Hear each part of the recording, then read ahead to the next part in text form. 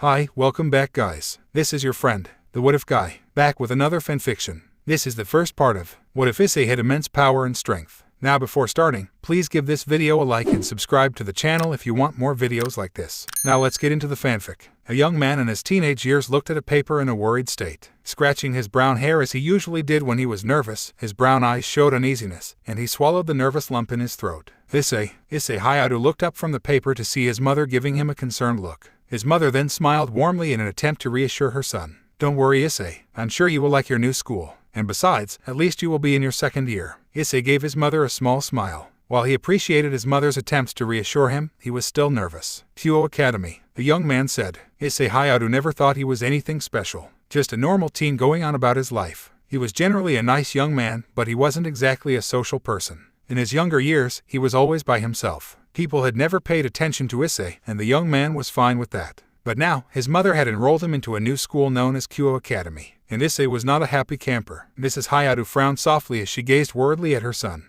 Issei, it'll be all right. Besides, your father and I believe that this time you're sure to make some new friends. Issei just sighed and shook his head and put the Kuoh Academy paper down. Mrs. Hyoudou's frown deepened, and then she walked over to her son and patted him on the head. Cheer up, Issei. A teasing smile then grew on her face. There will probably be some cute girls there when you go to the school. As soon as his mother finished that sentence, Issei's face brightened to a deep tomato red color, and he quickly looked away. Chuckling at her son's reaction, Mrs. Hyoudou walked away, leaving an embarrassed Issei. Don't be so nervous, Issei. You're blushing like a cherry tomato. She giggled in amusement at her son's embarrassment. Issei sighed and crossed his arms. He looked at the Kuoh Academy flyer and picked it up once more. A Kuoh Academy. So this is Kuoh Academy. Looks bigger than what the flyer showed. The school buildings were absolutely graceful with an intricate design, and the school grounds shined from the reflection of the sunlight. Issei rose an eyebrow as he looked around the area surrounding him. A whole crowd of students mingled with each other as they walked with the other crowds into the buildings. Sighing, Issei followed the crowd of students into the building of Kuoh Academy. As soon as he arrived into the hallways of the school, it was immediately silent. Looking around, Issei looked at his schedule, looking for his room number. It only took him about 2 minutes to find his class, and he knocked on the door. Seconds later, a female teacher opened the door, and she smiled at the nervous look on Issei's face. Oh, you must be the new student to arrive at Kuoh Academy. Don't be nervous, come right in. Issei, peeking into the class, and noticing the looks he was getting from the students, walked in. Issei rubbed the back of his head nervously as he stood in front of the class. The teacher smiled. Don't be shy, go ahead and introduce yourself. Sighing, Issei walked over to the chalkboard and wrote his name. After finishing, he turned around to face the class, and he nodded to them. Hi, I'm Issei Hyoudou, the young man said as he revealed himself. I'm new here in this school, so I hope we can be friends. He finished his sentence with a bow. The teacher's smile widened as she turned to Issei. Mr. Hyoudou, why don't you pick a seat? Issei looked in front of the class, and he went all the way to the back of the classroom, sitting down silently in his seat. As he listened to the teacher go about her lesson, while simultaneously looking at the birds chirping outside, and listening to the breeze of the trees, Issei placed his hand under his chin. In the hallways, 2 buxom young women passed by the classroom which occupied Issei. The first girl had a light skin tone and blue-green eyes with long crimson-red hair. The second girl had long black hair, which was tied into a very long ponytail with an orange ribbon in place, and dark violet eyes. The crimson-haired girl narrowed her eyes in concentration. How strange. I sense a great power within this young boy. So is he the new student? The black-haired girl tilted her head, and an elegant smile crossed her face. Yes, he is. Haha, such a cute little kuai. He looks so nervous for his first time here. The crimson-haired girl rose an eyebrow, and a mysterious smile formed on her lips. This boy sounds interesting. I'll be watching you, Eyes-kun. At the school of Kuoh Academy, a whole crowd of students quickly exited out of their classrooms, greatly excited that school was now over. The last one to exit out of his own classroom was Issei. He looked around the hallways, noting the almost serene atmosphere, despite the fact that only seconds ago, it was absolutely noisy in the hallways. Fixing his Kuoh Academy uniform, Issei walked through the halls, until reaching for the door which led to the outside of the school. Pushing the door open, Issei looked around to see many students chattering amongst themselves. Blinking once, then twice, Issei shrugged his shoulders, and started to walk away from the school until he heard a voice calling out to him. Hey, newbie. Turning around, Issei saw 2 males about his age, hiding behind a pile of bushes. One of the boys had a balding gray head and had the physique of a sports star player. The other boy had short black hair and wore square glasses. Blinking in confusion, and for once going against his better judgment, Issei walked over to the 2 males. The first male introduced himself. What's up, newbie? I'm Matsuda. The square glasses wearing male introduced himself to Issei next.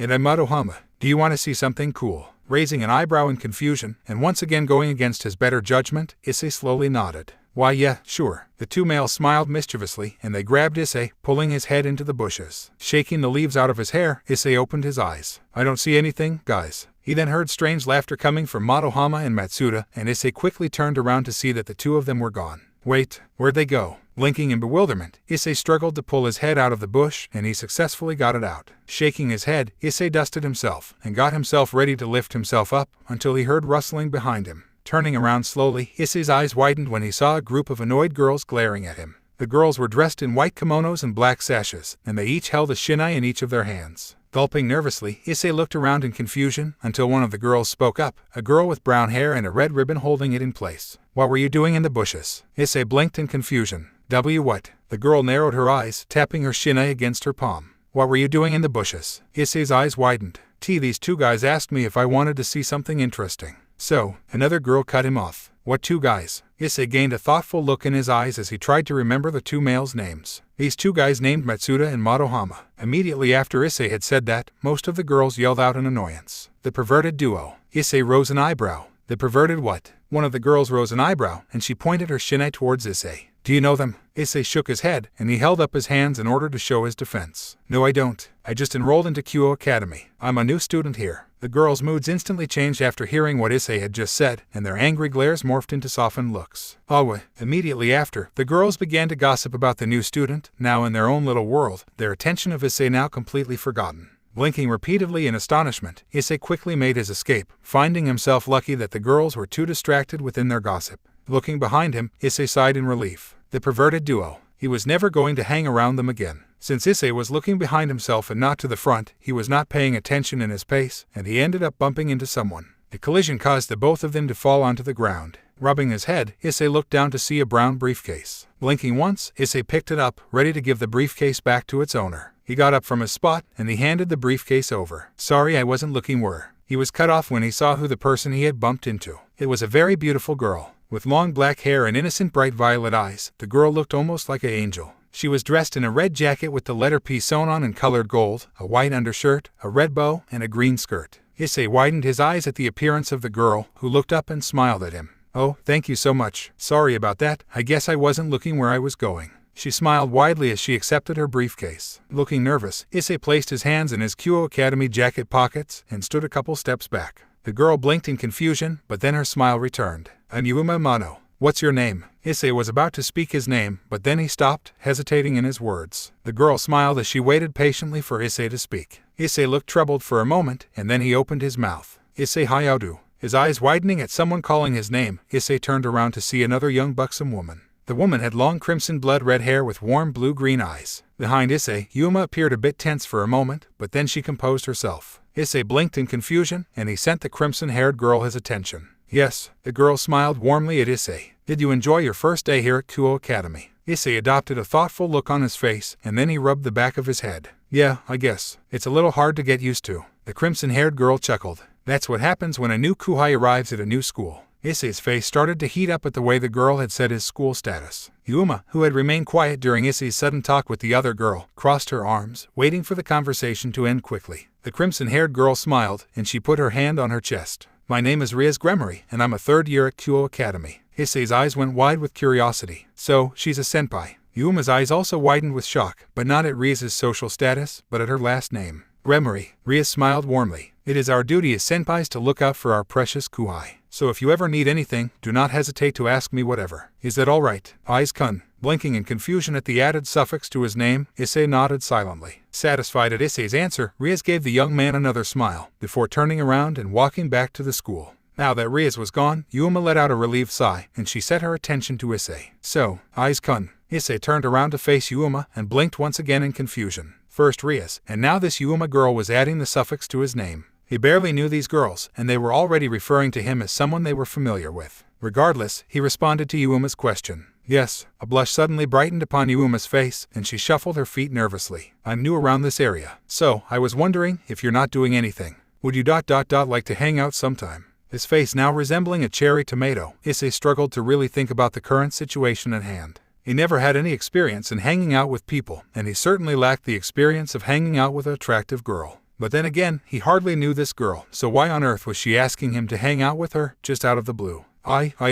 He really didn't know what to say. Any other male would have jumped at the opportunity to hang out with a beautiful girl, but Issei was cautious. He then thought about what his mother had said. Flashback dialogue. Issei, it'll be all right. Besides, your father and I believe that this time you're sure to meet some new friends. There will probably be some cute girls there when you go to the school. End of dialogue. Sighing, Issei rubbed the back of his head, and he nodded his head. Why yeah, sure. Immediately after hearing what Issei had just said, Yuma smiled widely and she ran over to Issei and hugged him, kissing him on the cheek. Issei stiffened at the contact, and he rubbed his cheek. Yuma giggled at the action, and she put her hands behind her back. We can hang out on Sunday. That all right with you? Issei, with a sigh, nodded to her, trying to decide whether telling his parents that he was going to hang out with a girl would be a good idea. Oh, he could hear them now. Issei's house. You're doing what on Sunday? Issei held his ears as he listened to his father's exclaim of shock and her pride. Mr. Hyoudou stared in shock at his son, and then he gave him a pat on the back. Well, son, I never knew you had it in you. Issei just sighed, slamming his head on the table. Mrs. Hyoudou, who was cooking in the kitchen, chuckled at her son's awkwardness in talking about the situation with her husband.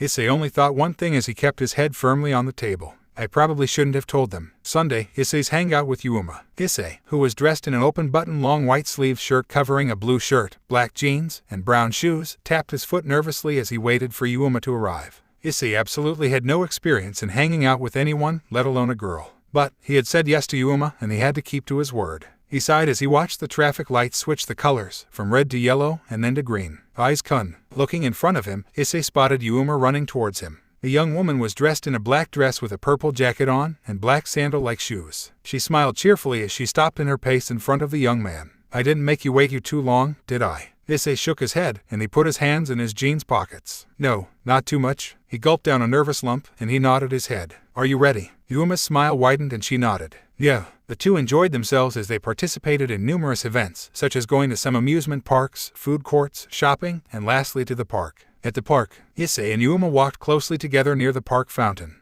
Issei glanced nervously at Yuma, and he looked away. He noted that it was getting dark out, but what puzzled him was that the moon seemed to emit a crimson aura around it. He was so engrossed at looking at the sky that he almost missed the sight of Yuma rushing towards the park fountain. With a soft smile, Yuma slowly walked towards Issei. It was really fun today, Eyes-kun. But there's something I want to do in order to make this night memorable. Would you like to hear it, Eyes-kun? Issei's eyes widened, and his nervousness began to increase. He didn't know what the hell he was supposed to be doing. What did Yuma want to do? Did she want to kiss him? Did she want to take it slow? Hell, Issei didn't know what to do. With a shake of his head to clear his thoughts, Issei nodded. Seeing him respond non-verbally, Yuma smiled warmly, and she placed her mouth next to Issei's ear, bringing a new sense of the definition of uncomfortable to the young man. But the next words out of her mouth were never the words Issei had ever expected her to say. Would you die for me? Issei could only back away in surprise, as Yuma's face contorted into a seductive yet cruel smirk as she transformed into a completely different appearance. Her height increased, her figure maturing into something more well-developed. Her bright violet eyes darkened to an evil darker shade of violet, and her clothing shredded.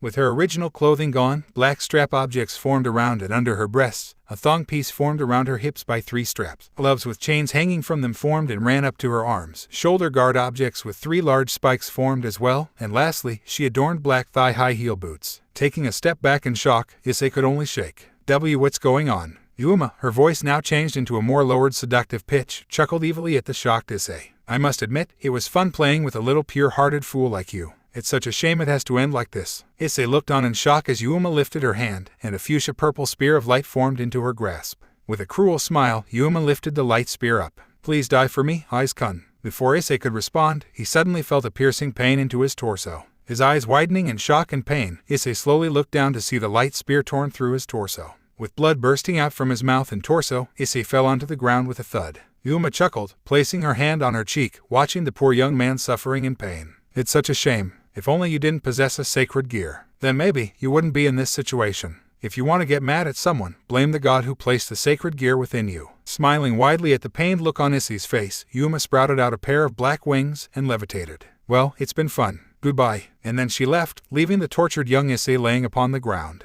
With blood spurting out from his mouth, Issei attempted to ignore the pain and to keep his mouth shut in order to prevent any more blood from coming out. But the pain was getting worse, and the young man was fighting to keep himself from falling into unconsciousness, and most importantly in his situation, death. Mom, Dad, he didn't want to die. He was far too young, and he still had a lot to live for. His eyes twitching at the inconceivable amount of pain, Issei let out a gasp, causing the excess blood he was suppressing to pour out from his mouth. Space. An immense aura of cosmic-like energy in the form of silver, crimson, and emerald green flowing lines floated aimlessly across the trenches of space. The aura had been floating for many millennia and had yet to pause in its hovering. However, it suddenly stopped, feeling a magnetic-like pull, and the flow of cosmic energy shot downwards towards Earth, its speed increasing by the second. At the park, Issei's soft brown eyes started to grow heavy, his body starting to fail him. He tried to open his eyes further, and then his eyes successfully widened slightly as he spotted a vast aura of what appeared to be cosmic-like energy rapidly approaching above him from the sky. Issei's eyes started to weigh down, and as his blood continued to pour out from under him, he faintly assumed that the cosmic-like energy aura was just the variation aspect of going into the light. Quietly breathing his last sigh, Issei started to close his eyes peacefully, until the cosmic-like energy got closer to him. The aura completely enveloped Issei and imploded upon him, causing a massive explosion to the area of the park. The cosmic energy glowed brightly above the spot where Issei previously laid, and then the light faded. It has been exactly 1 month since the disappearance of the young man known as Issei Hyoudou. Despite only enrolling into Kuoh Academy for only 1 day, Issei had already gained a reputation of sorts at the school. At Kuoh Academy, Issei was referred to as the sweet, shy yet quiet guy. But the students and teachers of Kuoh Academy were not the only ones who had noticed Issei's absence, but many others who had known Issei themselves. Mrs. Hyoudou paced frantically, her face showing signs of sleep deprivation. Issei, her son, had been gone for a month, and the police still had not discovered anything at all yet. Her eyes almost dried out with long ago from excess tears. Mrs. Hyoudou sat on the couch, clutching her head in worry. Mr. Hyoudou, with a worried and saddened look on his face, was not taking the disappearance of his son well. When the Hyoudous had contacted the police in hopes of finding Issei, they had practically told the police of all they knew about Issei. Unfortunately, the police had not been getting any results at all. And so, Mr. and Mrs. Hyoudou comforted each other, each trying to gain hope that their son was all right and well, and that the police would find him. In a wood-paneled room with a Victorian-style design, Ria's Gremory sat at a desk, her hand under her chin in thought. She held a troubled look on her face. A look of absolute worry showed on her facial features. It has been a month since Rias had seen the new student she had taken in great interest in. Kun. During the first couple of days before Issei was declared missing, Rias had assumed that since Issei was still nervous about getting used to Kuoh Academy, he had taken a sick day or something. However, as she realized that even after many weeks had passed, Issei still had not returned back to Kuoh Academy, Rias began to grow worried for her new kuhai, and she asked the students at Kuoh Academy if they knew where Issei was or where they had last saw him. Much to Rias's increased worry, the students possessed no knowledge of the new student, and had told her that they had not seen Issei at all since the first day he had arrived at Kuoh Academy. Her blue-green eyes shining with worry, Rias sighed and straightened herself in her seat, crossing her arms. "But you?" Rias looked up to see a girl with long black hair, with an orange ribbon holding it in place, and violet eyes, holding a cup of tea in her hands. She gave Rias a small smile. "Would some tea help?" Rias gave the girl a sad yet soft smile, and she accepted the tea gratefully. "Arigato, Akino." Akino Haimajima's smile widened, and she nodded her head. Praising the scent of the tea, Rias took a small sip, enjoying the taste. She put the cup down and sighed, closing her eyes. Akino watched her friend with a worried look, and her eyes softened. "You still haven't heard anything?" Rias shook her head. Akino sighed, and she sat down on the couch far from Rias's desk. "It's so odd. He was such an adorable little kuhai too. How does he just disappear like that? Did something happen to him?" Rias opened her eyes and narrowed them in thought. "That's the question I'm trying to find the solution for." The two young women sat in silence, attempting to gather their thoughts. Knock knock. Rias looked up at the sound. "Come in." The door to the club room opened, revealing two young women. The first girl had black hair which was styled in a short bob cut and violet eyes, which were covered by a pair of red glasses. The second girl had knee-length black hair with split bangs and light brown eyes, covered by semi-rimmed glasses with square lenses. Rias nodded to the two young women, a show of recognition. "Sona, Tsubaki." Sona Citri nodded to Rias. "Rias." Tsubaki Shinra nodded as well, to both Rias and Akino, in which the latter returned the nod. "So I take it that you are still unaware of Issei Hyoudou's whereabouts?" Sona asked. Rias sighed and rubbed her head.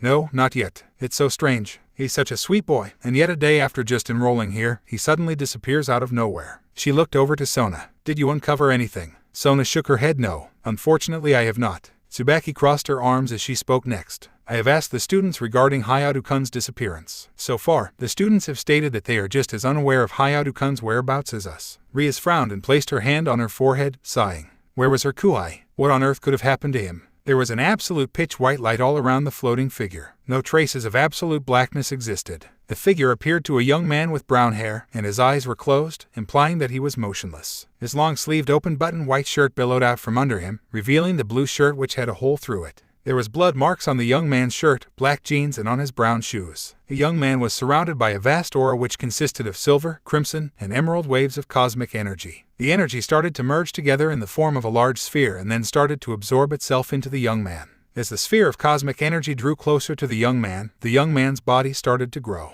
The young man's muscles, legs, and chest started to increase in size until his skin started to redden from the pressure. His body was slowly starting to implode on itself. Suddenly, the sphere stopped in its movement, and then it retracted itself away from the young man. As it floated, the energy sphere started to glow, and then, sprouting out from the sphere of energy, a colorless medallion emerged. The medallion fastened itself around the young man's neck. As soon as the medallion took its place, the sphere of energy split itself into two spheres, and they each edged towards the young man. One sphere absorbed itself into the medallion, while the other absorbed itself into the young man. As soon as the energy spheres came in contact with their desired targets, an explosion commenced, causing a light so bright that it completely covered the spot where the young man floated upon. Soft brown eyes slowly fluttered open, and then they brightened. Issei Hyoudou shot up from his spot on the ground, hyperventilating at what had just happened to him. He looked all around him, noticing that he was in the park where the Yuma girl had killed him. Wait, then how was he standing? Yuma had killed him, hadn't she? His eyes widening in shock, Issei looked down at himself, noticing that the hole in his stomach had healed completely, as though it was never there to begin with. He looked down at the ground to discover that his blood was still there. Shuddering, Issei clutched his forehead, looking up at the sky, noting that it was morning.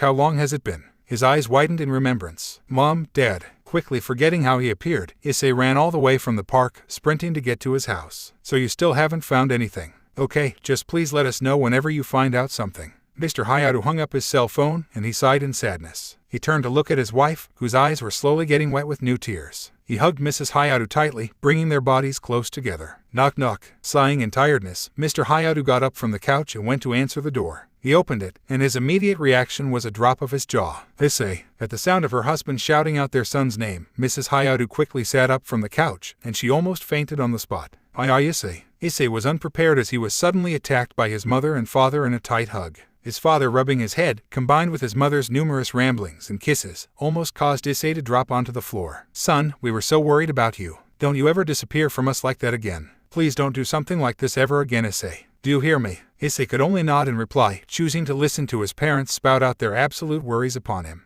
The reunited Hyoudou family failed to notice the silver emerald-colored medallion glowing on Issei's neck. The glow of the medallion suddenly faded, and then it disappeared. Hey, Hyoudou's back. Issei, Hyoudou's back. Issei's eyes widened as almost the entire student body of Kuoh Academy exclaimed their surprise upon his return to the school. He blinked repeatedly. They all noticed I was gone. I've only been in this school for a day. He was surrounded by a whole crowd of students, some expressing their worries for Issei, and some expressing shock that he had returned. Gosh, I didn't know most of these students even noticed me. One of the students spoke, a male. Well, of course. Ria's Gremory has been asking where the heck you were since last month. Issei's eyes widened in surprise. Ria's senpai's been asking about me. Wait, for a month. Another student spoke up, a female this time. Yeah, she's been asking almost everyone. As a matter of fact, you can go see her right now. She's in the Occult Research Club building. It's the old schoolhouse. Nodding and thanks for the information, Issei made his way to the old schoolhouse. As he walked, Issei tilted his head, puzzled by the events that had just transpired. This is all so surreal. I don't know what to make of it. He looked up and paused, looking at the building of the Occult Research Club. Issei tilted his head, silently praising the exterior of the old school building. Victorian-styled. Walking slowly up to the door, Issei lifted his hand up. Knock knock. Rias, Akino, Sona, and Tsubaki looked up at the sound of the door being knocked on. With a sigh, Rias placed her hand on her cheek. Come on in. The club door opened, revealing a young man with brown hair and soft brown eyes. At the sight of him, the four women all widened their eyes in shock. Issei's eyes widened in surprise when he was suddenly trapped within the grasp of a worried Ria's Gremory. A blush that rivaled the color of a tomato formed on Issei's face, but he remained quiet. Rias was so engrossed in hugging her kuai that she didn't notice Issei's face redden in embarrassment. She rubbed Issei's head lovingly, prompting Issei to blush another shade of red. Does Ria's senpai care about me that much? This is only the second time I've seen her. Heck, this is the second time we've even looked at each other. Sure, he was gone for a month, but he didn't expect to receive all of this attention. And Issei wasn't used to this much attention, especially from someone he had just met. He felt a great sense of relief when Rias let him go, and the crimson-haired girl gently placed her hand on Issei's forehead. Her eyes narrowed a bit, before softening into a warm look. You don't look like you've been sick. Issei blinked in confusion, and he looked at the interior of the Occult Research Club. It was a nice-looking club room. As he looked around the room, he noticed 3 other women behind Rias. Issei tilted his head. Who are they? Are they part of the Occult Research Club? His questioning thoughts were cut off when the girl with black hair approached him and gave him an elegant smile. Yuffie Fufu, hi there. Issei's eyes widened, and he gulped down a nervous lump in his throat. Hi. The girl giggled in amusement, and she smiled wider. I'm Akino Himejima. It's nice to meet you, Aiz-kun. Issei blinked once, then twice, then 3 more times. First, Rias, Yuma, and now this Akino girl were adding the suffix to his name. Issei started to wonder if everyone he met were going to keep calling him Aiz-kun. But it's not like he minded it. With a respectful bow, Issei nodded. It's nice to meet you, Akino-senpai. Akino giggled again, covering her mouth with her hand. The girl behind her approached Issei next. She had black hair styled in a short bob cut and violet eyes which were covered by red glasses. She held a seemingly perpetual serious look on her face. So you are the Issei Hyoudou that everyone's been talking about. Interesting. Issei blinked and rubbed the back of his head. Everyone at school. I don't understand. I've only been here for a day. My name is Sona Citri. Pleasure to meet you. Issei bowed once more. It's nice to meet you as well, Sona-senpai. The last girl in the room walked towards Issei. Her hair was knee-length with a black color with split bangs. Her light brown eyes were covered by blue glasses with semi-rimmed square lenses. A pleasure to meet you, Hyoudou-kun. My name is Tsubaki Shinra. Issei couldn't help but inwardly sigh. So many senpais. Nevertheless, he bowed in respect. It's good to meet you too, Tsubaki-senpai. After removing her hand from Issei's forehead, Rias gave the young man a curious look. Aiz-kun, where have you been? We've been worried about you. You've been gone for a month. You've had us worried sick. Issei looked away, trying to gather his thoughts. The last thing he could remember was Yuma transforming into some type of dark angel and stabbing him with a spear of light. But even to him, it sounded completely ridiculous, even though it did indeed happen. Issei wasn't sure if he actually wanted to tell the female senpais. Would they even believe him? Or would they think he was lying to them? Only one way to find out. Sighing and rubbing the back of his head, Issei looked over to Rias, who was giving him a look of concern. It's kind of hard to explain. I don't think you girls would believe a word if I tried to explain. Rias rose an eyebrow, considering her kuhai's words. However, she would listen to Issei's explanation regardless. Seconds later of staring at Issei, Rias lifted a hand and pointed over to the couch in the middle of the occult research building. Go ahead and sit over there, Aiz-kun. Issei blinked in confusion, and his eyes widened when he saw the serious look on Rias's face. And make sure you explain everything, every single detail. Noticing the tone of her voice, Issei complied and walked over to the couch. He waited for Rias to sit down first, but then Issei remained standing. Rias noticed this, and her eyes softened. Standing momentarily, Issei sighed and sat down on the couch, clasping his hands together. Rias-senpai, do you remember seeing a girl with me? That day you talked to me on the bridge. Rias raised an eyebrow as she recalled the memory from last month. The first image that emerged in her thoughts was a black-haired girl with bright violet eyes. Judging by the outfit she was wearing, Rias detected that she wasn't from Kuoh Academy. Yes, what about her? Issei rubbed the back of his neck nervously, and then he straightened himself. Her name was Yuma Amano. When I was walking onto the bridge, I accidentally bumped into her. After you had left, we started to talk more, and then... The young man stopped suddenly, prompting Rias, Akino, Tsubaki, and Sona to raise a thin eyebrow in curiosity. Issei sighed and continued his story. She said she was new in town, and then she asked me if I wanted to hang out with her sometime. And so, I said yes. Rias narrowed her eyes as she noticed that Issei started to grow uncomfortable as he talked further. Was this Yuma girl the cause of his disappearance? Issei continued. So we started to hang out at many places, and the last place we hanged out was at the park. He gulped down a lump in his throat, and his fists tightened and loosened repeatedly. Rias's eyes softened, and she was about to speak until Issei calmed his anxiety down. She said that she wanted to do something to celebrate our first ever hangout. She got close to me, and then she asked me, would you die for me? The girls looked up at the now shaking Issei. Issei's eyes widened as he recalled Yuma's betrayal. But then something happened. Something weird. She changed. Her clothes had ripped to shreds, and then she wore a series of black clothing. And then, she stabbed me. With a spear of light. Rias's eyes widened, and a rush of greatly suppressed fury started to emerge. That Yuma Amano girl dared to hurt her kuhai. After she did that, she started talking to me. I couldn't catch all of her words, but I only heard a little bit. All I could hear were the words, sacred gear. I think that's what she said. Rias's eyes widened further. Black clothing. Light spear. Sacred gear. Rias narrowed her eyes darkly. A fallen angel. Her eyes darkened. A fallen angel tried to kill him. How dare she harm my kuhai? Issei calmed himself, and he rubbed the back of his head.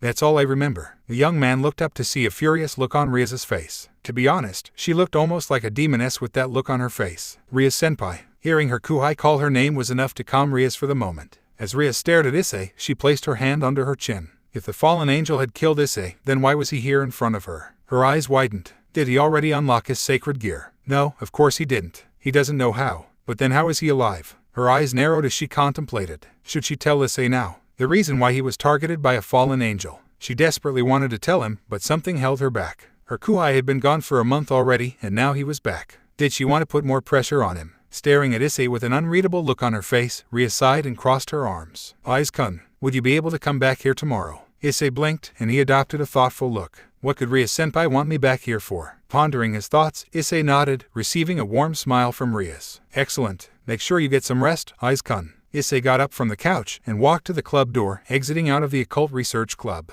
The girls were silent, staring out into space. Sona looked over to Rias. Seems like an interesting boy. Rias didn't say anything, but she nodded in reply to Sona's comment. As Issei walked away from his school, he rubbed the back of his head. I wonder what Ria-senpai wants to talk about tomorrow. He sighed, looking down at the ground. It's all so strange. I have a feeling that going to this school has given me bad luck or something. WHOOSH. Issei widened his eyes in surprise when he quickly avoided a blue spear of light. Staring at the dissolving spear in shock, Issei looked up, and he took a step back. A gentleman with short black hair and dark blue eyes was floating in the sky. He stared at Issei with a predatory gaze. He wore a pale violet trench coat over a white dress shirt with a matching ascot, black pants and shoes, and a black fedora. What's this? Wait a minute. As the man stared in curiosity, Issei took another step back, noticing the black wings on the older man's back. Black wings, just like Yuuma's. The man widened his eyes. Ah, yes, I remember now. You look just like that kid Rainer bragged about killing. The way she described the boy ... You seem to match exactly what she had said to us. Issei widened his eyes. Wait, Rainer, is that Yuuma's real name? And what does he mean us? The man shrugged in nonchalance, and then he summoned a blue light spear in his palm. Issei gasped and took a step back, remembering the spear which had caused his demise. He's just like Yuuma. Why is he trying to kill me? With a sadistic smirk, the winged man charged downwards towards Issei and reared his arm back. Issei, petrified, could only stare up in shock, seemingly forgetting the urge to evade. The memory of Yuuma stabbing him haunted him. Smiling, the man shot his hand forward in order to stab Issei with his light spear. Issei shut his eyes, waiting to feel the piercing pain that would eventually come. However, as soon as the light spear came in close contact with Issei, the spear suddenly dissolved into nothingness. His eyes widening in shock, the winged man charged another light spear and reared his arm, and threw the light spear towards Issei's head. However, the same result commenced, with the light spear disintegrating at Issei's touch. What the hell? Wondering why he was still standing, Issei tentatively opened his eyes. His eyes then widened in shock. What? The winged man growled. What the hell is going on? As rage increased, the winged man reared his fist back and went to punch Issei in the stomach.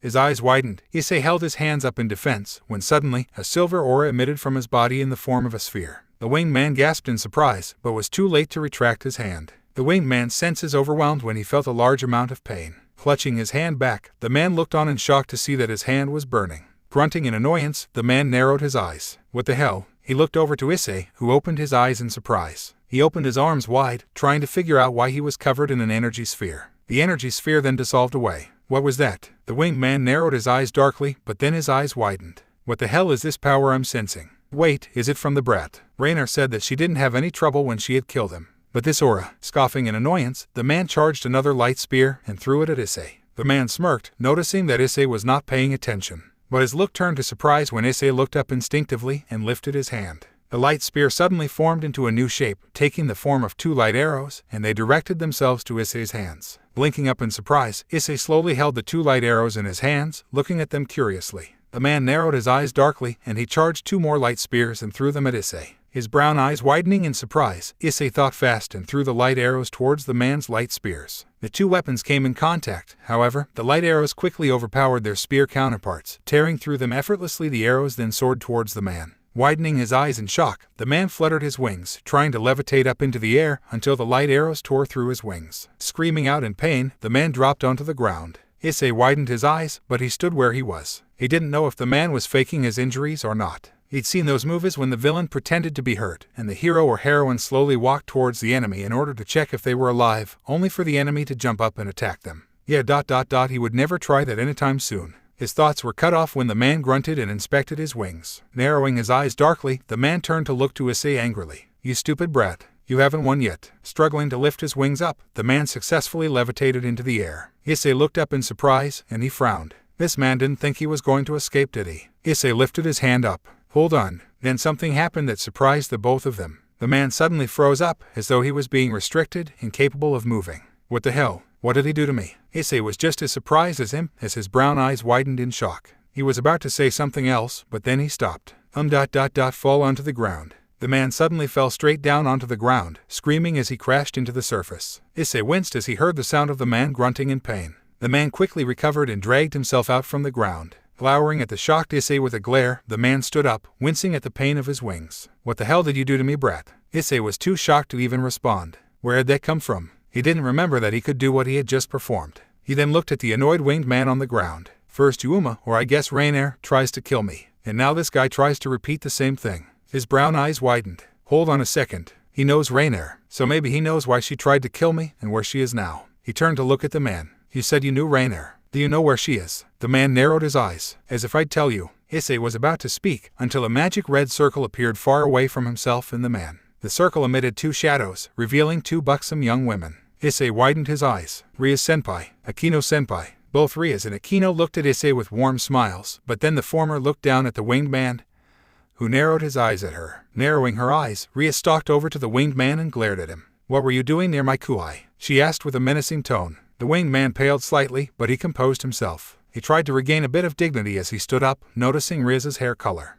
Crimson hair. I see. You're from the House of Gremory. My apologies. I didn't expect that this young man belonged to you. He glared over at Issei, who looked in surprise at the unexpected appearance of the 2 senpais. Rias looked at the man's torn wings, and then she looked over at Issei. Did you do this to him? Aiz-kun. She was so focused at looking at Issei that she almost missed the man spreading his wings. He slowly flew up into the sky, glaring at both Rias, Akino, and Issei. My name is Donosik, and I hope we will never meet again. After declaring that, Donosik then disappeared into the sky. Issei blinked repeatedly in confusion, and he tilted his head. What a weird night. Afafu. Blinking in surprise at Akino's laughter, Issei turned to look at the 2 young women. Rias approached Issei and crossed her arms. Aiz-kun, I think it's time that you come back to the Occult Research Club immediately. A worried look formed on Issei's face, and then he nodded. All right, scratch that. What a bizarre night. Issei sat down on the couch as he watched Rias pace around the room. He looked around the room to see 2 students he had never met before. A young man with short blonde and gray eyes, and a white-haired girl with hazel eyes. It turns out the name of the boy was Hyoudou Kiba, who, Issei had just now learned, was the pretty boy of Kuoh Academy. The girl, known as Kaneko Taoju, was the school's mascot, although Issei noticed she was a bit quiet.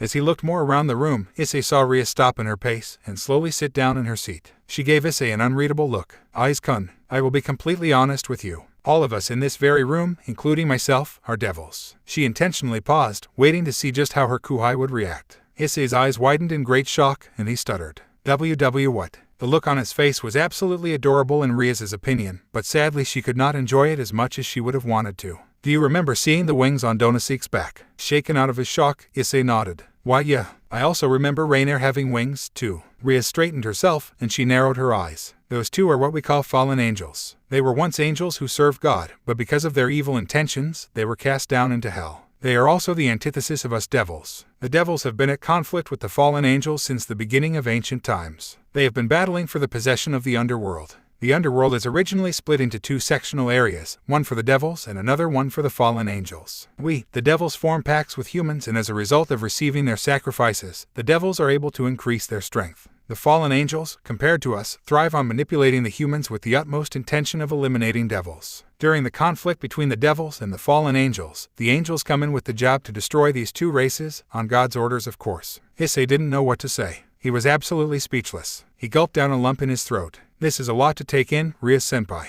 Ria gave her kuhai a worried look, but it quickly faded as she went back to the topic at hand. Aiz-kun, there was something severely dangerous inside you. Something dangerous that posed a threat to us devils and the fallen angels. Issei widened his eyes. Are you talking about the sacred gear? Ria nodded and was about to speak until Kiba interrupted her. A sacred gear is an item that possesses irregular power that is endowed to special humans. Akino intervened next, with a perpetual smile on her face. Some humans have sacred gears that are sealed within their own bodies. As a matter of fact, there were some humans who were famous that possessed sacred gears. Issei widened his eyes as he listened to the devils. Staring at Issei for a moment, Ria straightened herself, and she peered down on her table. On the table laid a chessboard, with the 15 pieces laid upon the board. Narrowing her eyes, Ria picked up a piece and set her blue-green eyes over to Issei, who looked back with a curious look on his face. Aiz-kun, have you ever heard of chess? Issei blinked in confusion, and he rubbed the back of his head. Somewhat. I know there's 15 pieces in all. 1 queen, 2 rooks, 2 bishops, 2 knights, and 8 pawns. Ria nodded. That's correct. She narrowed her eyes further, and she stood up from her seat. She walked over to Issei and placed the piece on Issei's chest. The young man widened his eyes in surprise. Ria-senpai. Rias ignored him, and then she spoke her next words, as though in a trance. A surge of crimson energy began to form around her entire body. Akino looked up in surprise. Rias continued to speak as though she had not heard Akino. I order, in my name Rias Gremory, you, Issei Hyoudou, become my servant, and have you lead a new life as my pawn. His eyes widened in shock. Issei shook as the chess piece began to edge towards him. But then something unexpected happened. Seconds later, a silver emerald medallion manifested on Issei's chest, and it emitted a lightning bolt of energy. Rias widened her eyes in shock, and she backed away. The chess piece was thrown back by the energy bolt from the medallion, and after hitting the wall, it lay still on the ground motionless. Ria stood in absolute speechlessness. I don't get it. I did everything correctly. The chess piece absolutely had no effect on him. Issei looked at the crimson-haired devil with a look of bewilderment. Ria-senpai, what happened? Rias looked up, and then she gave Issei a saddened look. Aiz-kun, I'm sorry. I wanted to see what would happen if I attempted to convert you into a devil. The remaining devils gave Rias a look of shock. Akino walked up to Rias. But the crimson-haired devil looked up at Issei with a regretful look. What have I done? I risked the humanity of my Kuoh. Issei blinked in confusion, not knowing what the heck was going on. He looked down at the silver emerald medallion which glowed brightly. The devils looked up in shock at Issei's medallion. Rias stared at Issei with a worried expression. Noticing the medallion, she rose an eyebrow. Where did this item come from? Rias's eyes softened, and she walked closer to the stunned Issei and looked him in the eye. Aiz-kun, would you please raise your hand? Blinking in confusion, Issei complied and raised his left arm. Close your eyes, then imagine the strongest thing that comes to mind. Issei's face moved slightly as he tried to think of something powerful. However, at that moment, he saw a vision of flowing energy waves, colored crimson, silver, and emerald. Then imagine it, and imagine that aspect when it most definitely appears the strongest. Then lower your arm, and stand up, and imagine it strongly. Suddenly, the silver emerald necklace glowed, and then a flux of crimson, silver, and emerald energy waves flowed around Issei. The devils all looked on in shock, as the multicolored energy beams flowed around Issei's body, and then the ground started to shake, and the devils struggled to keep their balance. Rias looked up, and her blue-green eyes widened in shock. The flowing energy engulfed Issei's body entirely, encasing him into a large silver sphere that was covered with spiraling whirls of energy. What do you mean he's not dead? Donosik winced and narrowed his eyes in annoyance. He was unfortunately the first victim to endure Rainer's shrill screaming. He really should have thought about whether or not to tell Rainer that the person she had killed had actually not been killed and was still alive and well. Rainer tightened her fists as she gritted her teeth in fury. How did he survive? I was there. I killed that meek little brat myself. He couldn't have just come back from the dead. Donosik really hated to break the next news to his fallen angel comrade, but he knew it had to come out sooner or later. He's with Rias Gremory now. He waited, backing away just slightly. Rainer stiffened, slowly turning around to glare at Donosik ominously. The daughter of the Gremory clan. Donosik really hated his life right now, and he dodged just in time to avoid a light spear from an angry Rainer. Shit, he's with the devils now. Did she reincarnate him? Donosik narrowed his eyes and was about to speak until he was cut off by an arrogant and seductive voice. Don't get your panties in a bunch, Rainer. Just calm down already. Rainer turned to glare at a tall and buxom woman with long, navy blue hair that obscured her right eye and brown eyes. She was dressed in a violet, trenchcoat-like top with a wide collar, a matching miniskirt, and black-heeled shoes. She also wore a gold necklace around her neck. Calla Warner, I'm not in the mood right now, so just mind your own business. Hey, be nice. Calla Warner didn't do anything wrong. Rainer glared darkly at a girl with blonde hair styled in twin short-side ponytails and blue eyes. She wore a gothic Lolita outfit, which consisted of a black Lolita dress with white frills, a large black bow on the front, and a green jewel embedded on the collar, white thigh-high socks, and black shoes. She also wore a large black bow on top of her hair. Middelt, this doesn't concern you. Fallen Angel Middelt stuck her tongue mockingly and fluttered her wings up into the air. Fallen Angel Calla Warner just scoffed and rolled her eyes. So the kid got resurrected by a devil. I don't see what's the big deal. Donosik remained quiet for some time, and both Rainer and Calla Warner noticed this. The former glared at Donosik. Right, Donosik. Donosik looked away and whistled. Right, Donosik. Rainer repeated harshly. Donosik sighed and crossed his arms. He's with Rias Gremory. But he didn't have the aura of a devil. When I tried to hit him with my light spears, he was unaffected, and he threw them back at me. Rainer's eyes widened, while Calla Warner rose an eyebrow as she looked at Donosik's torn wings. Middle peered down to look at Donosik, and she smirked. That explains why some of your feathers are gone.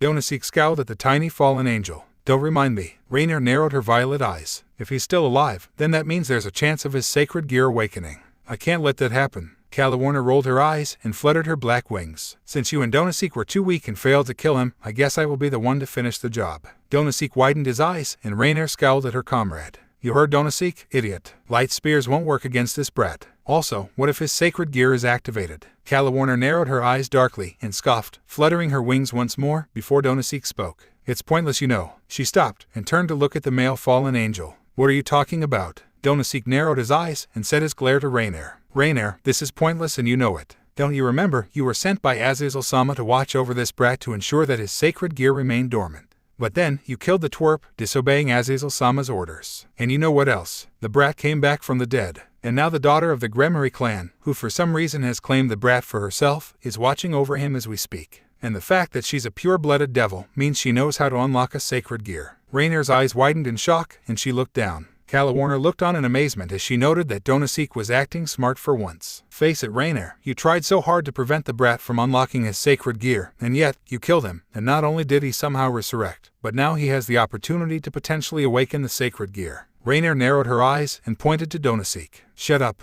Just shut up. I was just trying to ensure that he would not be a threat to us. Killing him would have. Donosik cut her off. Killing him made it worse. Worse for us. We're lucky if he doesn't come after us next. Rainier was about to retort until she stiffened as she felt a vast surge of power far away. Kalawarner, Midult, and Donosik widened their eyes as they felt the surge of energy as well. The ground shook beneath them as the church started to crumble above them. Fluttering their wings, the 4 fallen angels flew out of the church, watching it crash down into pieces. Rainier stuttered in her words. What was that power just now? Kalawarner, Midult, and Donosik just stood in silence, unable to comprehend where the power was coming from. Underworld. A man in his 20s with black hair and golden bangs widened his eyes in amazement. This overwhelming power. It's absolutely monstrous, and yet it's on a completely different level. Is it his sacred gear, or is it something different? Azazel turned around to see a young man with dark silver hair and light blue eyes, with a green shirt covered under a black jacket, and dark red pants with black armor. Volley, Lucifer narrowed his eyes. This power, it's immeasurable. Then it seems that this person and I were destined to be rivals. Interesting.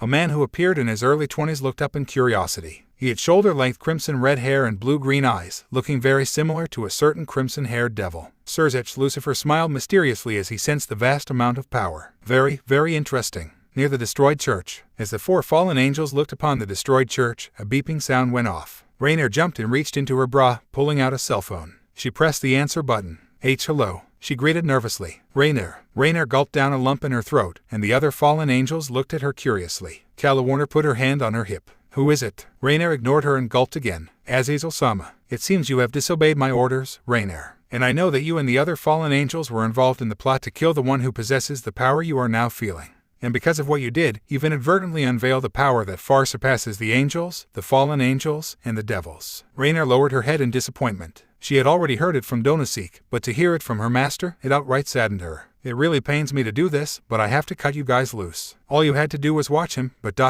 you disobeyed me. And then the line cut off. Rainier stood shell-shocked, unknowingly loosening her grip on the cell phone, causing her to drop it onto the ground. Midult widened her eyes, as well as Kalawarner and Donosik. Rainier didn't say anything. She just stood still. Kalawarner narrowed her eyes, and she put her hand on Rainier's shoulder. What did he say? The saddened fallen angel didn't reply, she just stood still in the air. Donosik rose an eyebrow and just crossed his arms. The 4 fallen angels all stood still in unison, contemplating what to do next. At the Occult Research Club. The base of the Occult Research Club shook in tremors as spirals of cosmic waves surrounded Issei. Rias, Akino, Hyoudou, and Kaneko tried to keep their balances and shielded their eyes from the light. With the cosmic waves growing, they imploded upon Issei, causing the light to brighten. The light faded slowly, and Rias uncovered her eyes, and they widened in absolute surprise. Eyes kun. The light dimmed entirely, revealing Issei with a more well-toned physique, and with a large-sized multicolored aura of vast energy, featuring blue bolts of electrical sparks that endlessly surrounded his body. Rias looked on in shock as she realized that the silver emerald medallion that previously laid upon Issei's chest was now gone.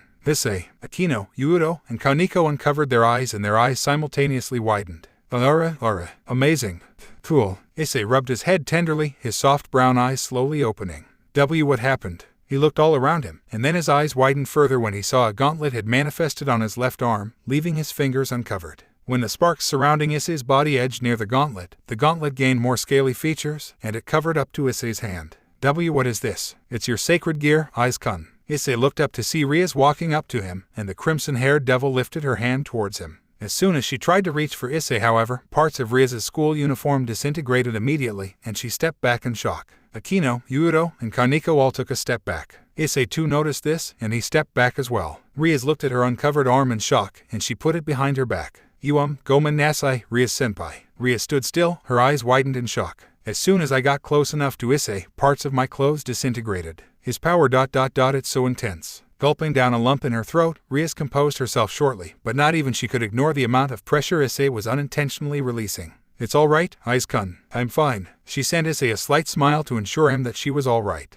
But then her eyes narrowed as she went back to the subject at hand. Aiz-kun, that gauntlet on your arm is a sacred gear, and it belongs to you, my precious Kuoh. Once it appears, you are allowed to use it anywhere and anytime you wish. As sparks of electricity flowed around his multicolored aura, Issei looked at his sacred gear in curiosity. So ... This is mine. Riaz watched her Kuoh as he peered at his newfound sacred gear. Aiz-kun. Suddenly, a red glowing circle formed into the shape of a phoenix symbol. A surge of flames began to rise around the room, and two silhouettes emerged. Riaz turned around, and her blue-green eyes narrowed as she saw the shadows reveal themselves into a tall man and a maid. What are you doing here? Issei blinked in confusion as he detected the venomous tone in his senpai's voice. Ria-senpai. The man had short yellow hair and dark blue eyes. He was dressed in a burgundy blazer with gold embroidery on the right with matching pants and black dress shoes. Underneath his open blazer he wore a white dress shirt that was not fully buttoned. The woman had silver hair and matching colored eyes. Her hair featured a long braid on each side with small blue bows at the ends, ending in twin braids. She was dressed in a blue and white French maid outfit with long sleeves, a white maid headband over her head, and her lips were colored in red lipstick. Riaz narrowed her eyes at the two, while the blonde man smiled at her. He then turned to look at the shocked Issei. So, my lovely Riaz, you recruited yet another devil. He is powerful, I'll give him that. Issei blinked again, and Riaz's eyes narrowed into menacing slits. Why are you here, Rizer? Rizer ignored the question from the crimson-haired devil and approached the confused Issei. He tilted his head, and he went to reach for Issei's shoulders until parts of his jacket began to disintegrate. What the hell? Rizer jumped back in astonishment as he was affected by Issei's aura. Riaz let a satisfied smile cross her face, while Issei just stood with an eyebrow raise. Narrowing his eyes, Rizer walked away from the young man and walked back to Riaz, reaching for her arm. Riaz's amusement was cut short immediately. Let go of me, Rizer. Rizer chuckled. What, not happy to see me? Our ceremony is close, Riaz, so we have to make sure it's intact. Narrowing her eyes further, Riaz set her sights to the maid, who had remained quiet during this whole ordeal. Grafia, why is he here so early? Grafia nodded, and she folded her hands together. She was about to speak until she looked at Issei, her eyes widening a little. Then her eyes narrowed slightly. So you are the one who Surzech-sama sensed. That was your power radiating throughout the underworld. Issei looked up and tilted his head. Surzech? Who's he? Riaz also looked up quickly. Oni-sama noticed it as well. Then she shook her head. Wait, did Oni-sama send you here? Staring at Issei for a moment, Grafia turned her attention back to Riaz. Surzech-sama, as well as the Gremory clan, sent me. Riaz gritted her teeth, and Issei chose the moment to intervene.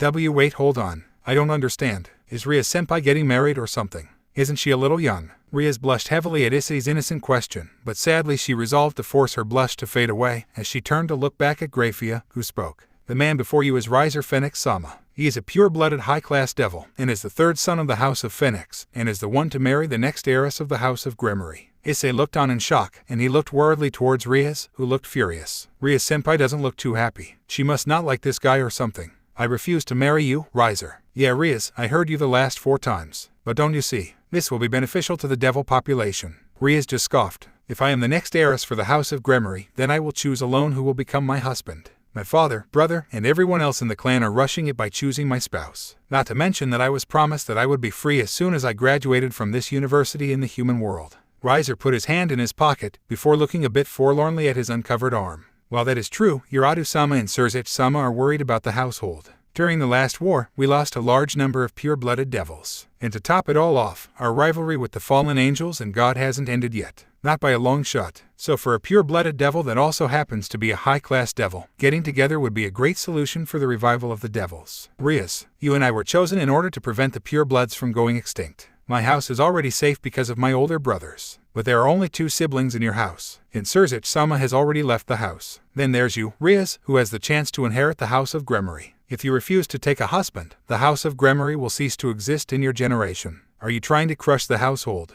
Riaz's eyes twitched, and she rubbed her head. Her peerage, and Issei looked at her worriedly. Riaz looked up at Rizer and frowned at him. I have no intention for the destruction for the House of Gremory, Rizer, and I am willing to marry a spouse. Rizer smiled, and he crossed his arms. Well, great, then let us. But I have a right to choose who I want to marry, Rizer. And one of those choices are not you. Rizer's eyes narrowed fiercely, and a massive aura composed of flames began to surround the entire room. I am a devil who carries the name of House of Phoenix. I refuse to let that name get tarnished. I didn't even want to come to a small old building like this in the human world at all. Rather, I don't favor the human world that much to begin with. The fire and wind of this world is filthy. For a devil like me who rules fire and wind, I cannot stand it. The flames increased widely, and it began to edge near the walls. With a fierce glare, Riser formed his flames into pyrokinetic wings. I will take you back to the underworld, Rias, even if I have to burn all of your pathetic servants into embers. The flames increased, almost ready to engulf the room, until Grafia was about to speak. However, she was too late, as a multicolored aura with blue sparks of electricity pooled over Riser's flames and started to absorb them. Riser widened his eyes in shock as he witnessed Issei absorbing his flames. Rias, Issei Hyoudou, Kaneko, and even Grafia looked on in shock as they witnessed Issei's multicolored aura gaining traces of an aura of flames, and his blue electricity sparks gaining a crimson hue.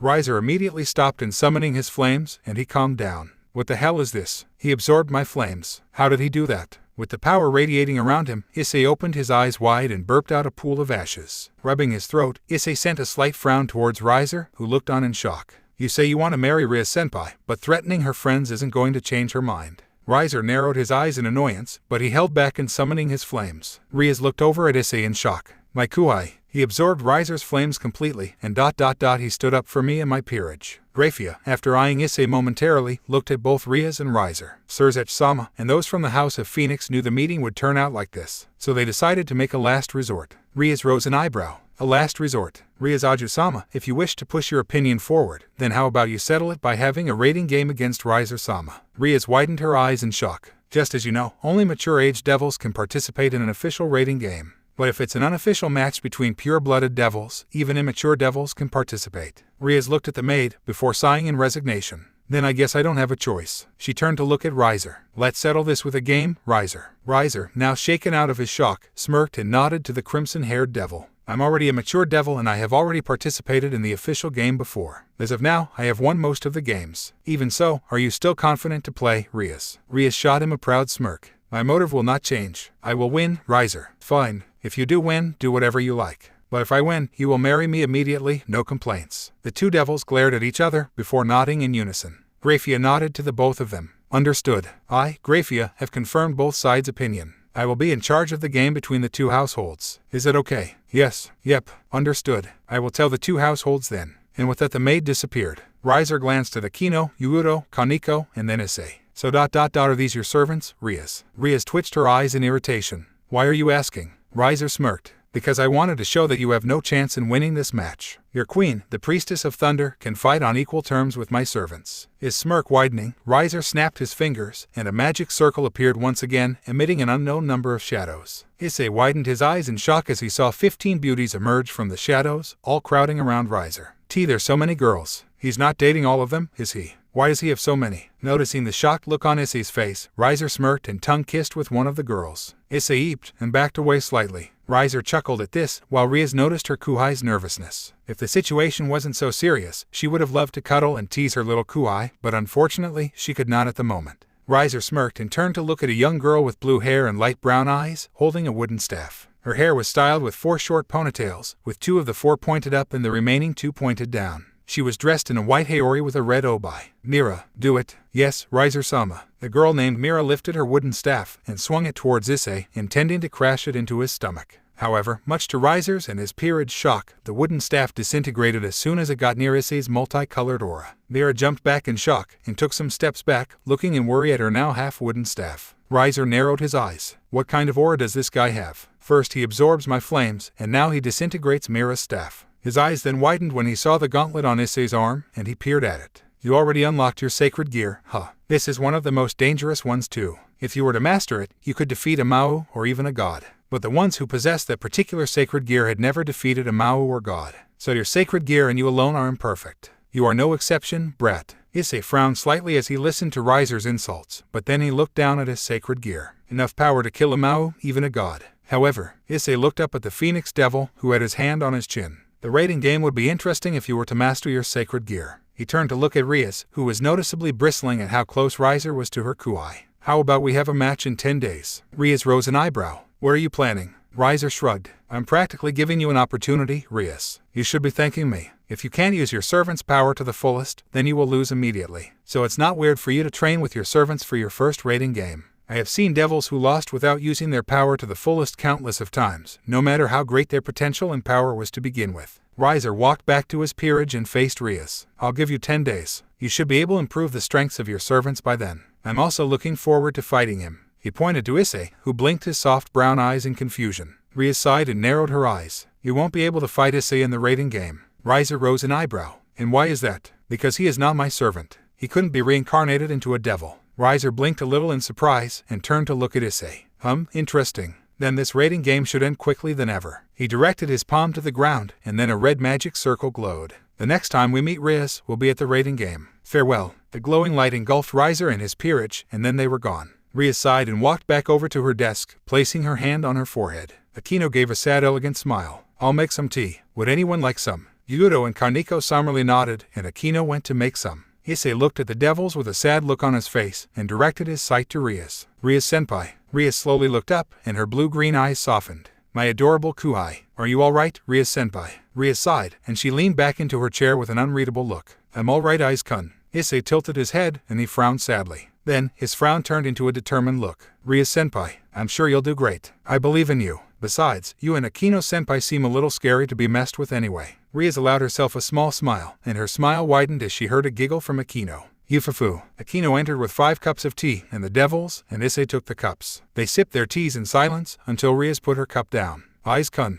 you should go home now. Issei frowned slightly. But Rias-senpai. Rias held up a hand, but she allowed a warm smile to form on her face. I'll be all right. Besides, I can't allow my Kuhai to be so overworked, especially since you found out about your power. Issei tilted his head with a sad look, but then he sighed. He turned to look at Akino and nodded politely. Arigato for the tea, Akino-senpai. Akino smiled warmly and giggled. Issei nodded to Hyoudou and Kaneko and walked to the club door. Opening the door slightly, Issei turned around to face the members of the Occult Research Club. I hope you guys win, he said in absolute sincerity. Rias gave him a grateful smile and nodded to him. Flashing Rias a small smile, Issei walked out of the Occult Research Club and closed the door. Rias sighed as she finished the rest of her tea and looked at Issei's empty cup. Aiz-kun, he's so powerful, and yet, she sighed again. My Kuhai, thanks for wishing us luck. We're going to need it. Now, what to do about you? Issei was almost close to his house as he traveled from Kuoh Academy to the bridge. He looked at his crimson sacred gear curiously and tilted his head slightly. No longer than 10 minutes later did Issei manage to get to his house. Looking around to ensure himself that he was alone, Issei went up to his room and sat on top of his bed. He adopted a thoughtful look on his face. I guess that since Rias-senpai, Akino-senpai, Hyoudou, and Kaneko are training for their raiding game, I could figure out how to work this thing.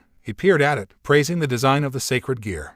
Issei jumped in his spot, and he looked frantically around his surroundings. It was a voice, a mysterious voice laced with a deep resonance. Issei looked around cautiously. Hello, who's there? Humph, close your eyes and find out for yourself. Issei looked a little uncertain at the voice's words. Close my eyes. He wasn't going to find out by being awake, was he? With a sigh, Issei closed his eyes, clearing his mind. Issei's mind. It was completely dark, in fact it was pitch black. Issei opened his eyes and widened them as he found that he couldn't see anything.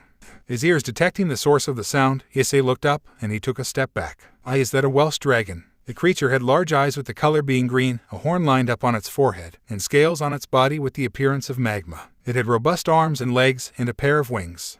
Issei took another step back in shock. Who was this creature, and why was he talking to him all of a sudden? I've been trying to contact you for some time, my host. But earlier on, you were weak. Therefore my words could not reach you as they do now. I must say it's about time I am able to appear before you. Issei widened his eyes. He's been trying to contact me. But why? I don't remember meeting him or anything. Hold on. Issei's eyes widened further, and he looked down at his sacred gear, which appeared more scale-like, with sharp claws growing out of it. He looked up at the creature, who seemed to be holding an amused stare. Issei continued to look up in surprise. So it is you. You're the spirit of my sacred gear. The creature grunted. Issei tilted his head and rubbed the back of it. Wait, who are you? My name is Dreg, the Welsh dragon, and I am the one who is sealed in your sacred gear. Issei looked down at his sacred gear, and he frowned slightly. Dreg noticed and tilted his head. Issei quickly looked up and waved his hands. And no, it's nothing like that. It's just, Rias-senpai helped unlock this sacred gear, and now you appear, and then, I'm still unsure. Humph, well I can't have a host who doubts himself. Perhaps I will tell you a portion of my backstory. But listen well, Issei Hyoudou. Looking up at the Welsh dragon, Issei nodded slightly. The 3 sides consisting of God, angels, fallen angels, and the devils. You are aware that they participated in a war, correct? The young man nodded. Good. During that time, foreign powers offered their support to some of the sides. fairies, spirits, Yuupoan monsters, Asian yokai, and humans. However, the dragons never included themselves in the three factions. Issei blinked in surprise. Why not? Was it not important to them? D-Drag nodded slightly. I do not know the real reason, but perhaps what you just said could have been the reason. Dragons are beings that are composed of a great mass of powers, and they act freely and selfishly. Some dragons turned into devils, some sided with God, and the majority just didn't give a damn about the war. Issei's eyes widened. So they chose to live freely, away from all the conflicts. D-Drag nodded once more, and then his face gained a somber look to it. During the great war between the devils, fallen angels, and God, there were two dragons that commenced in a fight. The two dragons were ranked in the highest class and possessed powers that rivaled that of God and Mao. While the three factions were involved in their own personal war, the two dragons were causing a disturbance within the battlefield. Issei looked on as he listened to the Welsh dragon's story. The fight of the two dragons had been interrupted by a mere God and Mao, and in retaliation, the dragons tried to consume God, Mao, and the leaders of the fallen angels. Dumbest idea they've ever had. In the end, the two dragons were cut to pieces and their spirits were sealed within human bodies in the form of sacred gears. The two dragons that were sealed within humans manipulated them as vessels. They often encountered each other and fought each other countless times. Every time one of them won and the other one would die. Sometimes one of them was already dead before the other one came, and so they didn't bother fighting. If the vessel dies, then the dragons stop functioning for a certain time. Their spirits float around in this world until the humans with dragon powers are born. This cycle has repeated countless times for many long years. D-Drag looked down towards Issei. And now this time, you are my host, Issei Hyoudou. A powerful host, indeed. Issei blinked in confusion. It makes sense. Listen to what I am about to tell you next, Issei. I need you to understand. Issei, noting the serious tone in the dragon's voice, nodded somberly. A long time ago, pre-existing even the universe, there was a being who wielded nigh omnipotent power and the ability to manipulate the energy of the cosmos. Its strength was very great, unable to be calculated, and the being had the ability to manipulate anything it could want. There was no limit on what it could do. Issei listened on in great intent. However, for some reason even unknown to myself, the being grew bored with its life and didn't see any point in existing any longer. When it chose to fade out from existence, it left behind a portion of its power in the form of cosmic energy waves and set it across the traces of the universe. Cosmic energy. The Welsh dragon looked down at Issei curiously, and Issei had a puzzled look on his face as he looked at the sacred gear. Ria-senpai had tried to reincarnate me into a devil, but she couldn't because the piece she tried to use backfired on her as soon as she put it towards me. As soon as that happened, I started to feel weird. D-Drag looked at Issei for a moment, but then he smirked. So I was correct. The power that the being had extracted has finally returned to its reincarnation. Issei looked up in shock. What? D-Drag chuckled. How interesting. It's my first time having a unique host such as yourself. Most of the hosts in the past either got too arrogant of our powers or far too terrified. You, on the other hand, seem to be different. Issei blinked in shock, and he and the Welsh dragon were silent for a few moments, until Issei looked at his sacred gear in curiosity. His eyes widening slightly, Issei showed it to the dragon. So do you know what this is called? D-Drag huffed and rolled his eyes. What, do pigs fly? Of course I know what it's called. I've been sealed inside the damn thing for God knows how long. Issei rose an eyebrow, while D-Drag calmed himself considerably. Sorry about that. It is called the boosted gear, or in my namesake, the Red Dragon Emperor's Gauntlet. Within my power, I am able to double the power of my host every 10 seconds. However, there are many other abilities that the boosted gear possesses. Abilities that would be beneficial for you to learn. Issei blinked in confusion. What kind of abilities? Mountains. Why are we at the mountains? Well, we certainly can't blow up stuff near your house, can we? Issei stiffened. What do you mean blow stuff up? Relax, kid. No one's going to see us. Especially me. They'll just blame you for being up late, stuck near the mountains. Cuckoo. Issei frowned slightly, and he looked at the scenery. Why are we here? We're going to test the powers of the boosted gear. You're not doing anything important, and what the hell, I've got nothing else better to do, so let's start. First, summon your sacred gear. How do I summon it? If D-Drag's hands could reach his face, he would have face-palmed himself repeatedly until he knocked himself unconscious. Issei blinked in confusion, but he complied. Boost. The boosted gear manifested itself on its wielder's arm, taking the appearance of a red, claw-shaped gauntlet with yellow accents and green inscriptions. It seems you have reached the second evolution already, most likely due to the power you inherited from the being. And your power is increasing, and it shall increase every time you use the boost call. Issei blinked again, and he rose an eyebrow. Aren't there some drawbacks whenever my power increases? Aren't you the little strategist? Yes, there are some drawbacks. When you reach the limit on how much power you can wield, stress will be put onto your body. Although what? The power you possess right now, other than the boosted gear, should be an advantage to you for good use. Since the being had nigh omnipotence, stamina, and endurance, that should give you an advantage. However, do not rely on your inherited power, or else you'll be too dependent on using it. Issei nodded, listening to the spirit of his sacred gear. Now that the drawbacks are out of the way, I want you to shoot a small energy blast at anything you wish. Remember, it has to be small. Issei frowned slightly, and he lifted his left arm up as a sphere of emerald energy formed above his boosted geared palm. The sphere was the size of a golf ball.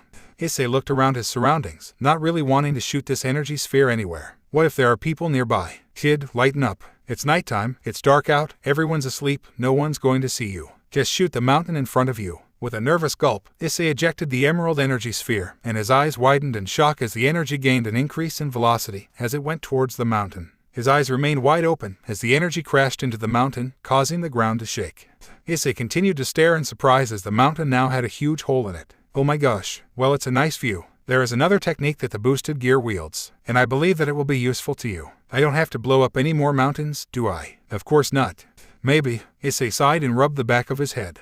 Balance breaker. Indeed, the balance breaker is the evolved form of a sacred gear. In your case, the scale mail is a dragon armor that augments your powers, abilities, speed, and durability. You will also temporarily gain the ability to double your power without the 10-second limit. Issei widened his eyes with interest. Really? However, there are some drawbacks. How severe? Not too much. When you activate your balance breaker, it takes 2 minutes to activate. While it is a short time, you are unable to cancel the process if you so happen to change your mind. Issei blinked, and he frowned slightly as he looked at the ground.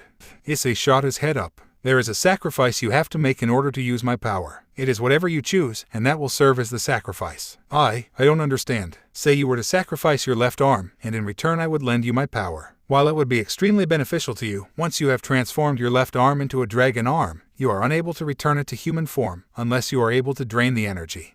And how would I go about draining that energy? Well, you could either get a devil to drain out the energy themselves, or you could once again use the inherited power and just will the dragon arm to return to its human form. Issei nodded as he listened to the Welsh dragon's explanation. He rubbed the back of his head. Gosh, the drawbacks don't really seem that bad though. HMPH. Issei blinked and then he sighed. D-Drag-san, why are you helping me? Why are you bothering to train me? The Welsh dragon was quiet for a moment, and then he spoke up. Having an untrained host doesn't really suit any ideals of mine. You're powerful, kid. You're powerful enough that the white guy wouldn't even treat you as a joke. Issei widened his eyes. White guy. The two were silent momentarily until the Welsh dragon let out a yawn. Let's go home, kid. All this training has worn the hell out of me. Issei widened his eyes, and a soft frown formed on his face. You didn't even come out to train. Well, it's not like I could, Brett. Besides, I did train a lot. I trained my voice, and I almost lost it. Issei sighed and shook his head. For a dragon, you sure are laid back. And for a shy kid, you sure have a smart mouth. 2 weeks later.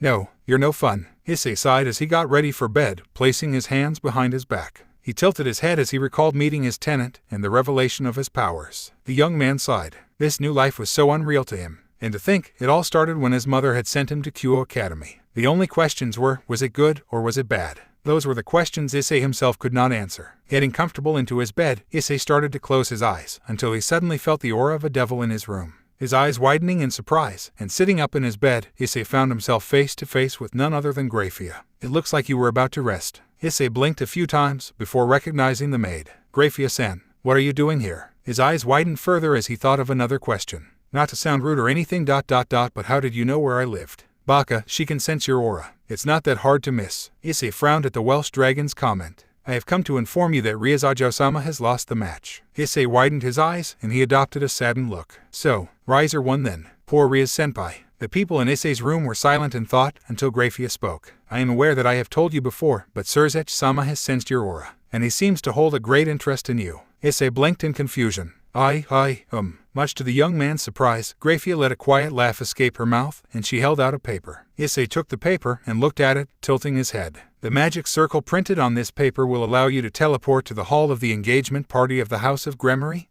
and House of Phoenix. Issei blinked again. Grafia let a soft smile to form on her face. I have a message from Surzech-sama for you. Issei widened his eyes as he listened to Grafia speak the next words. If you want to save my sister, barge into the hall. Seems kind of rude, doesn't it? Issei ignored the Welsh dragon as he listened to Grafia once more. Your power is absolutely enormous, Aiz-kun. I wish for you to put it to good use. And with that, she disappeared as a magic circle emitted from under her. Blinking his eyes repeatedly, Issei tilted his head. Interesting. Issei rubbed the back of his head, and then he gained a determined look. You want to try maybe using the scale mail for the first time? His response was an amused chuckle from the Welsh dragon. Cuckoo. I thought you'd never ask. GREMORYPHOENIX engagement party. A magic circle emitted from the ground, revealing a surprised Issei as he looked around his surroundings. This place is so big, almost like a palace. He walked around the corridor, and he stopped to see a portrait of a man with crimson hair. Issei tilted his head, admiring the piece of art. It looks like a relative of Ria-senpai. He walked further until he saw a gigantic door that was open. Issei peered inside the door, and his eyes widened. A whole crowd of formal-dressed devils chatted with each other, having a good time. There's so many dressed-up people here. What do you expect? It's an engagement party. Issei once again ignored his tenant's words, and he suddenly realized that the place he was in was a very spacious hall. Looking around, he spotted a familiar color of hair. Rias had her crimson hair tied up, and her body was clad in a white dress. Her face held a distressed and saddened look, and she looked absolutely melancholic. Issei frowned softly. Ria-senpai, nah, I've seen better. That wasn't nice and you know it. Ria sadly looked out into the audience, and her eyes widened when she saw a familiar figure. Her blue-green eyes shone with tears. Aiz-kun, my darling Kuhai, what is he doing here? Riser noticed the young man as well, and his eyes widened. Issei, his eyes widened, walked towards the two devils, until a guard went to stop him. Hey, who the hell are? He was suddenly blown away as Issei released a surge of energy. Issei blinked in shock, looking at himself. Did I do that? Ara, there's my cute little Kuhai. Issei blushed and turned around to see a smiling Akino, clad in an expensive-looking kimono. Aiz-kun, you're here.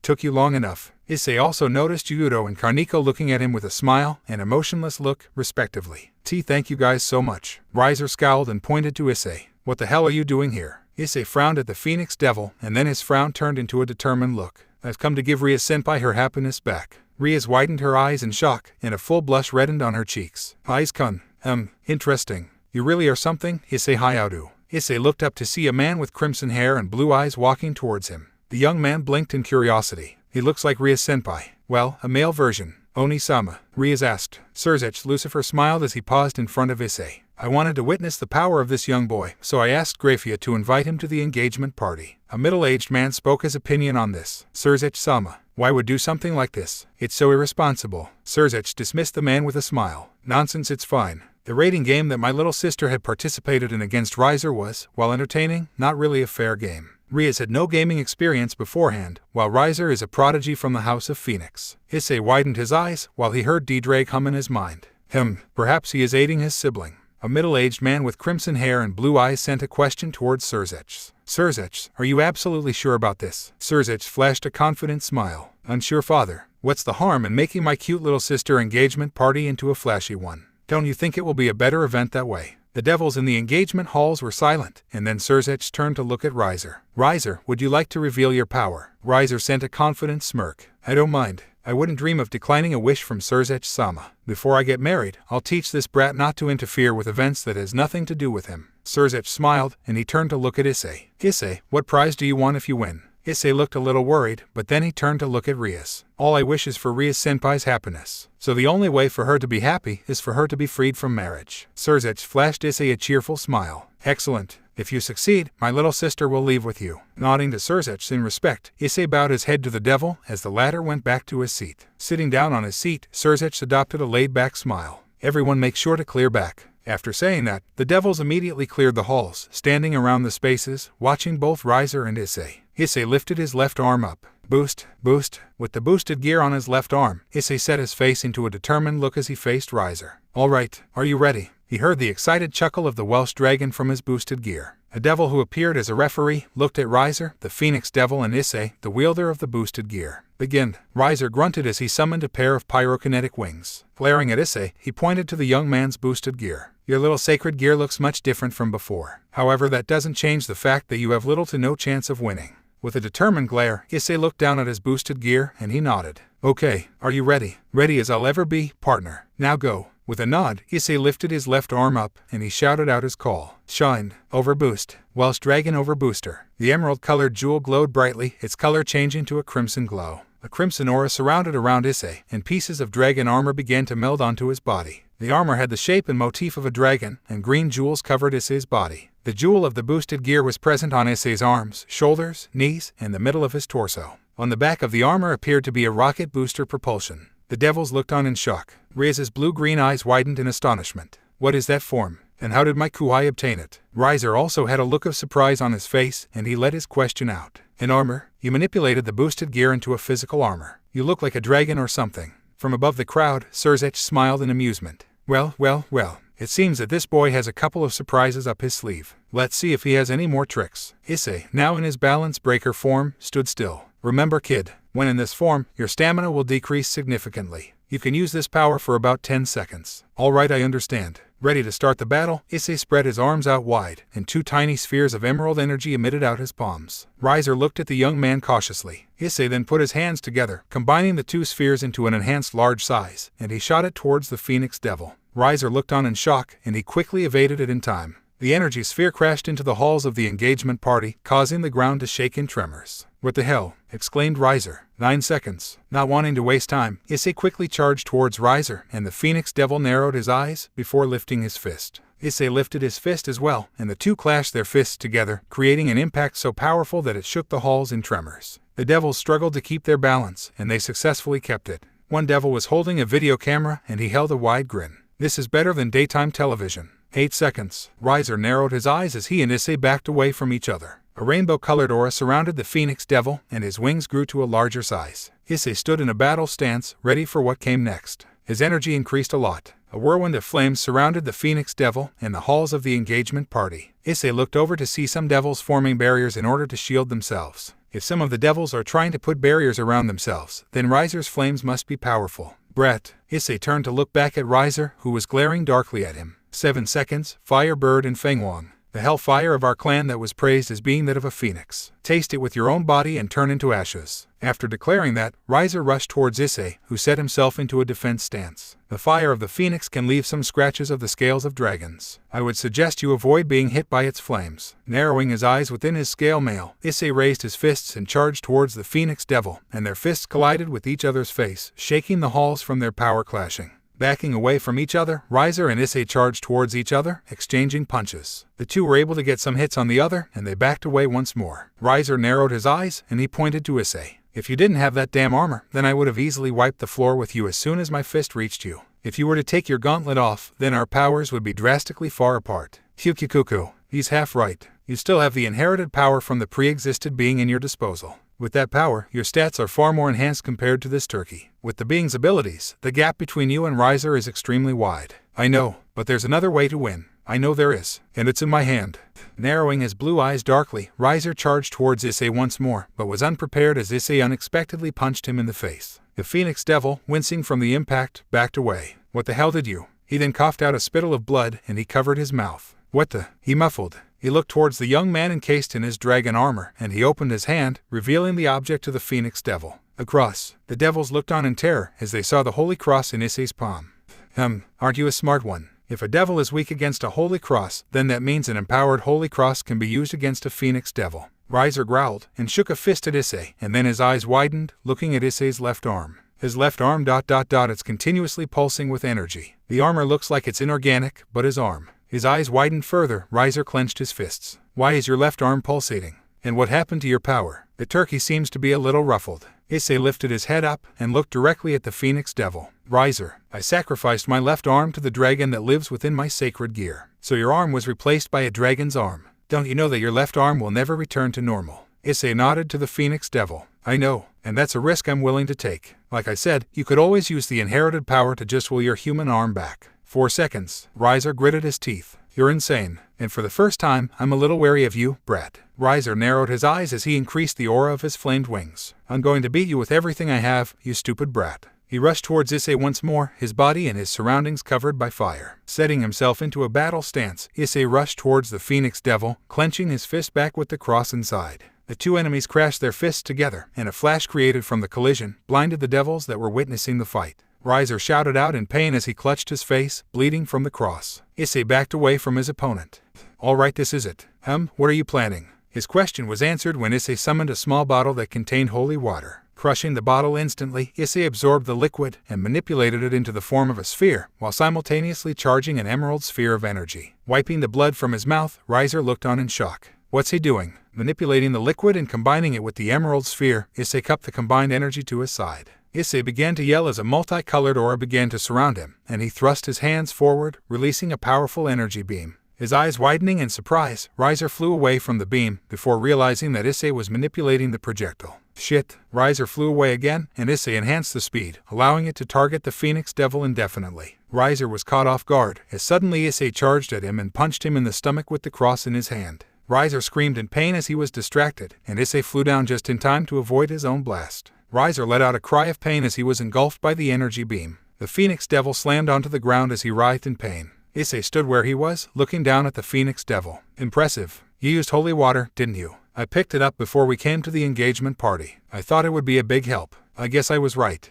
Is he going to die? He heard a scoff from D-Drag. So naive. It's not that simple to kill someone from the Phoenix clan. Remember, they can regenerate. So he's going to be okay. More or less. The effect of holy water depletes a large amount of the Phoenix's stamina and a force of will. Even if he regenerates and loses his stamina anyway, he won't be able to recover his emotional strength. Not at the moment anyway. Issei was silent, and then he flew down onto the ground, walking over to Riser until someone blocked his path. A young girl with blonde hair and dark blue eyes. Her hair is tied in twin ponytails with large, drill-like curls, with blue ribbons keeping them in place. She wore a purple dress with matching gloves and black boots. Issei stopped in his pace and tilted his head. Who's she? A member of the Phoenix clan, no doubt. She looks pissed at you. She looks ready to yell at Issei, before looking up at the appearance of the scale male and realizing how imposing he was. Her breath caught in her throat, she started to stutter.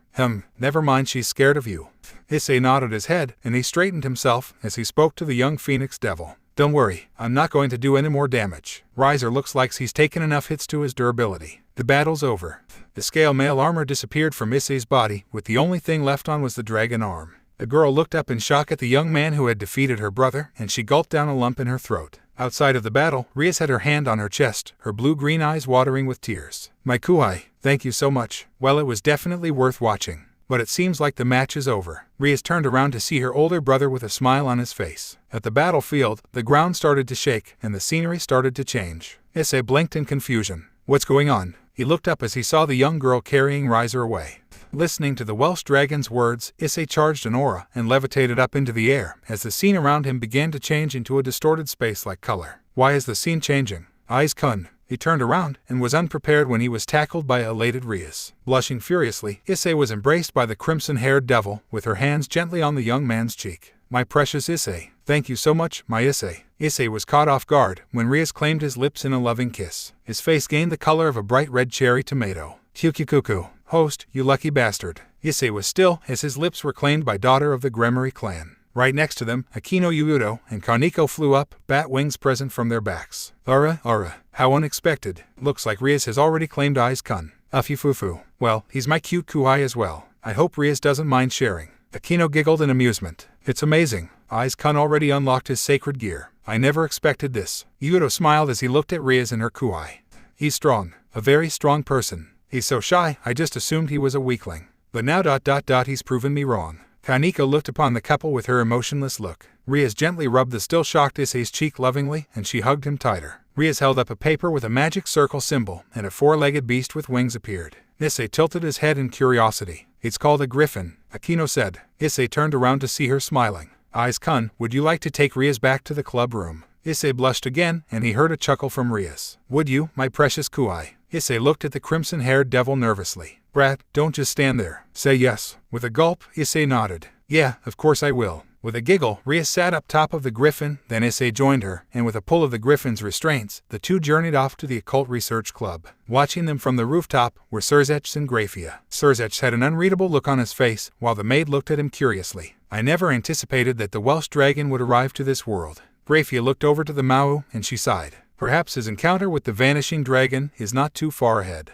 Issei looked all around him until he felt a warm hand on his cheek. Looking at Rias, another blush formed on his face. Rias-senpai. Rias sent him a smile. Baka Kuoh, you sacrificed your left arm just to save me. Blinking in confusion, Issei widened his eyes, remembering what D-Drag had said. Don't worry, Rias-senpai. I can change it back. Rias blinked in surprise. Closing his eyes in concentration, an aura formed around Issei's arm, and then the dragon arm disappeared, revealing his human arm. Smiling, Issei showed his regular arm to the surprised crimson-haired devil, until the dragon arm returned once more. I thought you said I could. I know what I said. I just wanted to troll the hell out of you. Hyukikuku. Issei frowned, and he sighed. Well, I can make it go away, as long as the dragon in the boosted gear lets me. Rias chuckled, her hand covering her mouth with her hand. My precious Kuoh, You really are my special one. Lord Phoenix, I apologize that the engagement turned out like this. You don't have to say any more, Lord Gremory. I admit it was a good engagement for pure devils, but it appears that we both possessed greed. Both of us already have pure-blooded devil grandchildren. Maybe it was the greed as devils that has made us crave for it. Or was it because we saw hell in the last war? No, I also forced my greed onto my daughter. His name was Issei Hyoudou, correct. I wanted to thank the young boy. What my son lacked was defeat and humility. He overestimated the ability of our clan. The Phoenix is not absolute. Just learning that was enough for this engagement, Lord Gremory. Lord Phoenix, your daughter has a good servant. Looks like the underworld won't be bored in the future. But I never would have thought that my daughter would pick it up. Welsh Dragon, I couldn't believe that loathsome existence actually came to our side until I saw it. Then the next will be. Yes, it must be. No, perhaps it already exists. Vanishing Dragon. It's just a matter of time until the red meets the white. Father, Lord Phoenix. Lord Gremory turned around to look at his son, Sirzech, who had an amused look. Just for the record, Issei Hyoudou is by no means a devil, and nor is he a servant of Rias. He's completely, 100%, unique. Both Lords Gremory and Phoenix widened their eyes slightly in amazement. With a chuckle, Sirzech left his father and Lord Phoenix to think about the status of Issei. 1 week later, Issei rubbed the back of his head as he approached the Occult Research Club base. I wonder what Rias-senpai wanted me to come here for. The young man opened the door and his eyes widened. There was Rias, Akino, Sona, and Tsubaki sitting on the couch. Issei also spotted a number of students he had never seen before. The 4 senpais turned around to see Issei. Aiz-kun, Yufufu, Hyoudou-kun. Hello, Hyoudou-kun. Sona-senpai, Tsubaki-senpai. What are you two doing here? Akino giggled as she approached Issei. Sona Citri is a high-class devil and is the next heir of the House of Citri. Issei blinked in surprise. So her status is just like Rias-senpai's status. Akino smiled wider. The House of Citri is one of the 72 pillars that survived the Great War, just like the House of Gremory and the House of Phoenix. Kuoh Academy is actually controlled by the House of Gremory, but at daytime, it is the House of Citri who is in control. The time of being in charge is split between daytime and nighttime. Issei widened his eyes. So the school belongs to Rias-senpai and Sona-senpai. So if Sona-senpai is a devil, then she must have her own peerage too, right? Ding, ding, ding. Give the boy a prize. I thought you were asleep. I was, until I got bored. Issei inwardly sighed and spotted Sona getting up from her seat on the couch. Hyoudou-kun, allow me to introduce my peerage. She gestured to Tsubaki, who nodded to Issei. Tsubaki is my queen. A girl with white hair and a girl with long brunette hair smiled as they were introduced next. Momo and Rhea are my 2 bishops. Sona then pointed to a girl with shoulder-length, reddish-brown hair and brown eyes, and to a tall girl with blue, shoulder-length hair and matching eyes. She had the basic appearance of a tomboy and had a Bishonen face. Tamo is my knight, and Tsubasa is my rook. Tamo smiled cheerfully, while Tsubasa sent Issei a soft smile. Sona then introduced a short, petite girl with brown hair and twin ponytails and green eyes, and young man with short blonde hair and gray eyes. These are my 2 pawns, Uruko and Genshiru Saji. It's good to meet you, man, Saji said as he held his hand out to Issei. Issei blinked and he shook Saji's hand. Nice to meet you too. Saji smiled. It's nice to meet a fellow pawn, especially in the same school. Issei blinked in confusion before his eyes widened. Saj, I mean, sure, I had heard it was just a rumor that you defeated the heir of the Phoenix clan, but I'm a pawn that consumed 4 pieces of pawns. Issei blinked again, and Tsubaki sighed, palming her face. Saji. But Saji didn't stop. Yeah, you're strong, I'll admit that. But here's my question, how many pawn pieces did you take up? Issei remained silent for a while, and then he lifted a finger up to explain himself. I mean, I'm sure it wasn't that much. Saji flinched and turned around to face a slightly annoyed Sona. Please calm yourself. If you must know, Hyoudou-kun is not a devil. Saji widened his eyes in shock, and he turned to look at a relatively quiet Issei. What do you mean he's not a devil, Kaichu? Sona glared at him, and she turned to face Issei before Rias spoke to her kuai. The reason I called you here was because Sona wanted to introduce you to her servants. Sona spoke next, turning to look at Saji. Saji, it wasn't a rumor. Hyoudou-kun did defeat the 3rd son of the House of Phoenix. And it may come as a shock to you, but once again, he is not a devil. Saji widened his eyes in absolute shock, and he turned to look at Issei, who was getting a little uncomfortable at the attention he was receiving. Sona then turned to smile at the nervous young man. My apologies, Issei Hyoudou-kun. My servant hasn't experienced as much battles as you have, so he still has a bit of a rude attitude. If it is all right with you, can you get along with him? Issei looked over at Saji curiously. I wouldn't. Just my opinion. Sona looked over to Saji. Saji reluctantly bowed his head down, and Issei cautiously did the same. Rias turned to look at Sona, and they simultaneously made a sigh. Hyoudou-kun seems so nervous. It's his first time meeting someone, so I can't really complain. Sona, along with her peerage, walked towards the club door. I think that's enough in introducing ourselves. There's something I have to do beforehand, so this meeting has to come to a short close. She then turned to look at Rias with a smile. Rias, I look forward to the ball tournament. Rias returned the smile. And I as well. Issei blinked in confusion. Huh, ball tournament. Rias turned to look at Issei, a warm smile etched on her face. Issei blinked again. A tournament? Huh, this should be entertaining. In a library shop, a girl with long flowing blonde hair and green eyes sat quietly as she peered at her Bible. With a smile, she closed the book and went outside of the library. Before I go to bed, I want to go to the church tonight. With a warm smile, she edged on towards her destination.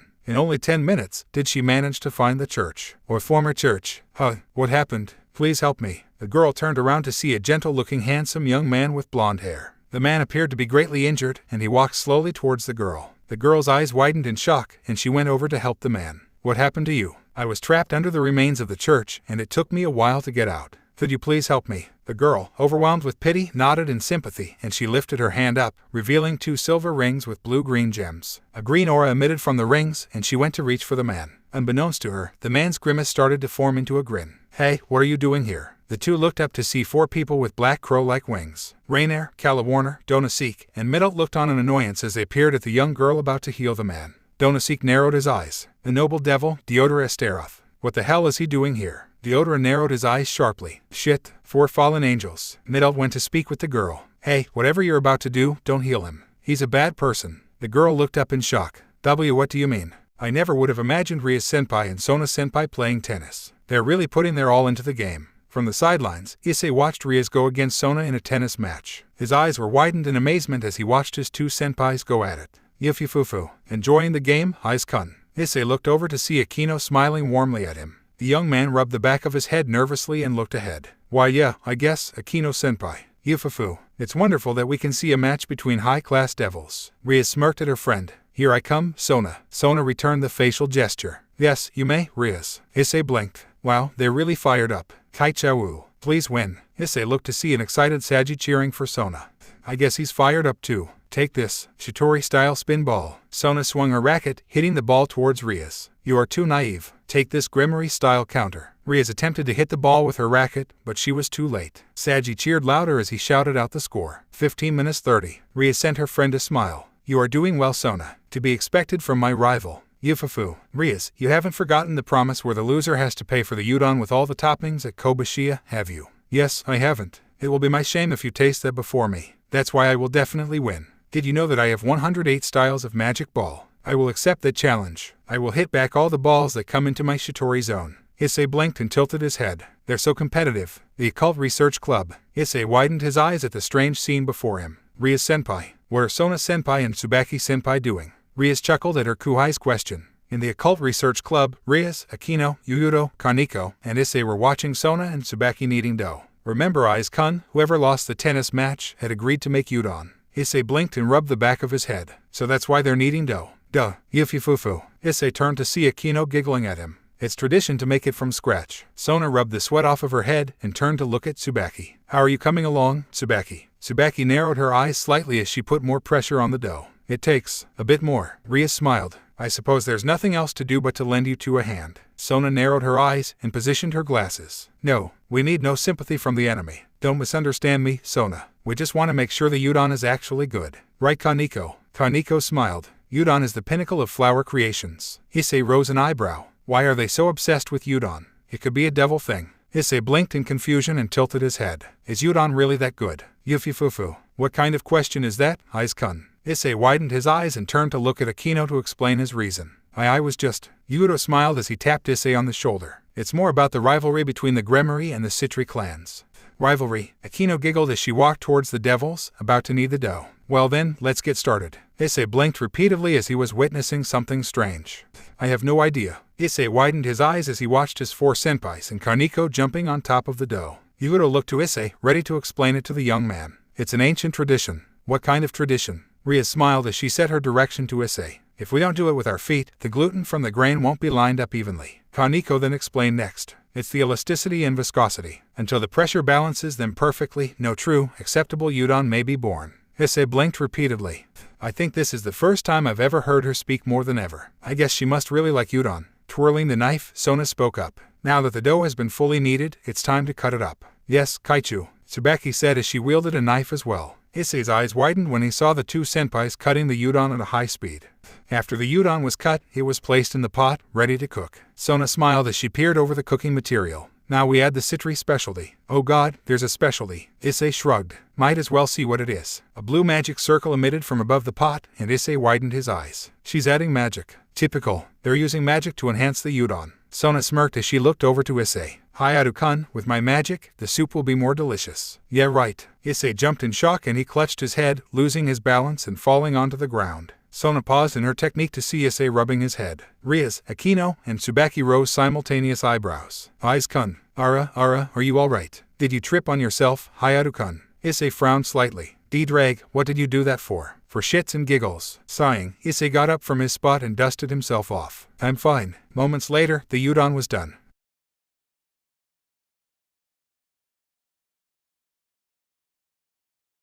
Ria smiled at the appearance of the dish. Well, let's eat. Sona gulped down a lump in her throat slightly. Both Issei and Tsubaki noticed this. Sure. Help yourselves. Issei blinked. Are you alright, Sona-senpai? She probably messed up her little magic ingredient when you tripped on yourself. You started it. Hyukikuku. Tsubaki peered at her president. Kaichu, you look pale. The president of the student council whispered to her queen's ear. When I was enchanting the soup, something. Akino blew the heat off of the noodles. Ara, this looks delicious. Sona gulped. Felt. Ria smiled as she peered at her noodles. She's right. The noodles look so fresh. Sona narrowed her eyes. Wrong. Issei stared at his bowl of udon cautiously. He looked over to Rias and his eyes widened.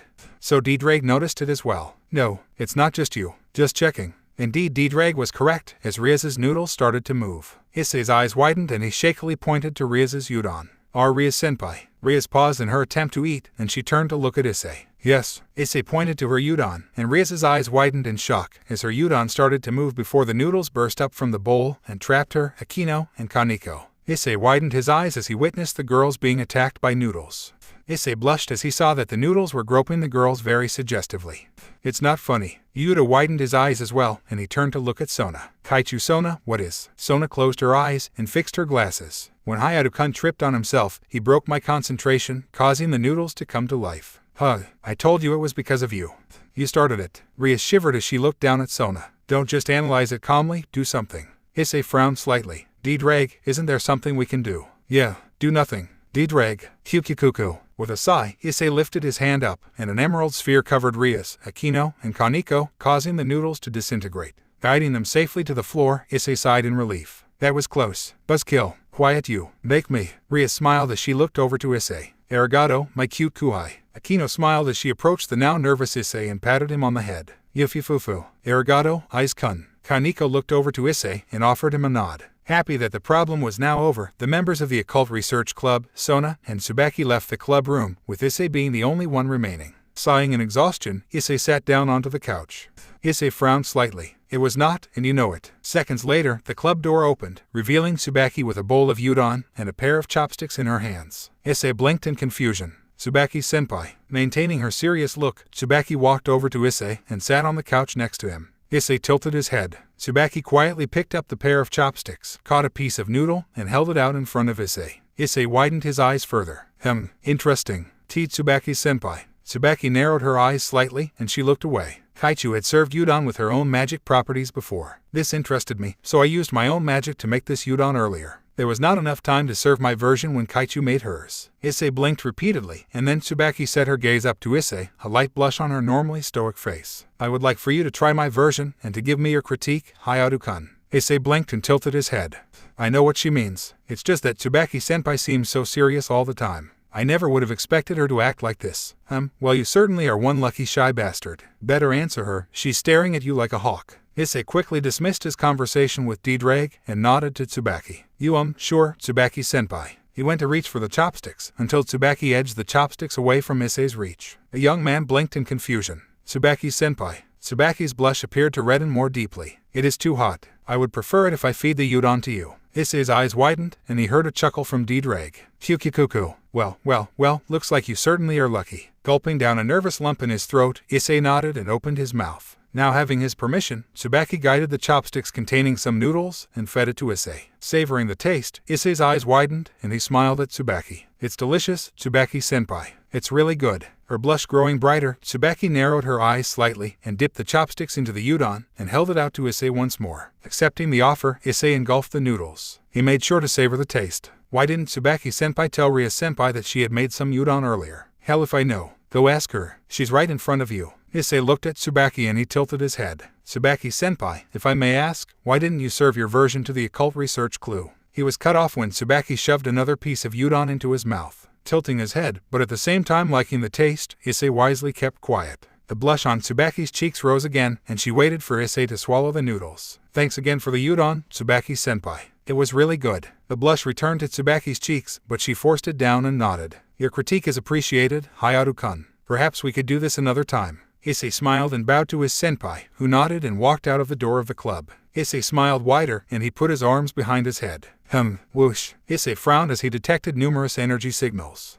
Yeah, 6 of them. They're at the old church. One of them is a devil. The other is a human. And the other 4, I don't recognize. Looking around the area of the occult research club, Issei sighed as he walked out of the building. Walking outside, Issei sprinted on his way to the old church. At the old church, I don't understand. The blonde girl said. Rainier narrowed her eyes. What on earth is a noble devil doing here? She set her violet eyes to the girl's fingers, and her eyes widened. She has one too. A sacred gear. Theodora narrowed his eyes darkly as he glared at the 4 fallen angels. Middle glared at the devil, and she turned to look at the confused girl. That man who's holding on to you is not a good person. If you heal him, you don't know what he'll do. The girl widened her eyes. What are you talking about? Theodora changed his expression from a grimace to a sad look. Please help me. I'm so weak from the blood loss. The girl was torn between helping the man and listening to the people with the black wings. Calawarner narrowed her eyes darkly as she crossed her arms. What's he doing here? And why is he even near the church at all? Devils can barely tolerate churches. Donasik grunted and charged a blue light spear, rearing his hand back. Niddle narrowed her eyes. Devils can recover from their injuries, so why would you need a sacred gear to heal you? Your injuries would heal up anyway. Theodora's narrowed look returned. Shut up. You don't know what you're talking about. Donasik growled and reared his arm back further. Don't lie to us, devil. He threw his blue light spear at Deodora, intending to hit the devil. Deodora grinned widely and quickly got up, moving the girl in front of him in order to shield him. The 4 fallen angels widened their eyes in surprise. Donasik stiffened. No, I wasn't even trying to aim for the human. The girl's eyes widened with fear as the light spear was speeding towards her. She closed her eyes, waiting for it to pierce her. Until, whoosh, the girl tentatively opened her eyes, and they widened in shock. Rainier, Donasik, Calawarner, and Middelt looked on in amazement. Rainier shook in her spot. Hi, it's you. The girl's green eyes widened further. A young man with brown hair and brown eyes stood in front of the girl with his arms outstretched. He was dressed in a long-sleeved dark brown jean jacket, white shirt, blue jeans, and black shoes. Rainier and Donasik backed away in shock, while Calawarner and Middle rose an eyebrow at the new figure. The young man looked directly at Rainier, who stuttered at the look he was giving her. Hi, Issei. Issei narrowed his eyes. Rainier. He looked over to Donasik. Donasik. The male fallen angel narrowed his eyes. Brett. Issei looked to the other fallen angels, who looked at him curiously. Calawarner blinked in confusion. Is this the kid Rainier had attempted to kill? He doesn't look like anything special. Middle just stared at the young man. Rainier killed this guy. Issei turned around to look at the blonde girl, who was shaking. Are you all right? The girl nodded frantically. Why yes, I'm fine. Issei set his sights to Deodora, who was peering at him, and then the devil smiled. You made it just in time. This girl was just showing me her sacred gear in order to heal my wounds, and she was about to heal me, until these fallen angels arrived here and started to attack us. They were trying to take her sacred gear away. Rainier widened her eyes, and she pointed to Deodora. No, that's not true. He's lying. Don't listen to him. Donasik rose an eyebrow. Although he knew that Rainier was trying to defend herself and the rest of her comrades, even he knew that Issei was going to be doubtful to her words. Issei looked at Deodora quietly, before turning back around to face him. Deodora smiled and he let go of the girl, who quickly backed away from him, running behind Issei. These fallen angels are to blame. They were trying to steal her sacred gear. They're the evil ones. You believe me, don't you? How? Issei's response was a punch to the devil's face, as Deodora soared across the ground, crashing into a series of trees. The fallen angels and the girl all widened their eyes in shock. Cuckoo. How did you know he was lying? Issei turned around to look at the girl and the amazed fallen angels. Rainier stuttered in her words. How did you know he was lying? In response to her question, Issei flared his energy, and a red, claw-shaped gauntlet with yellow accents and green inscriptions appeared on his left arm. Rainier, Calawarner, and Middle gasped in shock. Donasik just narrowed his eyes and turned to look at Rainier. Well, what do you know? He unlocked his sacred gear. Rainier was unable to catch her breath as she stared in shock at Issei's boosted gear. Issei looked up at the fallen angel and narrowed his eyes. Because I saw him trying to use the girl as a shield. As she went through some documents, Sona looked up as she sniffed something in the air. She sniffed harder, finding the smell hard to ignore. What is that smell? I smell something sweet. Gaining a rare curiosity, Sona got up from her desk and went to follow the smell. Walking out of the club door, she tracked the smell all the way to the Occult Research Club. Tsubaki put her hand under her chin as she looked into the cooking book and back at the oven in the club room. Perhaps Hyoudou-kun will like these treats. Tsubaki widened her eyes as she turned around to see Sona staring at her quizzically. Staring at her president momentarily, Tsubaki quickly composed herself and put her hands behind her back. Kaichu, is there something you needed? Sona blinked. What are you doing in Rez's base? Tsubaki glanced back at the oven and back to her president. I am baking treats. Sona rose an eyebrow. Treats? The student council doesn't have any events that involve cooking. At least that I'm aware of. What's the purpose of this? Tsubaki widened her eyes slightly, and she glanced back at the oven. They are for me. I wanted to improve my cooking skills. For what reason? I was hungry. Sona blinked again. So why not use magic?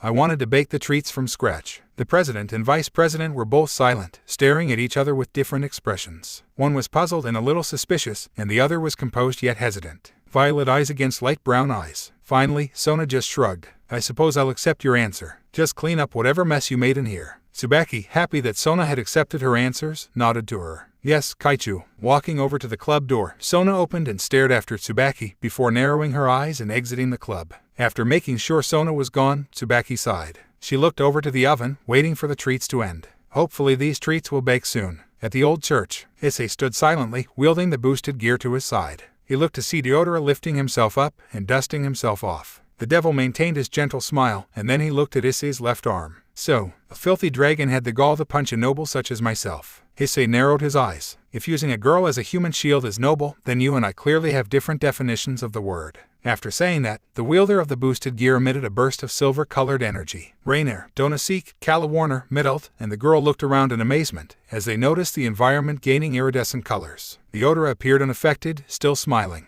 My, for a lowly dragon, you sure have a good vocabulary. His eyes widening, Issei formed his energy into a sphere, concentrating his power. What are you planning? Issei turned around to look at the girl, who was staring in awe at him. What's your name? Asia Argento. Issei looked towards the four fallen angels who also looked at the young man in awe. Rainer's body shook. He's so powerful. He's not even using his sacred gear. Calla Warner's eyes widened in shock. I don't believe this. Rainer herself had said that this kid was a weakling. But his energy. Middle took a step back. In no way. Donasik just stared in amazement or begrudging respect. When I first faced this kid, he barely knew how to defend himself. And he didn't even know how to fight either. But now here he is, radiating his power. He's powerful, without a doubt. I never thought I'd say this, but I'm glad we're not the ones he's facing. Issei narrowed his eyes and set his sights to Rainer, whose eyes widened at the sight of him. Rainer, take Asia and your teammates into the sky and stay where you are. I don't want Asia to get hurt. Rainer gulped down and looked over to the confused girl. Donasik narrowed his eyes. You heard the brat. Pick up the girl and fly up. Rainer looked over to her comrade and went to pick up Asia, who hesitantly grabbed onto her. Listening to Issei's order, the four fallen angels and Asia levitated up to a safe area. Making sure they were safe, Issei set his gaze to Deodora, who was still smiling. The young man narrowed his eyes, glaring at the devil. Why did you go near Asia? I thought I told you, filthy dragon. I needed her to heal my injuries. You're lying. I know devils heal faster than humans. Even if you had gotten injured, you would have healed soon. So there's another reason you had to have come here. Deodora stared at the young man for a minute before his smile widened. Let's just say I have a liking to nuns. For so many times, I have made many women affiliated from the church fall. No matter how many times I see it, I never get bored of it. Issei narrowed his eyes further. He wanted to turn her into a devil after she healed him. Humph, detestable brat. Deodora's smile widened further. Now that I think about it, if you hadn't shown up to protect Asia from the fallen angel's light spear, it would have been much easier for me to use my evil piece on her. Issei looked away as he remembered something. Evil piece. It must be one of the chess pieces Ria-senpai tried to use on me. Deodora chuckled. And now I have a dragon to squash. So as soon as I'm done with you, I can enjoy Asia to myself. Issei widened his eyes, not in shock or bewilderment, but in fury. What are you saying? Deodora chuckled again. As a nun, I guess we can assume she's still a virgin. Right. Issei narrowed his eyes. He wouldn't. I like to train the nuns from being virgins. Perhaps it would be good for me to forcefully take her first time. Issei widened his eyes as he flared out his energy sphere imploding, causing the ground to crack beneath him. The area surrounding the abandoned church shook as a result of Issei's power surge, and a crater-sized hole cracked apart from under Issei. Issei charged at Deodora in a burst of speed, landing a successful punch on a shocked Deodora. As Deodora attempted to balance himself, Issei reared his fist back, a spark of electricity bolts covering his boosted gear. With a surprised look on his face, Deodora was unprepared to evade, as Issei punched the devil in the stomach, pushing his fist deep into his torso. Deodora coughed out a spittle of blood, and he managed to jump back. Breathing heavily, Deodora narrowed his eyes, and a black aura began to wrap around his body. Amazing. So this is the power of the dragon. I'll admit it's impressive, but I also powered up. Thanks to the snake from the Ouroboros dragon. Issei narrowed his eyes further. Ouroboros dragon. Deodora smiled. With this power, I can Kai. Before Deodora could finish his sentence, Issei landed a sharp punch to the devil's stomach, causing the devil to vomit blood. Issei narrowed his eyes as Deodora stepped back, holding his stomach. The devil narrowed his eyes. How is this possible? I'm a high-class devil, the blood relative of the current Mao Beelzebub. Issei once again narrowed his eyes. Beelzebub. Rias-senpai's got a lot of explaining to do. With a snarl, Deodora lifted his hand forward, and out of his hand a series of demonic-powered bullets shot towards Issei. There's no way that a noble high-class devil like myself can lose to a lowly, filthy dragon like you. Issei glowered at the devil, walking through the bullets, showing no sign of discomfort. Deodora widened his eyes in shock. What's going on? He's not affected. The bullets are hitting him, but he's still going through. As he walked through the infinite number of demonic-powered bullets, Issei listened as he heard a chuckle from D-Drag. Hyukikuku. Interesting. Although you are not using the scale mail armor, but at the same time using only the gauntlet version of your sacred gear, you sure are turning out to be a strong opponent. I was thinking of using the balance breaker at first, but it's still imperfect. Also, I wanted to see if I could fight against this devil with only the boosted gear. I guess my theory was right. As soon as Issei got closer to him, Deodora stopped in his attack and backed away. When Issei walked closer, Deodora formed a series of barriers. Narrowing his eyes further, Issei lifted his sacred gear-covered arm and punched the barriers. His fist immediately broke through them, landing a punch to Deodora's face. Deodora soared across into another series of trees as a result from the impact. Issei flew after him and landed a punch to the devil's stomach, and reared back once more until Deodora put his hand up, creating a thick wall of demonic aura. He chuckled nastily at Issei. Did you see? I have higher demonic power than you. There is no way that an idiot dragon can defeat me. Issei remained silent, giving the devil a glower. For a noble devil, Deodora sure was acting like a spoiled person.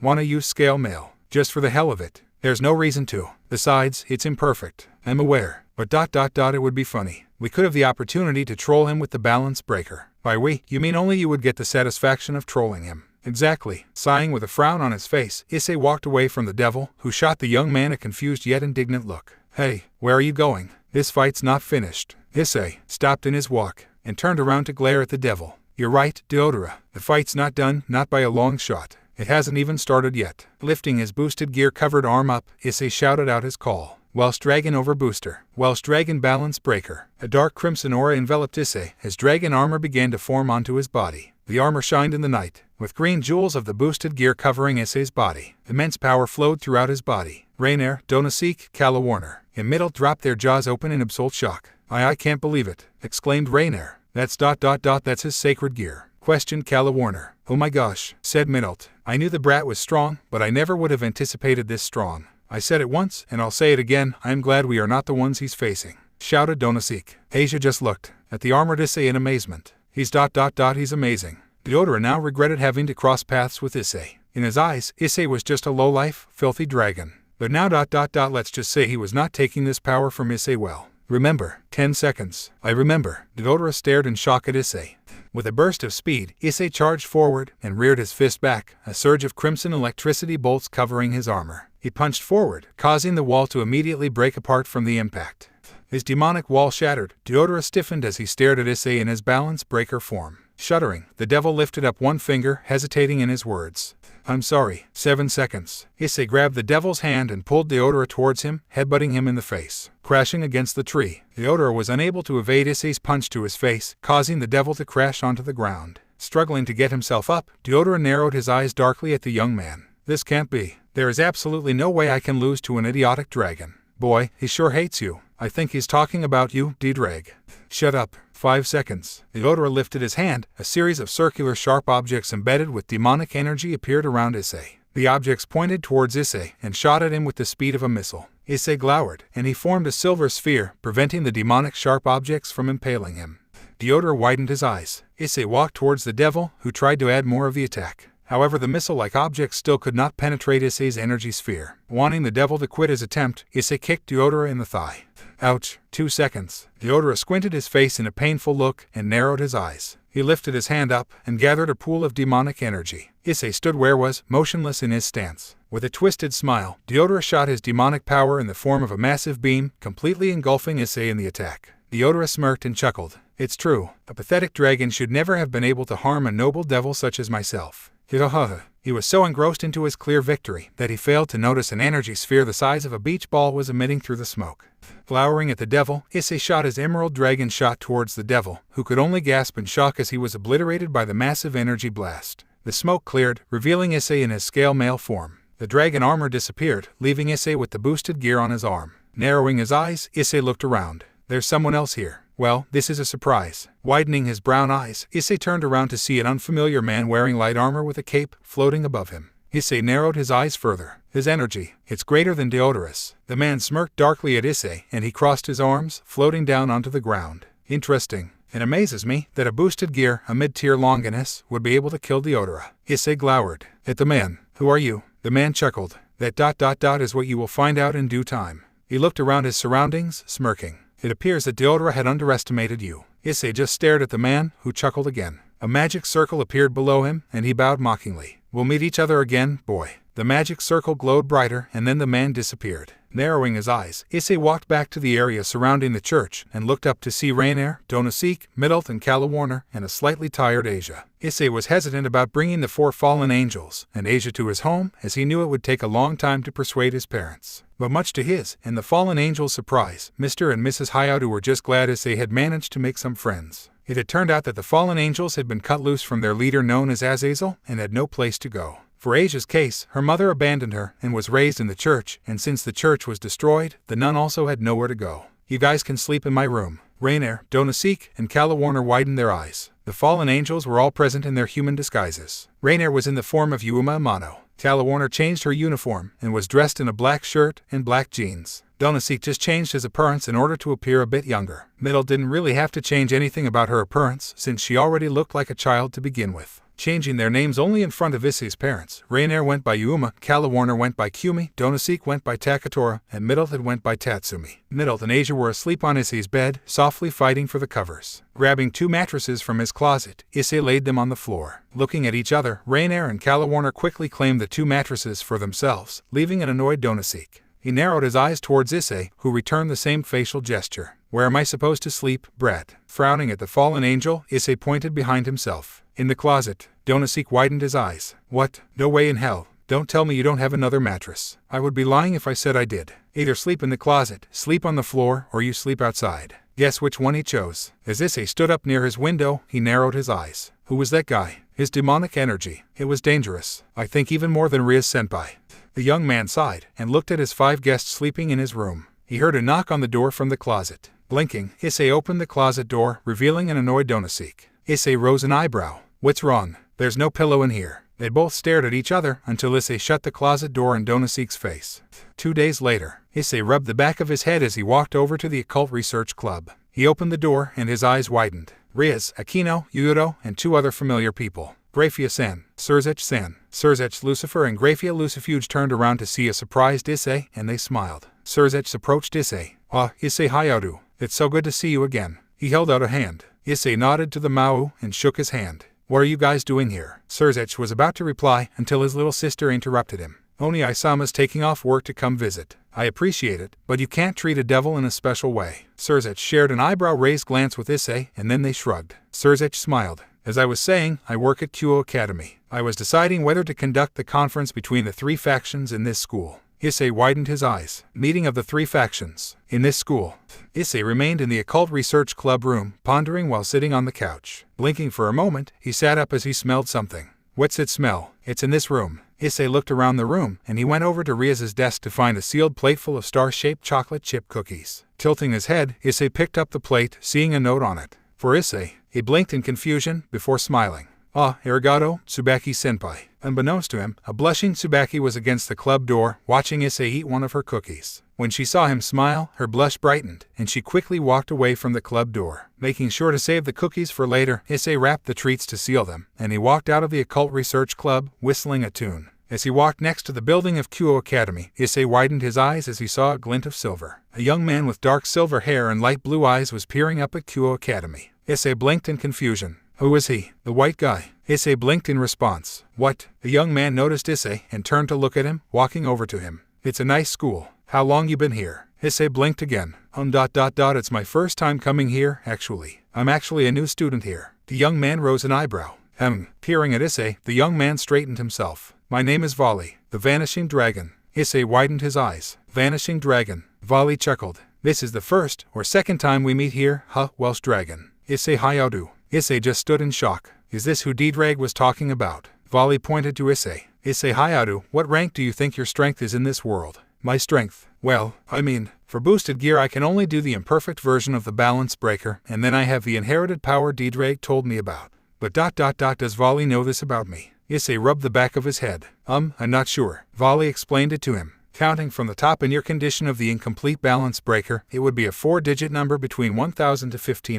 Issei blinked. There are a lot of strong people in this world, Hyoudou. Even the Crimson Satan, Surzech Lucifer does not fit in the top 10. Issei blinked again and straightened himself. Vali smirked and looked to the side. The two heavenly dragons, the Welsh Dragon and the Vanishing Dragon. In the past, those involved with those two dragons didn't live a good life. There's only one question. How will you end up? Issei looked at Vali in shock for a moment, but then he narrowed his eyes slightly. Vali smirked and shrugged in response. I didn't come here to fight you today. I just wanted to see the school I visited last time. I came to Japan while escorting Azazel, but I was bored. I won't fight you here. As a matter of fact, I have a lot of work to do. Issei's eyes widened at the familiar name. Azazel, a leader of the fallen angels. What's Vali doing with him? With another smirk, Vali turned around and walked away from Issei. We'll meet again, Welsh Dragon, Issei Hyoudou. Issei stared after the young man until he too walked away. Issei's house. Issei opened his house door just in time to see Donasik sneaking a pillow from the couch upstairs.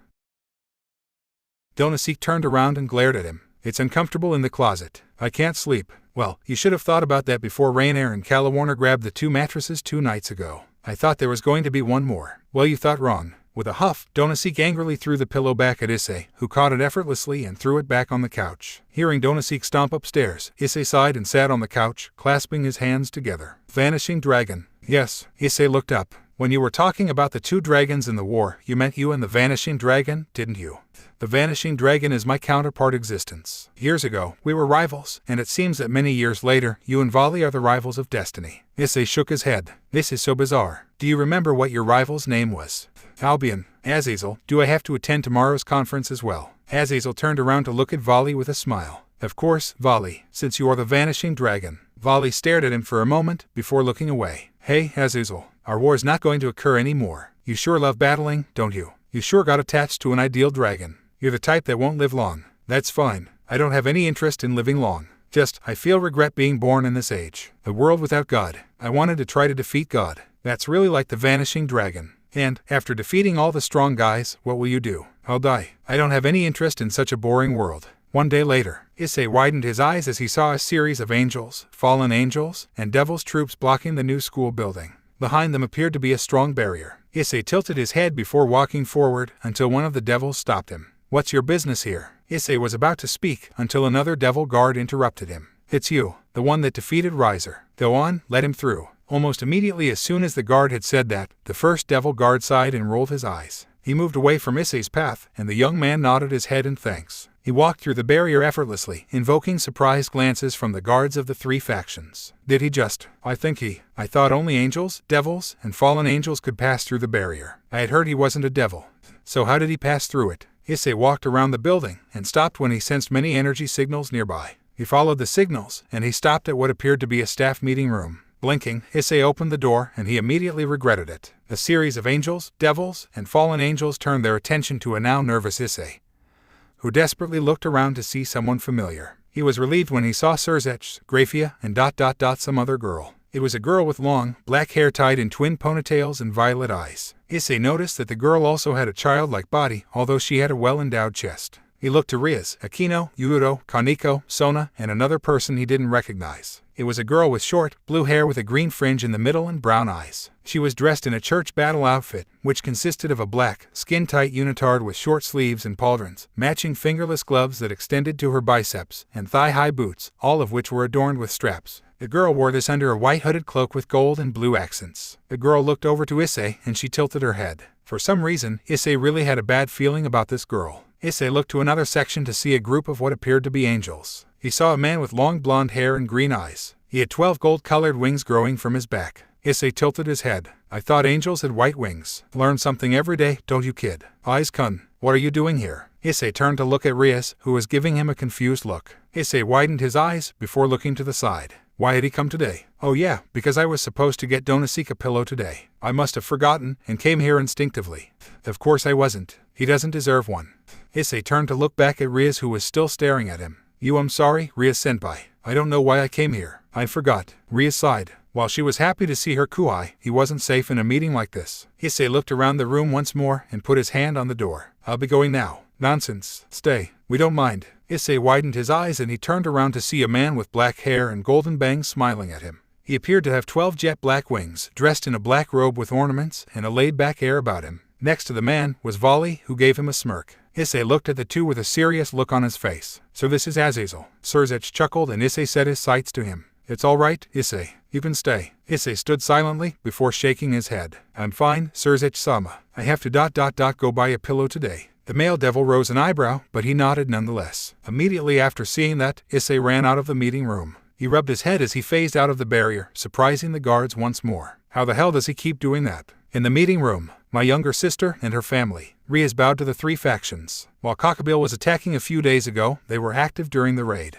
The man with long blonde hair and green eyes smiled. I heard about the report, and I give you my gratitude. Azazel smiled. Sorry, Michael. Cockabille caused you trouble. Surzech looked to the three factions. Now that everyone has arrived, I'll say the preconditions for the meeting. The people present here acknowledge the most important event and forbidden subject, i.e., the non-existence of God. Then, acknowledging that, let's continue the conversation. Michiel spoke next. Like that, the angels, which is true. That way would be better. If it is like now, then the three great powers would inevitably go down the path of destruction. Surzech said. Azazel snorted. Well, we don't have anything to fuss over. Surzech turned to look at Rias. Now then, Rias, could you speak about the incident a few days before? Yes, Lucifer-sama. Rias, Aquino, and Sona began to discuss an event in which Issei had not been involved in. Therefore, if he would have stayed, he wouldn't have known what they were talking about. They explained that a fallen angel by the name of Cockabille had stolen 3 of the 7 Excaliburs from the church. According to what the 3 senpais had said, Cockabille had desired to start another great war. When Michael had sent 2 exorcists by the names of Irina Shidu and Zenobia to Japan to retrieve the stolen Excaliburs, Cockabille turned his attention to the Kuoh Academy. He had anticipated that by killing them, he would be able to initiate a second great war. During his attack on Kuoh Academy, he was able to overwhelm and defeat Rias and her peerage with ease, but he had lost to Vali Lucifer, who came to stop him under Azazel's orders. After his defeat at the hands of Vali, he was sealed in the deepest part of the underworld, Cocytus, by Azazel. Rias sighed as she finished her explanation.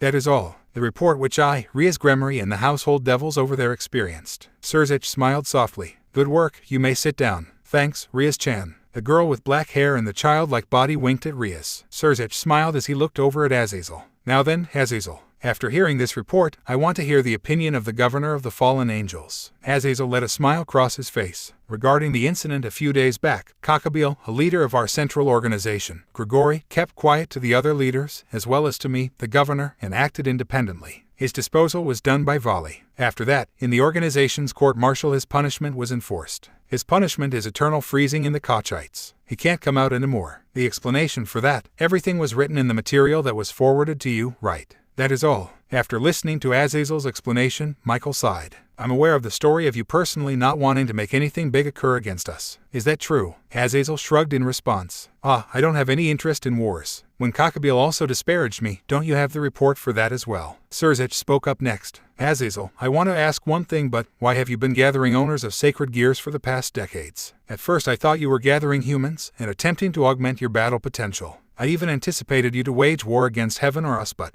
Michael continued his similar question. Yes, no matter how much time passed, you never waged a war against us. When I heard you got hold of the vanishing dragon, I was enveloped by a strong wariness. Listening to the devil and the angel, Azazel smiled bitterly. It's for the sake of sacred gear research. If that's the case, should I send a part of the research materials to you as well? Even if I did research, I wouldn't wage a war against you or anything. I don't have any interest in war at this late of an hour. I am perfectly satisfied with the world now. I have strongly ordered my subordinates, don't interfere with the human world's politics, you know. I have no intention of intervening in religion either, nor to influence the business of the devils. Damn, is my trust in the 3 factions the least. That's true, Surzech said. That's right, Michael offered. That's exactly it. the black-haired girl conceded. Azazel rolled his eyes. And I thought you were better than God or the last generation's Lucifer, but you guys are troublesome guys yourselves. Sneakily researching doesn't get along well with you, huh? Ah, I got it, then let's make peace. Originally wasn't that the intention as well? Angels and devils as well. Mitchell's eyes widened in surprise. Yes, I also plan to propose peace to the devil side and Grigori. Even if we continue the relationship of the three factions like before, then it will become damaging to the world now. I, the leader of the angels, say it since the original cause of the war, God and Mao-sama have been annihilated. Surzech spoke next, looking at Azazel. We are the same. Even if the Mao isn't here, in order to continue the species, devils too have moved forward as well. Even we do not wish for war. If we start another war, the devils will be destroyed.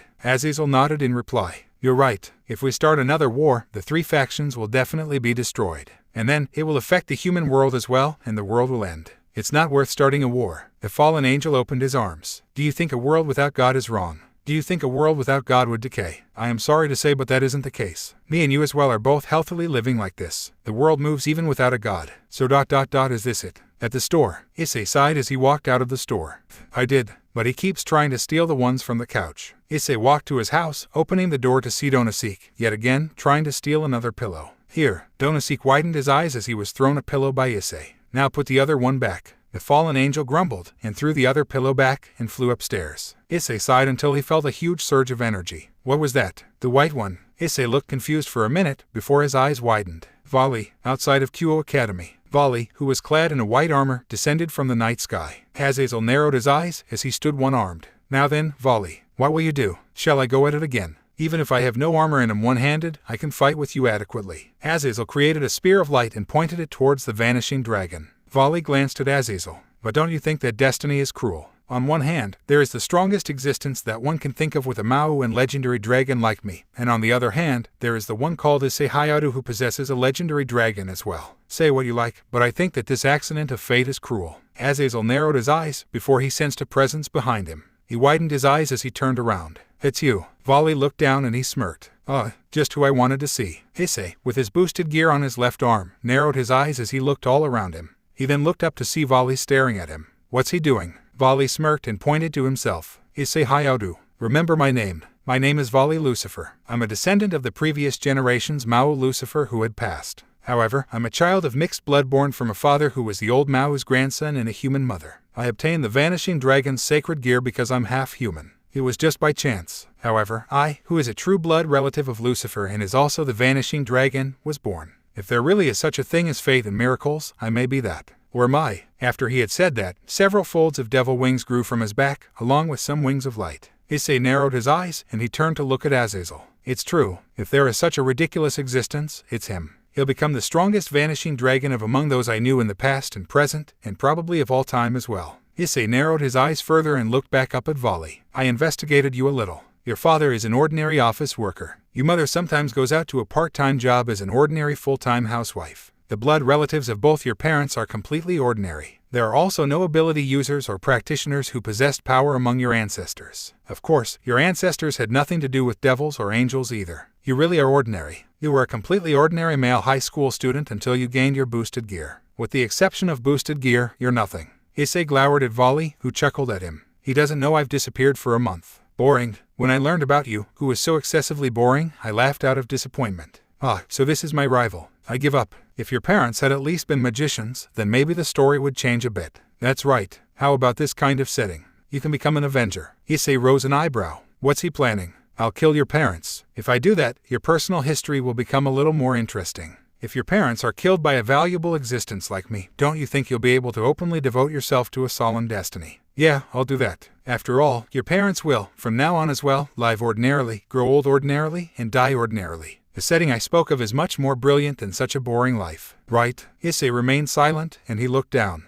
As he continued to stare down at the ground, Issei formed his hands into fists, and they trembled. Where does this guy get the right to say something like that? Kid, a flow of cosmic energy began to form around Issei's body, and a silver sphere enveloped him. Azazel took a step back. What's going on? Vali looked on in interest, also wondering what was happening to his potential rival. Issei's body shook, the cosmic energies growing brighter. Looking up and giving Vali a harsh glower, Issei lifted his arm up, shouting out, Welsh Dragon Overbooster. Welsh Dragon Balance Breaker. The boosted gear released a vibrant crimson aura, melding with the cosmic energies surrounding Issei, and the silver energy sphere pooling him with energy. The energy sphere imploded upon him, revealing Issei in his scale mail armor, albeit with blue-colored electricity bolts and a multicolored aura. Volley smiled as he sensed Issei's powers. Look, Albion. Issei Hyoudou's power went up by an incomparable amount. The plain and simple reason called rage was the trigger, but this is. Hahaha, what a dragon's surge. Sacred gears simply use strong emotions as food for power. Issei Hyoudou's rage is at its genuine limit, and it is turned towards you. Only straightforward people can draw out the dragon's power. Volley chuckled as he peered at his rival, who was glowering up at him. In his scale mail form, Issei charged at Volley in a burst of speed, rearing his fist back. Volley smirked and charged towards his rival, also rearing his fist back. The two rivals soared towards each other, and the vanishing dragon got ready to send his fist crashing towards Issei, until Issei unexpectedly evaded his rival's fist, and kneed him in the stomach. Volley grunted in surprise at the unexpected pain. Narrowing his blue eyes, he grabbed Issei's leg, using his weight to swing Issei around, and throw him across the area. Issei quickly regained his balance, and positioned himself into a battle stance. He tightened his fist as he glowered at Volley, who stood still in position. Issei charged at Volley again, this time clenching his fist as he attempted another punch. Volley attempted the same, and as the two sped towards each other, they each sent their fists crashing into each other, each causing cracks to form in their armors. Issei gritted his teeth and positioned himself to move away until he heard a voice coming from Volley's gauntlet. Issei widened his eyes as he felt portions of his energy starting to fade away. He immediately jumped away from Volley and went into another battle stance. What was that just now? Partner, the Vanishing Dragon has a troublesome yet special ability. He is able to have his opponent's power and then add the decreased portion of the power to himself. In other words, your power is taken away and turned into his own power. Stamina can't be recovered. It's only power to the end. Issei narrowed his eyes. So if he gets close to me, then he's going to be able to absorb my power. He has to have some type of limit though. Exactly. He has a limit. Power that goes beyond his capacity is released from the wings of light on his back. Therefore he is able to maintain his power limit without destroying his body. Issei narrowed his eyes further, and he looked up to see Volley about to fire of what appeared to be magic energy bullets. He can use magic as well. Volley seems to have a tremendous amount of magic power. As a paired existence, the Vanishing Dragon will also shave off power every time he uses his ability, but if the host's stamina is great, then the time in which he can use it will also be enormous. Volley quickly emitted a round of magic bullets, intending to hit Issei. Issei glowered at his rival and emitted a silver sphere of energy, allowing him to withstand the bullets. Volley smirked at his rival. So you're resorting to using energy shields. How pathetic. You're a waste of a treasure. Your use of your power is also unskillful. He was cut off when Issei soared through his magic bullets and punched him across the face, causing Volley to soar far away from the young man. Volley recovered and narrowed his eyes. So you charged at me. You really know nothing of combat, to go as far as repeating the same tactic. Issei once again charged at his rival, rearing his fist back, as bolts of electricity covered his armor. Volley narrowed his eyes and summoned a shield of light in front of him.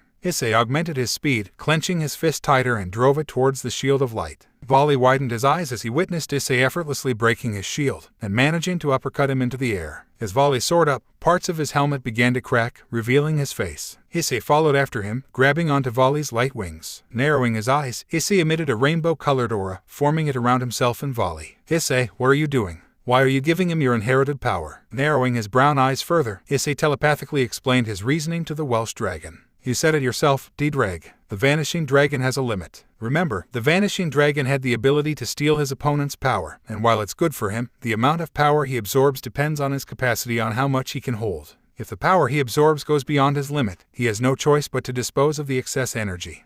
I never would have thought you would have realized it sooner. So in reality, you're using Volley's sacred gear to your advantage. The more energy he absorbs, the more excess energy he has to gush out. The jewels of the Vanishing Dragon in his scale mail form started to glow a series of colors, white, red, blue, and yellow continuously. As a result of Issei's theory, the Vanishing Dragon scale mail ceased in its function.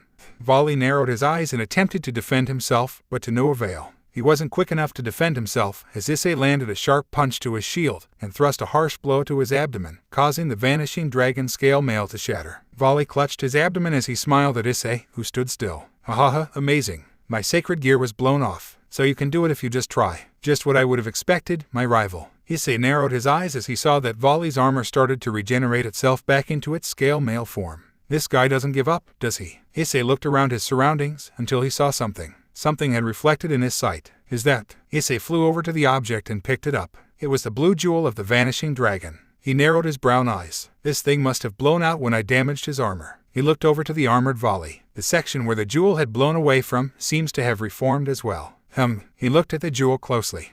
Volley noticed that his rival had remained quiet and narrowed his eyes. What are you standing around for, Hyoudou? Issei turned around to face his rival, and in response, he smashed the green jewel embedded within his boosted gear. Immediately after doing that, he heard a loud laughter coming from the power source from his sacred gear. Phew, so this is what you were planning. In that case, I'll go along with this plan. I am after all the Red Dragon Emperor that was called a massive power. Let's show them that we'll live and exceed them together, Issei Hyoudou. Issei nodded and drove the blue-colored jewel of the vanishing dragon into the place where his original jewel had been, and a silver aura emitted from his right hand. Issei widened his eyes as he began to feel an immense amount of pain. Volley widened his eyes in shock. Did you intend to wield my power? Albion scoffed as he spoke next. What a reckless thing for your host to do. Dreg, we are existences that oppose each other. That is nothing more than an act of self-destruction. Do you intend to annihilate yourself by allowing your host to do such a thing? But then, Issei's screams seemed to have quieted down as the swirl of cosmic energy began to pool around him once more. Volley widened his eyes in absolute shock. Where is he getting all this energy? Dreg chuckled as he could feel his host's power increasing.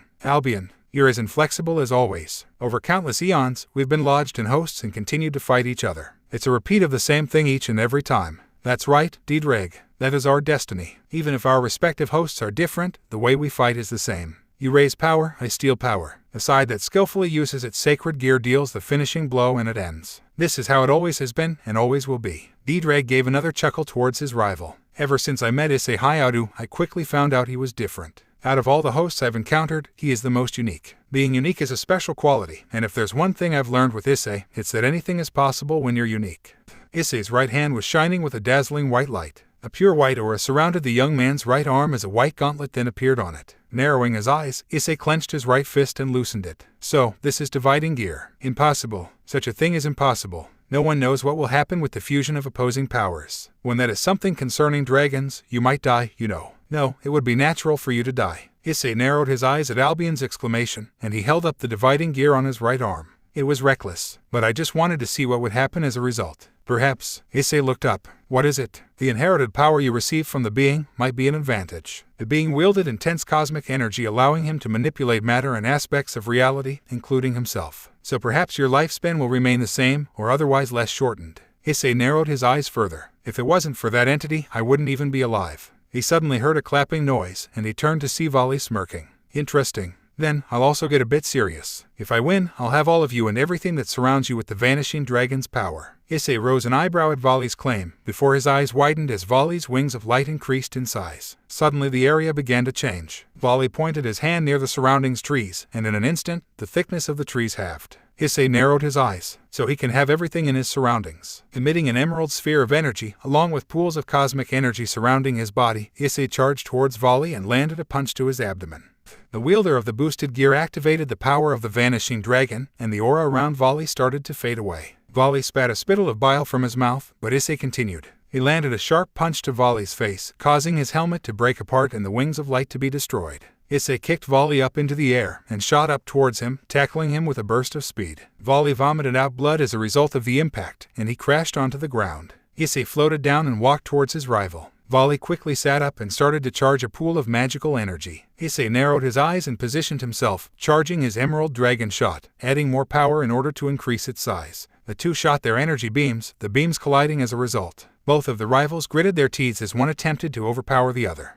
Glowering at his rival, Issei increased his power, allowing him to gain an advantage, and completely overwhelmed Volley with the energy blast. As the smoke started to fade away, Issei's scale mail started to disappear, and Issei stood still, his boosted gear still on his left arm, and the blue jewel of the White Dragon Emperor's gauntlet in his right hand. The smoke cleared, revealing a bloodied Volley. The descendant of the original Lucifer shakily stood up, and he gave Issei a happy smile. You truly are an interesting one, Issei Hyoudou. Issei narrowed his eyes, and Volley's smile formed into a smirk. Albion, do you think he's worthy enough for us to show the Vanishing Dragon's Juggernaut Drive? Issei's eyes widened. Juggernaut Drive. It'll all work out, Albion. I, who am about to awaken in supreme justice. Suddenly a silhouette swooped down near Issei's and Volley's location. It was a man dressed in Chinese armor. He looked over to Volley. Volley, it's time for us to go. Beku, what's your reason for coming here? Issei rose an eyebrow. They know each other. Beku rolled his eyes. Aren't you cruel? I made a long journey and came all the way to this island country because my partner is in a pinch, you know.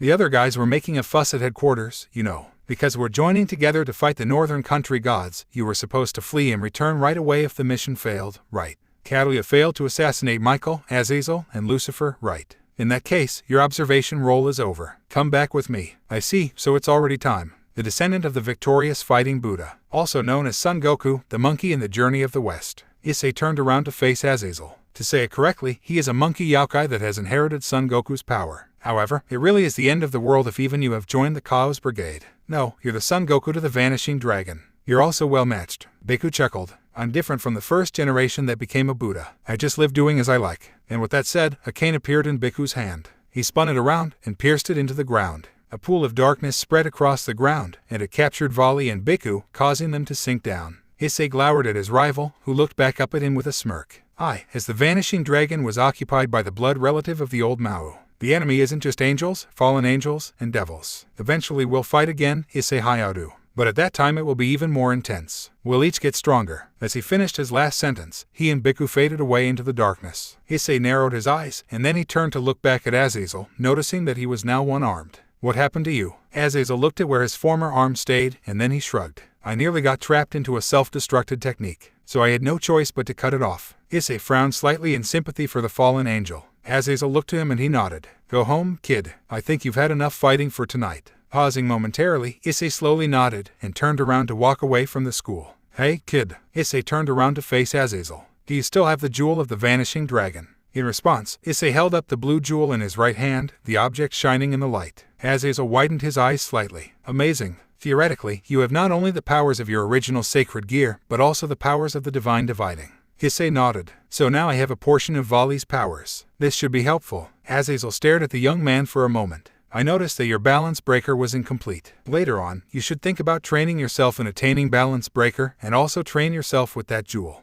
Issei narrowed his eyes. I'll keep that in mind. And with that he turned to walk away once more until Azazel spoke up. Hey, kid. Issei stopped in his pace. Vali ... He wasn't going all out during the fight between you two. Issei narrowed his eyes and turned his head to look at Azazel. I know, and neither was I. Next day, a trip to the underworld, Issei asked. The young man widened his eyes in surprise. Rhea smiled as she nodded. That's right, my precious Kuai. There's going to be a gathering for us devils. Did you want to come with us, Aiz-kun? Issei frowned slightly. I don't know, Rhea-senpai. I mean, I'm not even a devil. Doesn't that mean I can't go? Rhea smiled wider. Initially yes, but I'm positive that only Aisama would allow you to come. Issei rose an eyebrow, and he gained a thoughtful look in his eyes. Should I go? Issei, there is someone I know at the underworld that can train you to master your balance breaker. He was originally part of the 6 great dragon kings. Issei widened his eyes. Train me in mastering balance breaker. I can't pass this up. With a smile, Issei nodded to Rhea.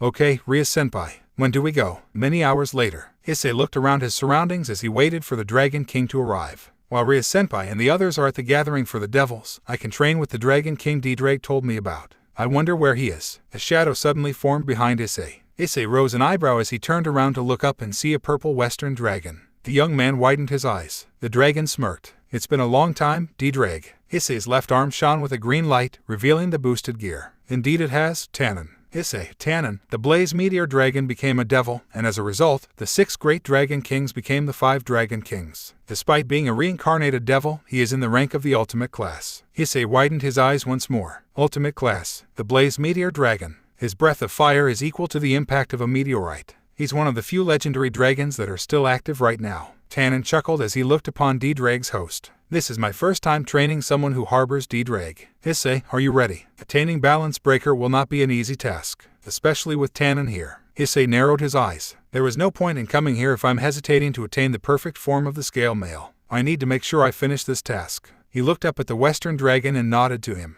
Tannen-sama, I'm ready. Tannen grinned and narrowed his eyes at the young man. Then I sure hope you believe in your words, brat. I'll train you right to the brink of death. The trees near the mountain shook, the rocks crumbling above the ground, and a crater-sized hole was created into the ground. Issei narrowed his eyes as he quickly dodged another fire blast from Tannen. Every day and night, Issei was chased around by the Western Dragon, dodging his attacks, and once in a while, attempting to counterattack. Occasionally, even Tannen had to admit that Issei's punches to his scales had even fazed him. The Western Dragon had discovered that the young man's attacks had actually damaged him, much to the dragon's surprise. After the grueling training had ended, Tannen instructed Issei to perform exercises involving muscle training in order to improve his physique. During free time, Issei had to secure his own meals, and he did this by catching fishes from the river and gathering nuts from the trees. Issei reared his sacred gear-covered arm and landed a successful punch to the Western Dragon, who winced slightly at the powerful impact. Humph, this brat. He's strong, able to phase even a Mao class such as myself. And to think he's only using the sacred gear on his left arm.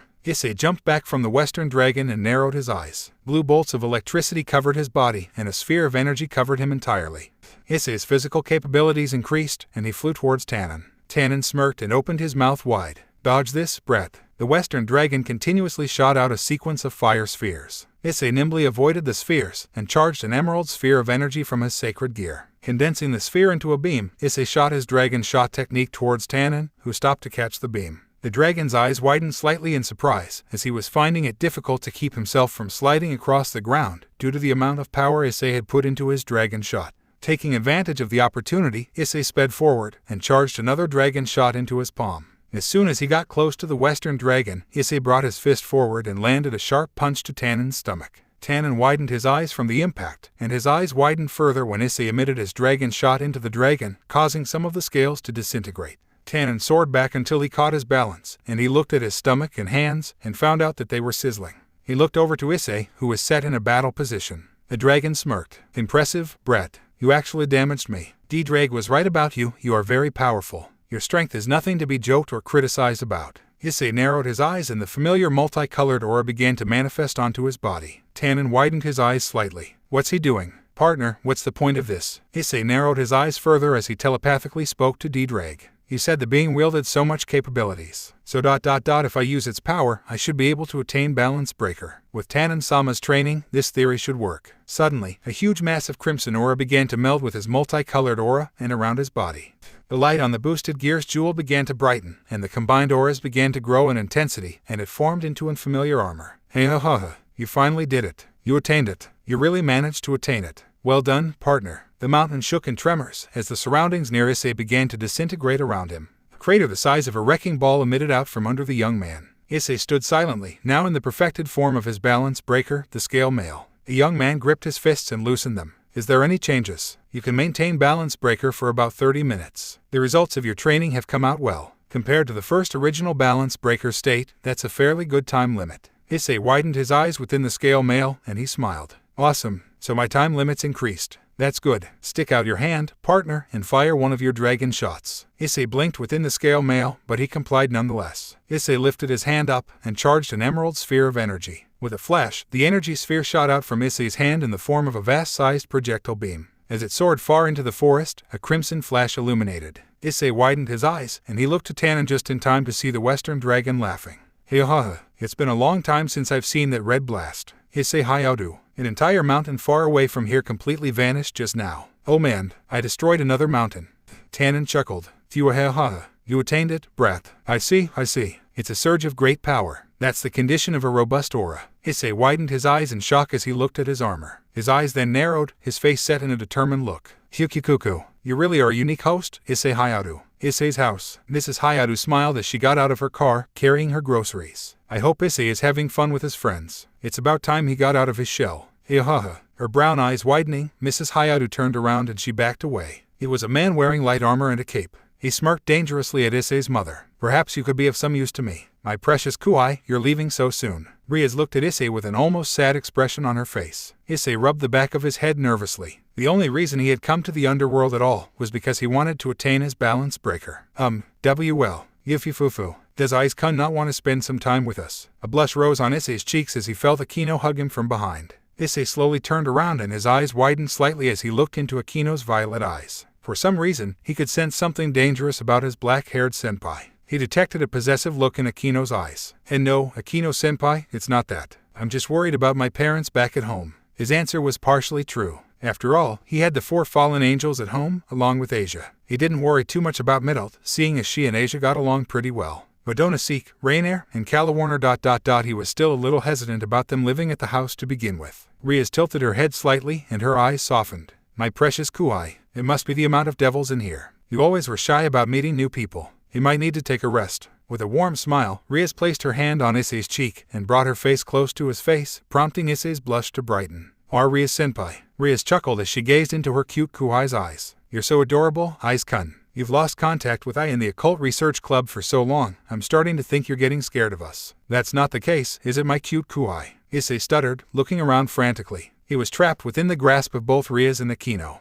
It's not funny. You're right, it's not funny. It's funny as hell. Issei gulped down a nervous lump in his throat, and he willed himself to look up at Rias's piercing blue-green eyes. Was it just him, or was the crimson-haired devil's eyes glowing red? Issei gulped again. He then realized that he hadn't been spending time with the members of the Occult Research Club. But how could he? He'd recently taken in 4 fallen angels and a nun, defeated a noble devil, and had just gained a far better version of the balance breaker. Hey, this guy had a lot on his plate. Issei blinked repeatedly, trying to think of what to say to his senpais, until he heard Rias chuckle. The crimson-haired devil placed her hands on Issei's cheeks and put her lips on his forehead gently. Issei's eyes widened at the contact. Yufafufu. Don't I get a share, Rias? Issei's eyes widened further. Share. Issei's house. A multicolored aura emitted from the ground, revealing Issei with a number of kiss marks on his cheeks. He winced when he felt a mark on his neck. He widened his eyes. Man, Akino-senpai really pinches hard. Shaking his head, Issei walked into his house, closing the door behind him. The first sight he saw was Asia and Middle sleeping on the couch. Tilting his head, Issei went upstairs to his room to see Rainier and Kalawarner on his bed.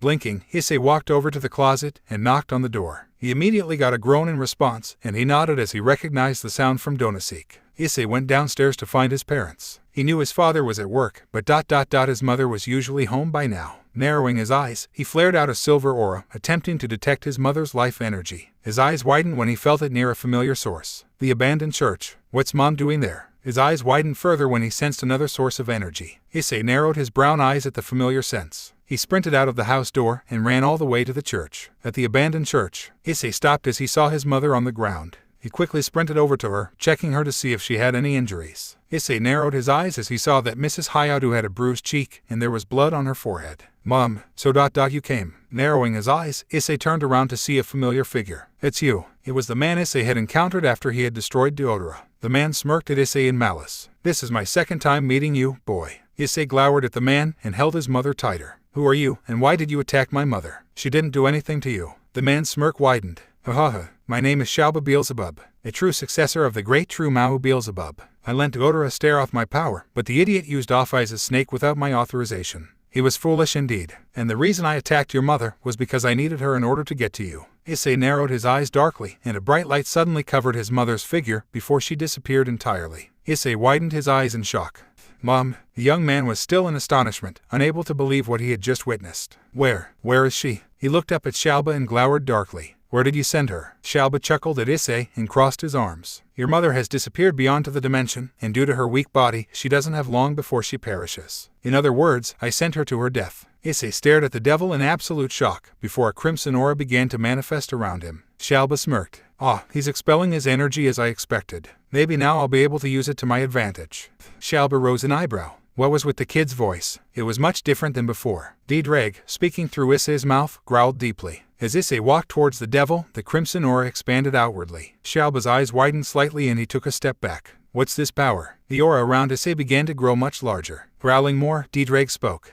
The ground shook violently, and Issei's crimson aura began to rise and increase in size. The aura began to cover the area around him and Xiaoba in red. Xiaoba widened his eyes in shock and he took a step back. His eyes widened further when he heard Issei chanting something. It was his voice speaking, but not only his own voice, but another series of voices of several people. Then the heavenly dragon that has stolen the principles of domination from God. I laugh at the infinite, and I grieve at the dream. I shall become the red dragon of domination. The familiar red armor covered Issei's body, and it began to sharpen, ejecting large wings. From his hands and feet, claw-like talons appeared, and on the helm, horn-like objects appeared. Xiaoba took a step back in shock. Then the jewels from Issei's armor began to brighten, a mixed scream emitting out. Juggernaut Drive. The area surrounding Issei began to disintegrate from the contact from his blood-red aura. Shouting out a beast-like roar, Issei charged towards Xiaoba and landed a devastating punch to the devil's stomach. Xiaoba coughed out a pool of blood, and he winced when Issei grabbed his arm and started to pull. Xiaoba narrowed his eyes and created a light attack with his right arm. Issei narrowed his eyes and used his left arm to chop off Xiaoba's right arm. Kuoh. Issei pulled Xiaoba's left arm right off, and the devil screamed in pain. From one of Issei's jewels, a dragon arm covered in red scales manifested, and landed a sharp punch to Xiaoba's stomach. Suddenly one of Issei's wings glowed with light. Xiaoba widened his eyes as he started to feel his power decreasing. Divide, divide, divide, divide, divide, divide, divide. You possess Volley's power. Damn you.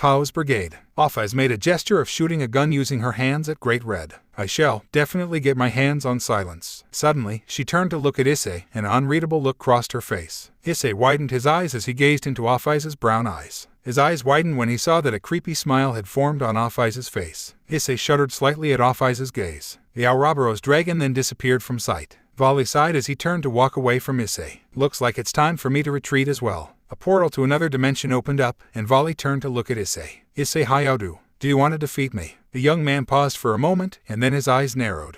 I do. Volley smiled. Me too. However, there are those I want to defeat besides you. This is weird. Looks like the current Welsh dragon and the current vanishing dragon have dreams and objectives more important than the destined fight. Maybe you and I are weird dragons, but something like that might be good at times. But one day, the wielder of the divine dividing gear paused and looked at his rival for a moment before nodding. Get stronger, Issei Hyoudou. Issei nodded to his rival. And you do the same. And with that, Volley disappeared, leaving Issei and Mrs. Hyoudou. Issei stared all around him, noticing the destruction caused by his juggernaut drive form. Issei adopted a look of worry, and then he looked down at his mother, who was still unconscious. With a sigh, he struggled to lift himself and carried his mother home. I have such a weird life, it's not even funny anymore. Volley, I received contact from the leaders. That guy, Shalba, is on the verge of death but survived. I see, Beku. Either way, Shalba rushed it. He was talking about resisting till the end, and our ancestors who were exiled by the current Mao government rushed it too.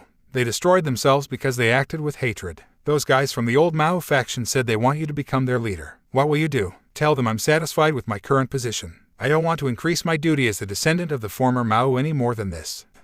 Looks like the old Mao faction is basically done for. Looks like the other factions will start to rise up now. Catalia, Cruisery, and Shalba. You guys had too much envy. If you chose to live as the prideful descendant of the former Mao, then you should have lived with pride like one. So, what was the reason for saving the Welsh dragon's mother? It didn't seem like you at all. Just boredom. That's the only reason. Near Issei's house. Rhea sighed as she walked towards her destination, which was Issei's house. My precious Kuoh. She had to admit it to herself that she was a bit saddened that Issei couldn't stay to watch the rating game between her and Sona. It didn't help that Sona had informed her that Saji kept asking questions about Issei specifically. Flashback. So you're telling me ... he's not a devil. Sona narrowed her violet eyes and fixed her glasses. Saji, please concentrate on preparing for the rating game. I already told you that Hyoudou-kun was not a devil. I am preparing, Kaichu. I'm just so confused. If he's not a devil, how can Issei be so strong? I mean, how's it possible? Sona sighed and crossed her arms. If it puzzles you so much, then ask Hyoudou-kun as soon as we are finished with the game. Oh, believe me, I will. There's no way a human can be that strong. The president of the student council just sighed and rolled her eyes. She looked over to see Tsubaki glowering slightly at Saji. Sona rose an eyebrow before shaking her head and closing her eyes. End of flashback. Rhea shook her head. She had not spent a lot of time with her Kuoh lately, and that only motivated her to get closer to Issei. She smiled as she found his house and went to knock on the door. Seconds later, the door opened, revealing a woman with brown hair and soft brown eyes. The woman blinked in confusion. Can I help you? Rhea smiled. This must be Issei-kun's mother. My name is Rhea Gremory. I'm a third-year student at Kuoh Academy. Is Issei here? Mrs. Hyoudou widened her eyes for a moment, and then she smiled. You must be one of my son's new friends. Sure, come on in. He should be in his room. Make sure to knock gently, he's been a little jumpy recently. Rhea widened her eyes, but she nodded to Mrs. Hyoudou. Walking into the house, the crimson-haired devil looked at it approvingly before walking upstairs to Issei's room. She knocked on the door and waited for a few seconds. He must be asleep. She opened the door gently and a smile grew on her face. My cute Kuoh, it's time to wake. Her eyes widened in shock as she witnessed something horrible. There were two women with black hair sleeping next to Issei. The two women possessed black crow-like wings that covered Issei entirely, as though the wings were used to entrap him. Fallen angels. Rhea's blue-green eyes narrowed dangerously, and she began to charge a crimson-colored sphere of demonic energy. One of the women rubbed her eyes, and the first thing she saw was Rhea emitting a crimson aura. The woman widened her brown eyes and she held up her hands in defense. What are you doing? Rhea narrowed her eyes darkly, and she put more energy into her blast.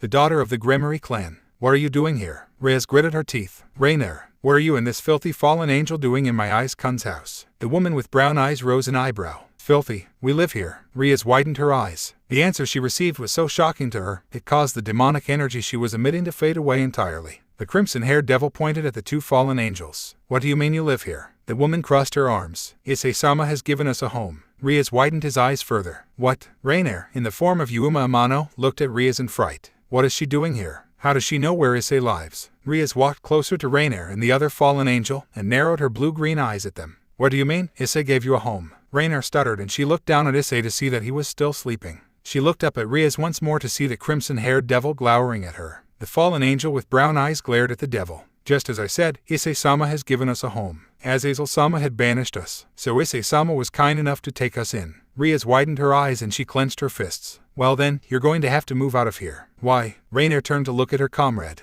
Calawarner. Rias narrowed her eyes. What do you mean why? Because I said so, that's why. Calawarner rolled her eyes. You don't live here. So, that being said, you don't have the right to dictate what we can or cannot do. Rias clenched her fists tighter. Look, I will not tolerate you going anywhere near my Eyes-kun. I can't allow him to get tainted from the likes of you fallen angels. Calawarner rose an eyebrow, and then she said something that puzzled Rias. Seems kind of hypocritical. Rias widened her eyes. What do you mean? You, preventing a fallen angel from tainting an innocent being, when the devils have done it countless times before. For the first time, Rias stuttered in her speech. Aye, you're wrong. I wouldn't taint my Kuhai like that. He's much too innocent. Calawarner rolled her eyes. Exactly, and it's Issei-sama's innocence that only fuels your motivation to corrupt him. Rias narrowed her eyes darkly. Here she was, arguing with a fallen angel. She loved her Kuhai greatly, and while she admitted to herself that she wanted to cuddle and hold on to him, she never had the desire to corrupt him. You're wrong. I wouldn't do something like that. Calawarner narrowed her eyes. And neither would I, like you said. Issei-sama is much too innocent, and I have no desire to deprave him of his innocence. The crimson-haired devil crossed her arms. Why were you near my Issei in the first place? Calawarner turned to glare at Rainier and she pointed to her. Because stupid over here wouldn't stop mumbling in her sleep, and Issei-sama is much quieter in his sleep.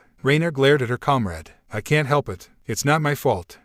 Rias, Rainier, and Calawarner widened their eyes to see Issei moving slightly and rubbing his eyes. He moved his head and groaned a bit before settling himself to go back to sleep. Rias tilted her head and her eyes softened. My precious Kuhai. Calawarner softened her eyes, and she lifted her wings to cover Issei's body and slide him towards her. Rainier widened her eyes. She sprung her wings out and attempted to edge Issei near her. Calawarner narrowed her eyes and glared at Rainier. What do you think you're doing? A blush slowly formed on Rainier's face. I'm cold. Then get a blanket. Issei's warmer. You tried to kill him. You don't have the right to touch him. But you were with me in the plot to begin with. Yeah, but I didn't attack him. Rainier pouted and she looked away. Rias widened her eyes, and then she narrowed them. Don't you dare. Suddenly the closet door opened, revealing a cranky Donosik. Would you idiots shut the hell? He cut himself off as he noticed the daughter of the Gremory clan glaring at him dangerously, and both Rainier and Calawarner looking curiously at him. The male fallen angel swallowed a lump in his throat as he slowly closed the closet door. Never mind, proceed. Glowering at the closet, Rias turned around to look at the sleeping Issei. Rainier and Calawarner glared at each other before Rias spoke up.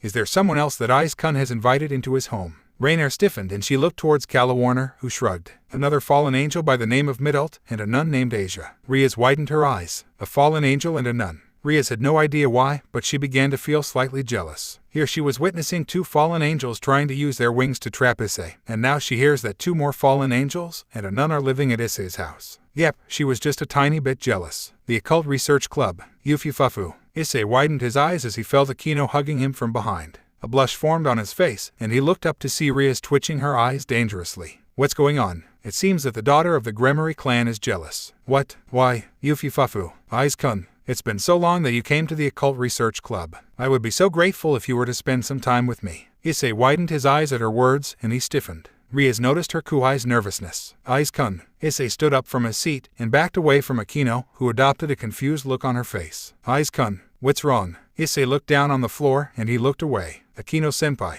I'm not used to hanging around with people. Rias's eyes softened, and Akino put her hand on her own chest. With a warm smile, she walked over to Issei and put her hand on his cheek. Eyes-kun, nothing is going to happen. A coy smile began to form on her face. My adorable Kuhai looks so nervous. Don't worry, I'll take good care of you. Issei noticeably shuddered at Akino's tone, and Rias's eyes twitched once more. Ever since she had found out that Issei had 4 fallen angels and a nun living at his house, she began to feel a bit jealous. Especially since 2 of the 3 females of the fallen angel race often fought in order to find out who got to cuddle with Issei. Needless to say, Rias was not a happy devil, not at all. So it seems you have a date. I envy you. No wait, I pity you actually. Issei blinked in confusion. The Heinjima devil. She seems to have the combined persona of a gentle girl and a sadist. Issei blinked. A sadist. Issei sighed as he sat on top of the roof on his house. He tilted his head, and a sad look formed on his face. I can't believe how much my life has changed.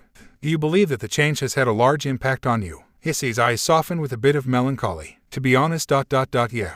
I don't know what is going to happen next, but so far the events I've been in have been unexpected at the most.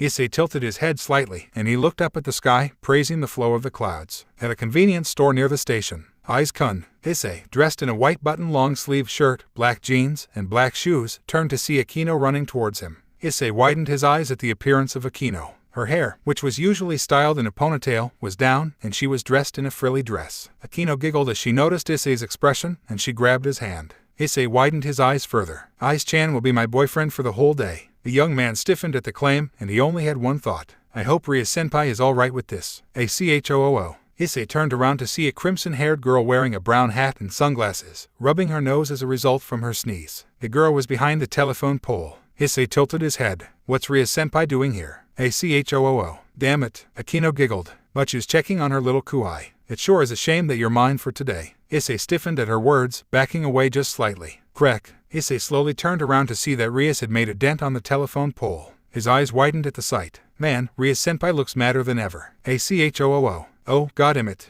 Never would have assumed her to be the jealous type. 3 hours later, Akino giggled as she pulled Issei towards the aquarium, wanting to see all the different types of fish. Issei looked on in amazement as he peered at the numerous amount of fish. Smiling at her kuai's face, Akino went to reach for Issei's cheek before she saw Ria's nearby. With a mischievous look in her eyes, Akino pulled Issei by the hand, ready to shake off Ria's. Akino-senpai, let's shake off Ria's, my adorable kuai. The two eventually evaded Ria's sight, and they ended up stopping near a restaurant. As they caught their breaths, Akino smirked and suddenly backed Issei against the wall. Akino-senpai, Yufifafu, so cute. Humph trying to seduce the Welsh dragon, huh? Issei and Akino turned around to see an elderly man and a beautiful young woman with long, silver hair and light blue eyes. The man appeared to have long, gray hair and a matching beard, and wore an eye patch over his left eye. Issei tilted his head. Who are these two? The man chuckled. Allow me to introduce myself, kid. My name is Odin, the chief god of the north. Issei widened his eyes. God of the north. Akino blinked. What are you doing here? The silver-haired woman glared over at Odin.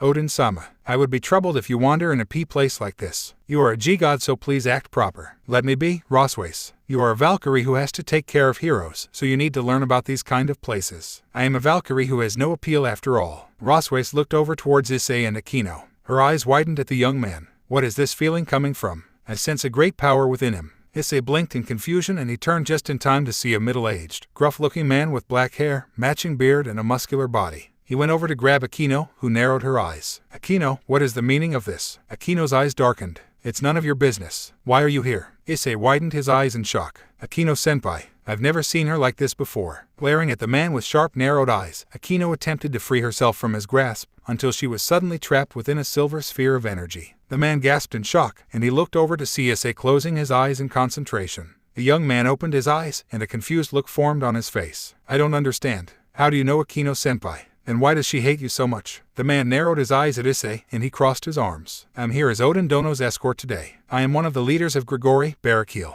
I am also the father of Akino Hinjima. Ho ho ho, indeed I have come to visit. Issei looked around nervously as he had just realized that the North God Odin was in his house. He looked around frantically to see that the members of the Occult Research Club was in his house as well, including Azazel, the leader of the fallen angels. Issei couldn't help but ponder. How did these people know where I live? This was the first time the club and or other people had ever been in his house, so Issei was understandably hesitant. He looked over to see Akino with a rare scowl on her face. Issei looked to see Barakil. From Azazel's explanation, Barakil was a warrior-type man, and was the strongest within the race of the fallen angels. Here's her tea. Ria smiled and served Odin tea. You don't have to worry about me. But, it seriously is huge. That one is also huge. Issei tilted his head. What's he talking about?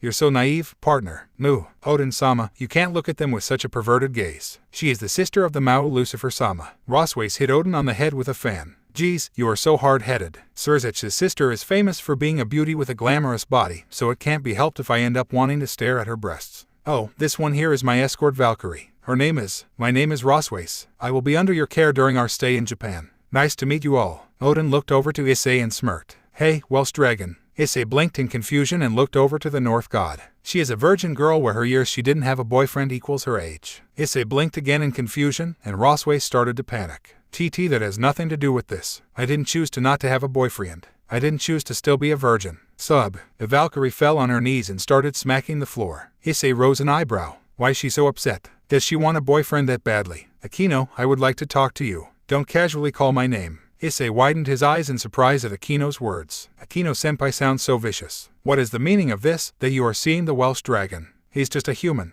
This is my life. Why do I have to have you comment about this? I heard rumors. I've heard rumors that he was not an angel, and neither a devil or a fallen angel. He was human. Issei blinked in confusion. Does Akino-senpai's father not like humans or something? I'm worried about you. I'm worried that you are receiving embarrassing words. Don't talk about him like that. My eyes Kun is shy and unique, but that's what makes him Issei. He is a kind and sweet man. So you judge people by rumors and gossips. I'm saying this as a father. Don't act like a father. I can take care of myself. Barakil was silent, and he was about to say something else until he heard a crash near the kitchen. Akino and Barakil turned to see Issei on the ground rubbing the back of his head. He looked up, and his eyes widened at the look on Barakil's face.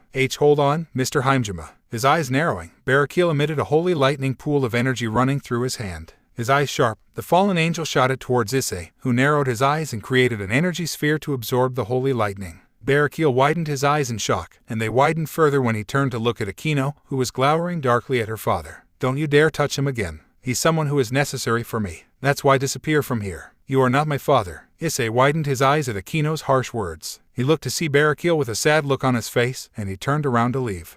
Sorry. Issei gained a melancholy look in his eyes. What on earth is going on? I don't understand. Eyes. Issei's eyes widened when he felt Akino hug him tightly in a vice-like grip. Issei's eyes softened. Akino-senpai, please don't say anything. Let me just stay here please. Please Issei. Issei looked at the Hymjima devil, and he willed himself to let Akino hug him. Your power has increased greatly, Welsh dragon. Issei looked up to see Azazel sitting on the couch. A leader of the fallen angels turned to look at him. I was in the neighborhood and I heard that you had unlocked Juggernaut Drive. Issei blinked in confusion. Juggernaut Drive. It was the form you took when you encountered Shalba Beelzebub. It temporarily removed my seal, allowing you to have access to my full power. However, as a cost, your sanity and potentially are devoured by the power. Then I can't use it that much. There is a way you could control the form, Welsh dragon. Issei looked up to see Azazel looking at him. Because of the influence of Juggernaut Drive, it should be in the state where the thoughts of the past boosted gear possessors are released. The negative feelings of the past wielders are trapped within the sacred gear. It is basically like a curse, and it seems like they are trying to use the power of darkness to control you and rampage so they can drain your life to the sacred gear. Issei widened his eyes at the revelation as Azazel continued his explanation. They say that the families and people close to the past possessors have become unfortunate due to the curse. That's why if you eliminate the curse, the negative feelings, then instead of the Juggernaut Drive, I made the logic that you might be able to attain a power that rivals Juggernaut Drive without trimming your life. For that, you have to go deep into the conscious of the sacred gear and release the thoughts of past Welsh dragons from their negative feelings. Issei narrowed his eyes, and he looked away. So, I have to put the past possessors to rest. Exactly. Issei looked around the wagon he was inside in. He was trapped with the Occult Research Club, Azazel, Odin and Rosways, in the wagon of the 8-legged warhorse called Sleipnir. Issei looked the window to remind himself that they were flying, and he noticed Barakik guarding the wagon. Issei looked over at Akino, who looked as though she didn't want to be talked to. His brown eyes softened. Issei looked out of the window. Rosways narrowed her eyes at Odin. Odin-sama, it's almost time for the meeting with the gods of Japan, so please lose that mindset of being on vacation. At this rate you will be yelled at by other people when we return to our homeland. Geez, you are a woman who doesn't know how to lighten up. How about you relax a little? It's no wonder you can't even get a single man.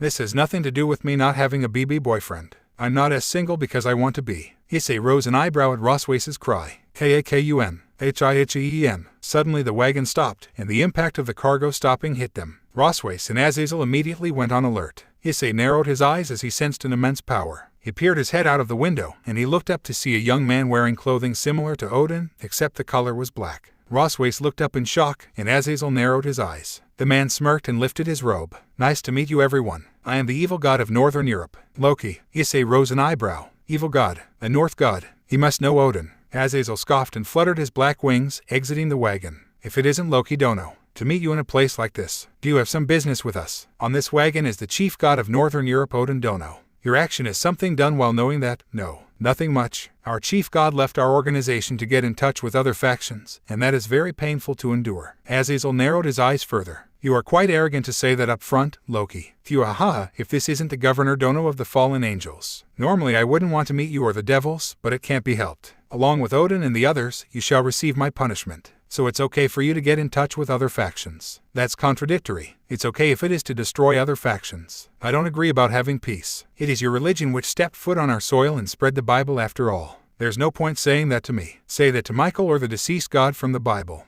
Either way, it is a problem for the chief god Odin to negotiate with the gods of the Far East. Then we won't be able to have the day of Ragnarok. What is it you wish to obtain by trading for the information regarding Yggdrasil? Azazel tilted his head, and then he pointed to the evil god. I will ask you one thing. Are your actions connected with the Kuoh's brigade? Wait, if I remember, you weren't an evil god Sama who would answer honestly. Loki shrugged back without caring. I feel sickened that you would mix my opinions with those foolish terrorists. I came here of my own will, and Office has nothing to do with this. So you are not from the Kuoh's brigade. But this is also a problem in its own way. I understand, geezer. So this is the problem that the North faction carries, huh? Azazel looked towards the wagon just in time to see Odin getting out of the wagon with Roswace. He activated a magic circle under his feet, and he moved in the air along with the magic circle. There are still hard-headed people, and that's the current situation we are facing. There are fools like this one who come out like this. Roswace's attire began to change into a white chest plate with gold and pale blue accents and matching fingerless gauntlets, boots, hip guards, and wing-shaped hair clips. She also wore a black leotard underneath the chest plate, black thigh-high stockings, and a pale blue cloth wrapped underneath her hip guards, all of which were clad with pink lacing along with her hair clips. Loki-sama, your actions exceed your authority. Doing something like pointing your fangs towards the chief god. This is unforgivable. You should make an argument at the official meeting. Loki chuckled. A mere battle maiden shouldn't get in my way. I'm asking Odin, are you still planning to continue doing something which is outside our Norse world? Yup, talking to Surzech and Azazel is 10,000 times more interesting than talking to you. I want to know about Japanese Shinto. They also have an interest in our Yggdrasil. After we make peace, I'm thinking of exchanging our cultures by sending out each of our messengers. Hearing that, Loki smirked at the god. I have confirmed your plans. Such a foolish act. Let's have a display of powers here then. Issei narrowed his eyes as he started to feel an overwhelming feeling coming from Loki. Azazel narrowed his eyes as well. So I can take that as a declaration of battle right. Loki smirked at the leader of the fallen angels. Take it as however you want it to be. Loki pointed his hand forward, and a great amount of energy began to form from his hand. Issei narrowed his eyes as a red aura began to envelop him, shaping into armor. In his balance breaker form, Issei flew quickly towards the evil god, and reared his fist back in order to punch him. Loki swiftly dodged the attempt with a smirk, until Issei unexpectedly grabbed his arm and spun him around, throwing him far away from him. Loki easily caught his balance, and he smirked at Issei. Well, this is unexpected. The Welsh dragon is also here. This should be amusing. Glowing particles of light gathered into the evil god's hand, and Issei's eyes widened, before he lifted his hand up, charging an emerald beam of energy. The two shot their beams of energy towards each other, the two forces colliding violently. Loki's eyes widened slightly in surprise, and he shielded his eyes when his and Issei's attacks exploded into the wind. The evil god looked over to Issei, and he smiled. Interesting, I wasn't holding back completely. This certainly makes me happy. He looked over to see Rias and Akino spreading their wings, and coming out of the wagon. Rias was covered in a crimson aura, crimson hair. House of Grimmery ... was it? He must be the blood relative of current Mao. Two leaders of the fallen angels, and on top of that the Welsh dragon is with you. Odin, for a mere guard, this is a bit overboard, don't you think? Odin narrowed his eyes. A fool like yourself ended up coming here. It turned out to be the right decision after all. Loki smirked wider, and he spread his robe. Very well, then I will call it. Come out, my adorable son. A rift suddenly formed in space, and out came a giant wolf with ash-gray fur. The wolf glared over at Issei, who narrowed his eyes back in return. Rias, Akino, and Azazel widened their eyes in shock. Partner, he is dangerous. In your balance breaker state, you should avoid him. His brown eyes narrowing further, Issei turned to look up at Loki, who smirked. You should be careful. This one is among the top class of the worst monsters that I have created. After all, this one's fangs are something which can kill any god. I haven't tried it, but it should be effective against gods from other religions. It can give mortal wounds whether you are a high-class devil or a legendary dragon. The evil god pointed to Rias, who took a step back. I actually didn't want to use the fangs of my Fenrir on those not from the Norse. Well, having this child learn the taste of the blood of those outside the Norse world might be a good experience for him. The blood relative of Mao. Tasting that blood will also become useful for Fenrir. Kill her. The ash-gray wolf howled and it disappeared from Issei's sight. Issei widened his eyes and sprinted in front of Rias, and he clenched his fist, bolts of electrical sparks augmenting the power of the boosted gear. He punched the wolf's face, and the wolf soared back far away from the two. Loki actually had the gall to look surprised. Eyes. Issei turned around to see Rias staring at him with a shocked look on her face. Rias-senpai, are you alright? Why yes, I'm okay. Thank you. Thank you so much. She then gasped. Issei rose an eyebrow. What is it? Your armor. Issei looked down to see that his armor had been pierced through. Narrowing his eyes, Issei looked up at Loki angrily. D-Drag, how long do you think I'm able to use the inherited power? Partner, it's too risky. You were able to combine it with the balance breaker, but only a portion of it was used up. If you use the being's power just by itself, your body might burn out. Then that's a risk I'm willing to take. The scale mail suddenly broke apart from Issei's body, and the familiar multicolored aura and the cosmic energies surrounded Issei entirely. It enveloped his body, and a bright flash illuminated the area around him.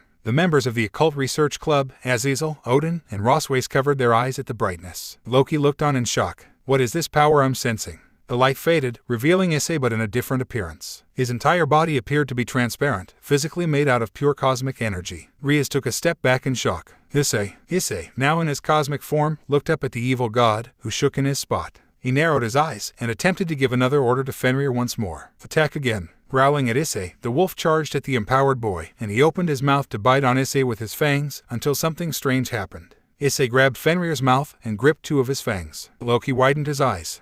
What's this? Narrowing his eyes, Issei pulled the two fangs off, causing Fenrir to scream out in pain. The wolf growled at the pain, and he moved to swipe at Issei with his claws, realizing too late, as his claws suddenly broke upon coming into contact with Issei. Loki looked on in shock. Narrowing his eyes further, Issei landed a sharp punch to Fenrir's jaw, causing the wolf to soar across far away from the empowered Issei. Loki stood in shock before he felt someone behind him. He slowly turned around to see Issei, and before he could react, Issei punched the evil god in the stomach. The evil god's eyes widened in absolute shock. Issei landed another punch to Loki, and he kneed him in the abdomen. The evil god coughed out blood, and Issei lifted his hand up. Issei gathered his energy into the form of a giant orange-crimson sun-like energy sphere. Loki, Riaz, Aquino, Azazel, Rosways, and even Odin looked on in amazement. Loki narrowed his eyes and flew away from Issei before charging a massive pool of energy. Issei narrowed his eyes, and he charged towards the evil god, who quickly shot the great amount of massive energy. Seeing the energy blast coming closer, Issei moved his hand forward and collided his supernova bomb into Loki's energy blast. The two struggled to overpower the other, but Issei's energy output was much greater, and the supernova completely overwhelmed the evil god, causing a bright explosion. The light faded, revealing Issei in his cosmic form, before his body began to form back to normal.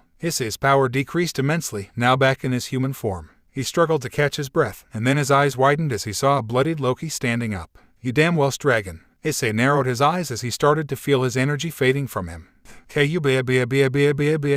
The space in the area distorted while Fenrir became sealed. A white silver armor descended down between Loki and Fenrir. Issei Hyoudou, are you okay? Vali. Loki smiled happily at Vali's appearance. The Vanishing Dragon. How do you do, god of evil Loki Dono? I am the Vanishing Dragon Vali. I came here to eliminate you. Hearing Vali's declaration of war, Loki smirked. I am satisfied after seeing the two heavenly dragons. I will retreat for today. Vali smirked and turned to look at Issei. Hyoudou, it seems that the power that you wielded has faded away quicker than expected. Perhaps it is time to work together just this once. Issei struggled to replenish his energy, and he balanced himself, his energy returning. That sounds good. With a determined glare, Issei lifted his arm up, along with Vali. Vanishing Dragon Balance Breaker. Both Issei and Vali were enveloped into their red and white plate armors, respectively. Looking at each other, Issei and Vali nodded towards each other and they stepped in front of Loki. This is wonderful. So the two heavenly dragon will be joining forces to defeat this Loki. My heart never raced like this. Vali narrowed his eyes. Hyoudou, do you still retain power from your cosmic-like form? Issei was still for a moment, and then shortly he nodded. I have only a little left before my body wears itself out. Why, what are you suggesting? Vali was silent, until Issei understood his methods, and he nodded. All right then. Vali lifted his hand up, charging a pool of combined demonic energy and magical power. Loki rose an eyebrow. A puny magic attack wouldn't even faze me. It was at that moment that Issei lifted his hand up, forming an emerald sphere of energy. Boost, boost, boost, boost. The energy sphere grew larger, its surface bursting with colossal energy. At that moment, Vali shot his energy beam, along with Issei firing his bursting Nova Bomb simultaneously. The Nova Bomb completely absorbed Vali's energy sphere, causing the Nova Bomb to expand into a great size. Loki looked on in shock. What in the hell is that? BOOMMM. The evil god was enveloped by the magic Nova Bomb entirely, causing a vast explosion twice the size of cosmic Issei's supernova. The impact caused a bright light, and the light quickly faded, revealing Loki, his body steaming with many tendrils of smoke. His body was crumbling, and the evil god fell onto the ground. The reason why the god recorded in the Bible left a phenomenon called balance breaker ... and a weapon called Longinus which can kill God without getting rid of them. Did he know something like this would have happened? Why did he leave humans a method to kill a god? And with that the evil god lost consciousness. Loki's power was sealed by Rosways, thanks to the large amount of Norse magic seals placed on him. Vali seemed to have disappeared from sight, and Issei looked on as his scale mail started to fade away. Issei Hyoudou. Issei turned around to see Barakil being held up by his daughter. Issei walked over to them. Barakil gave him a smile. It seems that I was wrong about you. Yes, you are a human. But, for a human to possess so much power to rival or surpass a god, Issei blinked as he listened to Barakil praise him. Akino's father looked right into the young man's eyes. My daughter seems to care a lot about you. Issei widened his eyes in surprise as he turned to look at Akino, who was giving him a warm smile. Barakil placed a hand on Issei's shoulder. The Welsh dragon, huh? You really are something else, Issei Hyoudou. Akino walked over to Issei and she wrapped her arms around his neck. Issei widened his eyes in shock before Akino softly placed her lips on his own. Issei's eyes widened further and his face flushed a deep tomato red. Watching the two from far away, Ria's eyes widened and her eyes twitched. Issei noticed it and he only thought one thing. Ria-senpai doesn't look happy. Hey CHOOO. Oh come on. The Juggernaut Drive, which I haven't used for a while, burned me as well as being dangerous. If I can, I want to lower the times I have to use it. At this rate, I won't last. So, what happened on your side, Arthur? It seems like I can do something about it by using the power of this Excalibur, which controls ruling. To Fenrir, that is. It has restrictions, so Fenrir's power will decrease quite a lot though. But even if you had your eyes on its fangs, you sure have weird taste for taking in such a dangerous monster to our team. Volley, we received a call from Cao. Beku, what did he say? To make it short, we will act on our own. Just don't get in our way. That's what he said. Cao, let's hope that nothing happens to both of us. Though we won't hold back if you were to come at us. Issei Hyoudou, he sure is someone I can't predict, and he sure does entertain me. His growth rate is going at high speed in a totally different direction. Issei Hyoudou, he's unique, being my rival and all. He's like an existence which is like a naive being, but he seems to be becoming something which won't be a joke. Get stronger. Hyoudou, at Issei's house. Issei sighed as he walked into the house, only to get attacked by two small figures. He looked down to see Midult and Asia hugging him. Issei widened his eyes. Asia-san, Midult-san. Asia looked up at the young man with her green eyes. Ai-san, where have you been? We've been worried about you. Midult put in her 2 cents. Yeah, and so have Rainier and Calawarner. And even Donasik. Issei rose an eyebrow. Even Donasik. Somewhat convinced, Issei walked upstairs and opened his room door to see Calawarner and Rainier sleeping on his bed. He looked over to hear the sound of snoring coming from the closet. Donasik. Sighing tiredly, Issei went to go into his bed, making sure not to wake the other 2 fallen angels up. Narrowing his eyes, Issei put his hands behind his head. When I entered that other form, I felt like my body was burning entirely. I'm going to have to start training it. The power of the inherited being, once mastered, should be a great advantage to you, partner. Make sure you use it wisely. I know. Issei looked up at the ceiling, and his eyes widened slightly when Rainier and Calawarner's wings began to cover him, only allowing him to see their feathers. The young man rose an eyebrow and sighed. I feel like I'm under a dark feathery tent. Issei looked all around him, enjoying the scenery in front of him. He closed his eyes, sucked in some air, and let out a deep breath. The ground started to shake as a multicolored aura, along with the energies of the cosmos, surrounded his body. With a flash of light, Issei stood motionless, now in his cosmic form. Opening his eyes, Issei sighed, letting out another breath. He widened his eyes as he sensed numerous amounts of energy signals. Issei silently lifted his hand up, and an emerald sphere of energy expanded from his hand. The sphere grew to a colossal size. Issei narrowed his eyes, putting more energy into the sphere. His eyes narrowing further, Issei closed his eyes, and the sphere began to decrease in size, allowing itself to be absorbed back into Issei's body. Issei put his hand under his chin as he tried to remember what D-Drag had said. Flashback. End flashback. Reality manipulation. Issei tilted his head. Reality. So if I think of something ... will it appear? The young man in his cosmic form tilted his head again. He put his hand forward, and suddenly a sword formed into his grasp. Issei widened his eyes as he looked at the design. He looked closer to see a button on the sword, and he pressed it. The sword emitted a brightly lit green-colored blade. Issei widened his eyes further, and he smiled happily. Cool. Is that a laser sword? Smiling in excitement, Issei swung the sword around, listening to the buzzing sounds it made. He then tilted his head in interest. I wonder if I can change the color. As he thought this, the laser sword's colors changed continuously to blue, black, gold, orange, and purple. Widening his eyes, Issei chose the color of green. He smiled cheerfully. All right, I think I've got it so far. My energy's not decreasing at all, so that's a start. I wonder what else I can do. The student council room. So you're saying ... you're not a devil. Issei rose an eyebrow at the question Saji had just asked him. After remembering that he had spent a day with the Occult Research Club a couple of days ago already, Issei had decided to spend some time with the members of the student council. He regretted nothing, until Saji had come up to him.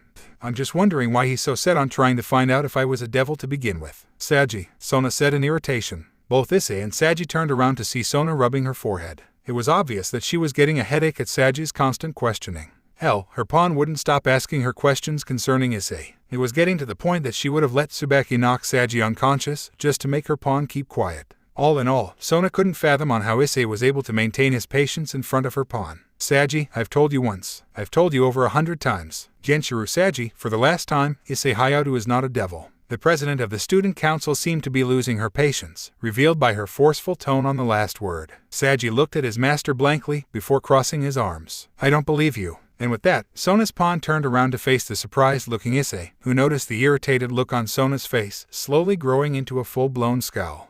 Issei rose an eyebrow and looked back over to Saji, who was fixing him a suspicious glare. Prove to me you're not a devil, and I'll dismiss the matter. Oh yeah, like that's gonna happen. Saji turned to scowl at Tsubasa, who scowled back at him, crossing her arms. What's that supposed to mean? Tsubasa narrowed her eyes. You haven't stopped talking about Hyoudou-kun since the day Kaichu had introduced us to him. You keep asking why he's so powerful, why he's so strong, and more importantly, whether or not he is a devil. You've really gotten a bit distracted. No, I have not. I was just... Saji. Saji turned to look at Tsubaki, who was clutching her forehead in annoyance. She was glad that Issei had come to the student council room to visit, but that happiness soon vanished as soon as Saji had walked up to the young man. She was actually hoping that she could spend some time with Issei, but that hope was slowly dwindling the longer Saji interrogated him. What is the point of asking Hyoudou-kun if he is a devil or not, when Kaichu has already said, not once, nor twice, and not even 3 times, but many times, that Hyoudou-kun is not a devil? It was completely silent in the student council. Sona had actually smiled a little at Tsubaki's interruption.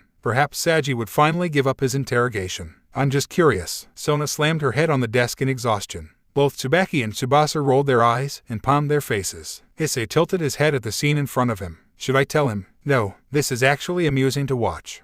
You're such a troll, D-Drag. I try my best. His eyes narrowing slightly, Issei charged a pool of cosmic energy, the multicolored aura surrounding his body. The members of the student council widened their eyes as the aura enveloped Issei completely, causing a flash to illuminate within the room. Then the light faded, revealing Issei in his recently attained cosmic form. Sona, Tsubasa, Tsubaki, and Saji looked on in shock. Saji took a step back. What the? Sona's eyes widened in surprise. What is this overwhelming power? It's still soaring up. Tsubaki and Tsubasa shook. What is this? Hyoudou-kun. How much power does he possess? With a sigh, Issei closed his eyes, intentionally decreasing his power in order to return to his original form. Kyukikuku. They all looked frightened. Issei opened his eyes and sighed as he looked at the members of the student council looking at him in shock. The young man rubbed the back of his head. I'm still in the works of trying to train this form. I'm still not used to it. Sona widened her eyes further. He hasn't mastered it yet. This power. Narrowing her eyes slightly, Sona looked over to Saji, who was still shaking. Well, Saji, are you satisfied? You got your answer. Saji continued to shake until his eyes rolled over and he fainted, collapsing on the floor. Issei widened his eyes at the scene. Near some shopping centers. Where did you want to go, Asia-san? Asia smiled as she walked with Issei near some shops. She had convinced Issei to take her out in order to learn how to be more social. Problem was, Issei wasn't exactly social either, but thanks to D-Drag, he had become a bit more smarter. Her green eyes widening in excitement, Asia went over to a Skill Crane toy machine, finding a dragon plush toy inside. She turned to look at Issei with a smile on her face. Ai-san, can you teach me how to play? Issei widened his eyes at the question, and he walked over to the girl. He peered at the crane toy machine and tilted his head. 25 cents. He reached into his pockets, and his eyes widened, and then they softened. I must have left my wallet at home. Issei's house. Get your hands off of Issei-sama's wallet. Calawarner narrowed her eyes as she took the wallet back from Donosik, who glared at her. The pillow he bought isn't comfortable at all, so I'm getting a new one. And a mattress too. You sure are turning into a kleptomaniac. You know what, why don't you? He was cut off when a pillow was thrown into his face. Calawarner turned around to see Middle glaring at Donosik. You can't steal Issei-san's money. That's wrong. Donosik removed the pillow from his face and glowered at the tiny fallen angel. Rainer, help me. His eyes widened as he looked around Issei's room. Hey, where's Rainer at? Near the store. Issei frowned slightly and he crossed his arms. As he concentrated, a quarter suddenly appeared in his hand. Widening his eyes, Issei smiled when Asia happily took the coin from Issei. Arigato, Ai-san. Asia smiled as she deposited the coin into the toy machine, placing her hand on the joystick. Winner. The crane machine emitted a beeping sound, indicating that Asia had won. Smiling happily, Asia showed the dragon plushie to Issei. Ai-san, look, I won. Issei blinked, and he smiled. Haha, good job, Asia-san. 1 hour later, Asia pulled Issei near the waters near the park, and she smiled. Ai-san, thank you so much. I really enjoyed spending time with you. Issei widened his eyes until he heard a familiar huff of annoyance. Humph. Issei and Asia turned around to see Rainer, in her fallen angel form, floating above the water. Issei widened his eyes in surprise. Rainer, what are you doing here? I thought you were back at the house. Rainer crossed her arms, and a faint blush formed on her face. Issei-sama didn't tell us where he had gone to. Issei tilted his head and rose an eyebrow. Asia had asked me to show her around town. Rainer looked over to Asia, and her blush seemed to brighten. After a few moments, her body glowed, decreasing in size in order to transform back into Yuma Mano. In her human form, Rainier put her hands behind her back, looking away. Issei-sama. Issei blinked in confusion. Rainier scrunched her face cutely, and she seemed to tremble in nervousness. Why is she so nervous?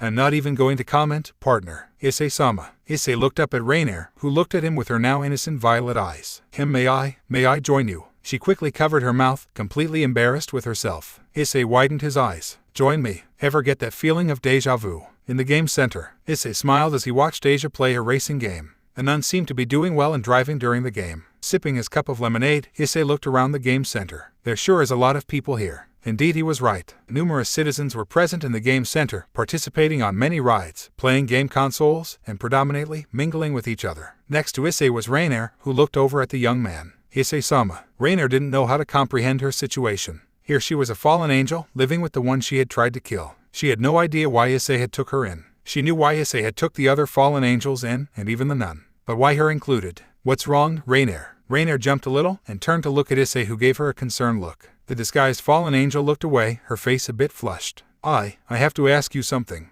Issei blinked, and he nodded to her. Rainier hesitated, and then she took a deep breath. Why did you take me in? Issei blinked again. What? Rainier tried to explain herself. Why do you allow me to live in your house? After everything I did to you. I tried to kill you. Why would you allow me to live? Issei widened his eyes at Rainier's question. He then frowned, his eyes taking on a serious look. He closed his eyes and said only these words. You live and you learn. You have the choice to forgive, but never the choice to forget. Once you forgive, but never forget, you are able to move on. Rainier widened her eyes in shock at Issei's words. Issei opened his eyes and looked over at Rainier. Everyone has the choice to forgive, Rainier. But, he got up from his seat and crossed his arms. No one has the ability to forget. Rainier blinked in amazement. Looking at the disguised fallen angel for a moment, Issei unfolded his arms as he turned to look at Asia having fun. Rainier kept her gaze on Issei before she looked away, lost in her thoughts. The Occult Research Club. Issei opened his mouth as he was fed a piece of bento meat by Rias. Rias smiled, happy that her kuhai had come to visit. Akino smiled as she sat next to Issei, looking at his brown hair. You know, Rias. Rias looked over to her friend. Akino smiled wider. Look at Aiz-kun's hair, on the left side where his two hairs stick up. If you raise those two hairs up, they almost look like devil horns. Rias widened her eyes and looked at Issei more closely. Issei widened his eyes in confusion. My hair. She's right, you know. The two hairs on your head that looks like a mustache. If they were to raise up further, they would look like devil horns. So Aiz-kun. Issei dropped his conversation with D-Drake and looked up at Rias, who had an amused smile on her face. Sona told me about the little episode you had with Saji. Issei tilted his head, and his eyes widened when he remembered the incident. He rubbed the back of his head. Yeah, Sona-senpai and Tsubaki-senpai looked really annoyed. They said that Saji had kept asking about me constantly. Is he all right now? Rias narrowed her eyes slightly and crossed her arms. He's fine. He woke up a couple of minutes ago. Sona told me that Saji was still suspicious on your classification status. Issei rose an eyebrow. Seriously, he's still convinced you're a devil. Issei sighed and rubbed the back of his head again. I guess nothing's going to change his opinion. Rias smiled and rolled her eyes. I wouldn't worry about it, my precious kuai. Besides, it could be worse. In the student council room. He's from space. He has to be. Sona and Tsubaki palmed their faces as they listened to Saji spout out another theory involving Issei. Saji, please don't start again. Saji looked to his comrades. No, I'm positive this time.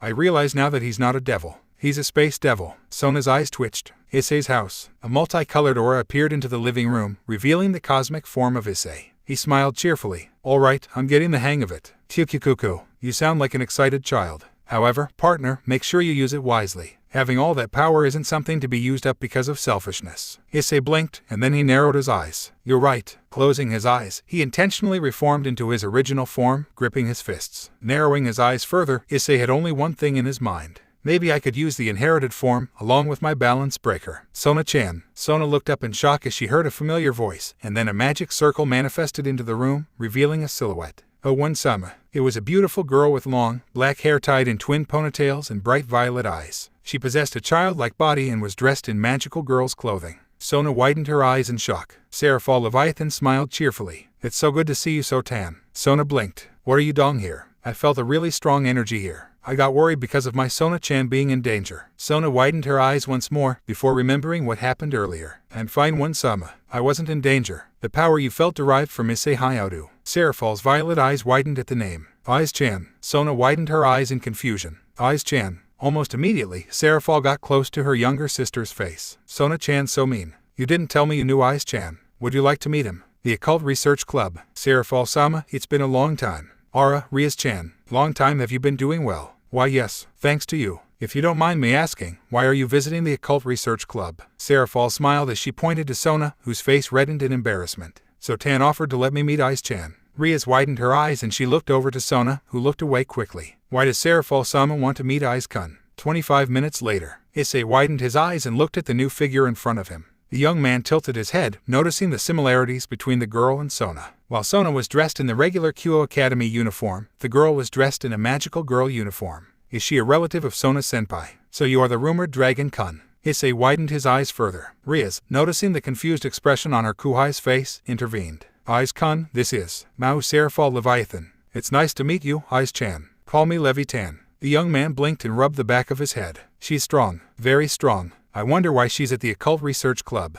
Remembering what Serafal's status of power was, Issei lowered his head in respect. And nice to meet you too, Serafal-sama. Seconds later, Serafal bonked Issei on the head with her magic wand, and the young man rubbed his head tenderly. He looked up at the Mao and widened his eyes in confusion. Did I say something wrong? I said you could call me Levitan, Issei-chan. No need to be so formal. Issei blinked in confusion.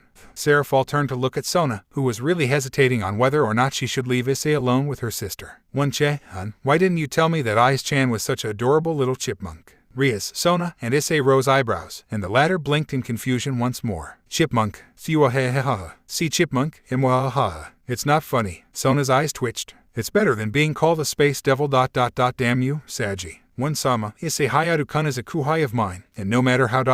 cute you believe Hyoudou-kun is, I can't approve of you comparing him to a chipmunk. I already have one pawn calling him a space devil. At this statement, Rias rose another eyebrow, while Issei sighed. So much for him letting it go. I just thought of something. A space chipmunk devil. H-A-H-A-H-A-A. No way, Sona-chan. If I am told that by Sona-chan, your one-chan will be sad. Sona-chan doesn't know that her one-chan is admired as the magical girl. I'll just take Issei-chan home with me if Sona-chan says anything further. Issei widened his eyes and backed away from the magical girl. He stiffened when Serafal pointed her magic wand towards him. Take me home. So, Mao Leviathan-sama seems to hold a liking to you. Why does she want to take me home with her? Sona sighed. One-sama, taking Hyoudou-kun with you is not necessary. It's strange, weird even, but it's not necessary. It's creepy as hell. Issei desperately tried to ignore D-Drag's comment, as he noticed Serafal giving him a very cheerful smile. Issei-chan, won't you let me take you home? Issei wanted to be polite, he really did, but the fact that a beautiful girl wanted to take him home with her really unsettled him. Issei looked over to see Sona looking at him like a frightened hawk. Hyoudou-kun, please say yes. If you refuse to allow my one-sama, the Mao, to take you home, then this small country would be destroyed many times over. Issei gulped, and he turned to look back at the bright shining violet eyes of Serafal Leviathan. The young man gathered his options. He was coming up with a blank. I'm scared, D-Drag. I know Issei, I know. It's not like I could, considering what she did to me as soon as I touched the club door. Cuckoo. You know you could have gotten out of the ice trap pretty easily. Yeah, I know. But I didn't want to cause Sona-senpai trouble. Plus, I didn't want to anger Serafal-sama, considering what Sona-senpai mentioned. Hell hath no fury like a woman angered. I know what I said. Issei-chan. Issei looked to see Serafal smiling at him. Why yeah, Serafal-sama. He was bonked on the head once again by her magic wand. Issei-chan, how many times do I have to tell you? Call me Levitan. Issei rubbed the back of his head. Gomen Nasai. It's just that. I don't really know you that well. Serafal widened her violet eyes, and then she smiled. Well, it's a good thing you're one-chan's servant, so we can spend some time together. Issei widened his eyes. She thinks I'm part of Sona-senpai's peerage. Oh boy. Issei rubbed the back of his head as he struggled with his words. Serafal-sam. He cut himself off when Serafal raised her magic wand threateningly. Levitan. Serafal smiled and lowered her weapon. I am not part of Sona-senpai's peerage. Serafal widened her eyes in curiosity, and she smiled again. Well then you must be part of Rias-chan's group. Technically you are, seeing as the Occult Research Club is the location you usually visit. Issei gulped down a nervous lump in his throat. I'm not in Rias-senpai's group either. Serafal's eyes seemed to brighten, and her smile widened. Really? That's wonderful. Issei blinked in confusion. He was unprepared as Serafal trapped him into a hug. Since Issei-chan isn't in one-chan or Rias-chan's peerage, that means you can be in mine. I still have some spare evil pieces with me. Issei kept silent. How was he going to explain to a Mao that he couldn't be reincarnated into a devil? Issei started to sweat, and he gulped down another lump in his throat. Levitan. Yes, Issei-chan. Issei really hated to disappoint her, but he had to let it out eventually. I can't be reincarnated into a devil. Issei widened his eyes at the tense silence. Serafal-sama. Serafal let go of Issei, and her smile remained, although Issei could tell that the smile was very forced. Her smile widening, Serafall clutched her magic wand. "Excuse me, my little chipmunk. I'll be right back." And with that she disappeared into a series of glitters. Issei blinked in confusion. Where did she go? Hell if I know. Issei Hyoudou. At the call of his name, Issei turned around to see a familiar face. It was a man with crimson red hair and blue-green eyes. Surzech-san. In the student council room, Sona ducked just in time as a chair was thrown at the wall behind her. "One-sama, what is the meaning of this?" Serafall narrowed her eyes as her face was set into a cute pout. "Why didn't One-chan tell me that Ice-chan couldn't be reincarnated into a devil?" Sona widened her eyes. I assumed that you knew. I thought Ria's only Isama had informed you about Hyoudou-kun's." "No, Surzech-chan didn't tell me. And there I was, so excited to be getting a cute little chipmunk as my servant. But no, it turns out that Ice-chan can't be turned into a devil." "Well, don't put all the blame onto me. In the underworld, how have you been, Issei?" Issei turned to look at Surzech as the two walked around the underworld. The young man smiled at Ria's older brother. "It's been all right. What about you? How have things been in the underworld?" Surzech nodded. "It's been well. I can't say I'm not enjoying my time here." Issei nodded to his answer, and the two were quiet until Surzech spoke up. "Azazel has informed me of your encounter with Loki." Issei widened his eyes before remembering the first time he had used his cosmic form. Surzech smiled. "I must say I'm impressed with you, Issei Hyoudou. I could sense your power all the way from the underworld. It's incredibly vast, and I might have said this already, but I'll say it again. You would have made a powerful devil." Issei widened his eyes at the praise, and he smiled. "Arigato, Surzech-san." The two were quiet once more until Issei spoke up this time. "So how was the meeting of the three factions? Did it go on well?" Surzech held an unreadable look on his face.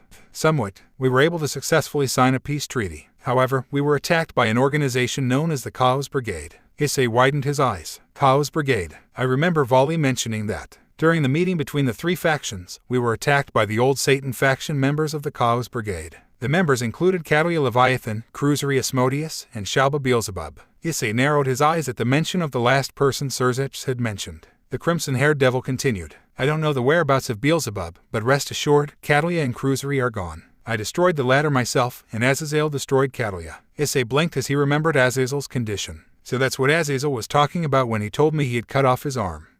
What about the other one?" "Cruisery." Surzech took on a serious expression. "Cruisery attempted to avenge Catalia by trying to fight Azazel, but I intervened at the last second. I tried to settle the whole dispute rationally, but he wouldn't listen. So I used my power to destroy the Snake of Off-Eyes, which was Cruisery's power source, and I eliminated him with my power of destruction." Issei narrowed his eyes as he listened to Surzech's explanation, and then his eyes widened. "Power of destruction." Surzech turned to look at Issei, and he smiled. "It's a variant of radiant demonic energy. It allows me to use explosive power to annihilate my opponents." Issei widened his eyes further. "Sounds like a really powerful technique." Surzech smiled wider. "Indeed it is." A magic circle suddenly appeared before them, revealing a series of glitters. The glitters flailed about, revealing Serafall. Surzech smiled. "Ah, Serafall." He was cut off when Serafall pointed to him angrily. "Surzech-chan, why didn't you tell me that Ice-chan couldn't be converted into a devil?" Surzech blinked, and he shared a confused glance with Issei. You never asked." Serafall narrowed her eyes as an aura of ice began to surround her. Surzech and Issei looked at each other, and they nodded to each other before trying to leave. "Surzech-sama." The devil and Issei turned around to see Grafia with her silver eyes narrowed. Surzech started to sweat. "Grafia, you're supposed to be working, not dawdling about." Surzech was about to speak until Grafia reached over to pull him on the ear, dragging him away from a shocked Issei. Surzech chuckled nervously as he was dragged away by the maid.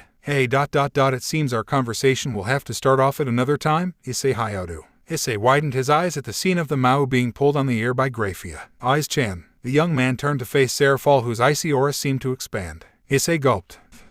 2 hours later, Riaz widened her eyes as she watched her childhood friend pace around the room. The crimson-haired devil began to grow a bit worried about Sona. "Something troubling you, Sona?" The Citri devil ceased in her pacing, and she turned to look at Riaz. She sighed and rubbed her head. "One-sama came in this room earlier, and she started to completely mess up the room." Riaz rose an eyebrow. "Why?" Sona sighed and took off her glasses, rubbing her eyes.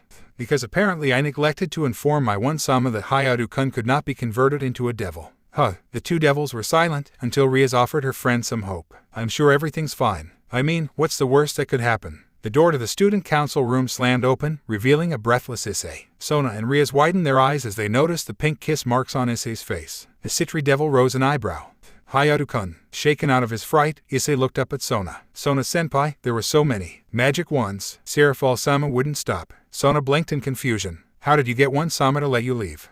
"I promised to visit the underworld once a month." Issei noticed the tense silence, and he flailed his arms out. "Well, what else could I do? The conversation between Sona and Issei was cut off by a stifle of suppressed laughter. The two turned to look at Riaz, who was covering her mouth, trying yet failing to keep herself from laughing. Issei blushed slightly. Riaz-senpai, it's not funny. Riaz giggled harder. I can't help it. You look so cute with those kisses on your face. Issei pouted a little and crossed his arms. You don't deserve to laugh. You didn't even help me.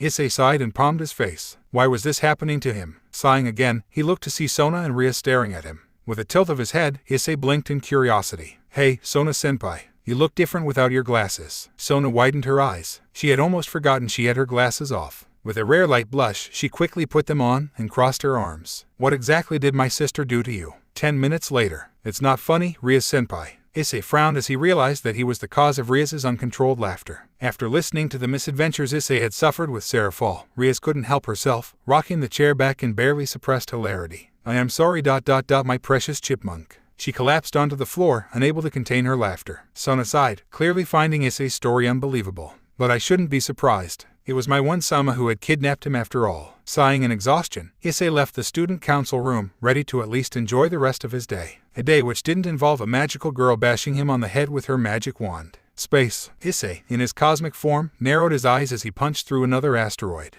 He then went on to punch through numerous of other types of asteroids, testing on how much physical strength he wielded.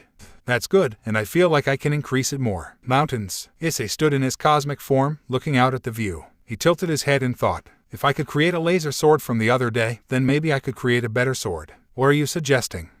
He looked around his surroundings, putting his hand on his chin. His eyes widened, and he set his face into a serious expression. In his hand, a katana with a dark black handle and a thin hand guard appeared. Issei tightened his hand around the katana, and as soon as he had done that, the blade suddenly engulfed in a pool of fire. A huge amount of energy released immediately surrounded Issei in a pool of firestorms. Issei widened his eyes, amazed that he was not feeling the scorching heat. He looked around to see that, despite the inferno completely surrounding the area around him, nothing was burning up. The young man smiled, happy that he was already able to control his newly created sword. Creating a sheath in order to encase the sword, Issei decreased his power, reverting to his original form. A sword that possessed fire elemental abilities. Not to mention that it surpasses Riser Phoenix's flames in terms of temperature and force. What goes on in your mind, Issei Hyoudou? Issei smiled wider, putting his hands behind his head. A lot of things, D-Drag. A lot of things. I don't remember this place. We're in the dimensional gap, partner. I must have teleported instinctively to the first energy signal I sensed. Cosmic teleportation is a chore, isn't it? Once I get control of the technique, I should be pretty good at using it. Reforming into his original form, Issei looked around the area of the dimensional gap, his eyes widening at the appearance. It's like looking through a kaleidoscope. It's an endless void. In every direction, the area is surrounded by iridescent colors. It's a really beautiful place. He looked around more. Really quiet, though. As he floated around the dimensional gap, Issei widened his eyes when he suddenly felt an immense surge of power nearby, and he managed to evade just in time to avoid a massive red western dragon soaring across the dimensional gap. Great Red. The Apocalypse Dragon seemingly ignored Issei, proceeding to perform crazy moves up into the air. Issei rose an eyebrow. He's doing tricks like he's in a biker gang or something. His eyes gained a serious look. His power is tremendous. Although it takes a sting in my pride to say this, Great Red admittedly is far more powerful than Albion and I combined. He's powerful enough to ignore an assault from a Dragon King or even an ultimate class devil. Issei tilted his head as he peered at the colossal dragon. No wonder Vali wanted to fight him. He has a long way to go though. Great Red suddenly stopped in his soaring, and he slowly turned around to look at Issei. Issei blinked in confusion and tilted his head. The two beings stared at each other in silence.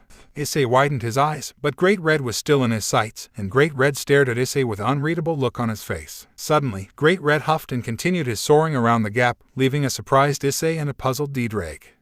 Well, I'll be damned. Blinking in confusion, Issei turned around to float somewhere else, until he came face to face with a young girl with black hair and brown eyes, dressed in a gothic Lolita fashion. Issei jumped back in surprise. Off Ice. The Ouroboros dragon stared at Issei with an inexpressive gaze on her face. Issei widened his eyes. Her eyes ... they look so empty. The Ouroboros dragon was born from nothingness, so the empty look in its eyes you see now is pretty much its default expression. The infinite dragon god, is genderless. Why it took on the form of a young female is beyond me. Issei blinked in confusion as he saw Off-Ice's blank stare upon him. He could sense a massive amount of destructive power within her. She's really powerful. Off-Ice tilted her head, and she floated closer to Issei, making the young man a bit uncomfortable. You, help me. Issei widened his eyes. Help you? Help you with what? He could see Off-Ice's eyes getting more emptier as she answered Issei's question. Till Great Red. The young man widened his eyes further. Till Great Red. He looked behind himself to see the Great Red soaring around the dimensional gap, clearly enjoying himself in his performance of his own tricks. Issei's eyes gained a confused look, and the young man turned to look back at Off-Eyes. Aurabaro-san,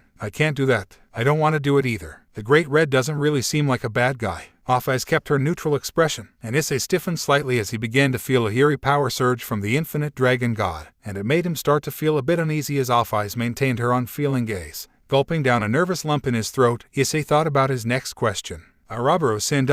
Why do you want to kill Great Red? Did he do something to make you mad? The Aurabaro's dragon was silent for a moment, and she slowly looked up at Great Red. She lifted her hand up, pointing to the Apocalypse dragon as though she was about to shoot him. He took my silence away from me. Issei widened his eyes. Silence. He took my home. He stole my silence. Off-Eyes moved her hand, pointing at Issei. She moved closer, putting her finger directly on his forehead. Issei blinked at the touch. I love silence. Issei widened his eyes in surprise. The Aurabaro's dragon was born in the dimensional gap. The fact that another being currently resides in its home irritates it greatly. Issei's eyes softened in melancholy. So that's why she wants to get rid of Great Red. Off-Eyes moved her finger down onto Issei's nose and pecked it on the tip. Suddenly, a series of snakes began to manifest from Off-Eyes. Issei blinked in puzzlement as the snakes surrounded the infinite dragon god. With a twitch of her finger, the snakes gathered around and sped towards Issei. The young man widened his eyes in surprise as the snakes now surrounded him, and then suddenly, they glowed brightly, absorbing themselves into his body. Issei blinked repeatedly, and he looked up at Off-Eyes, who stared at him with her empty eyes. Oh, Aurabaro-san.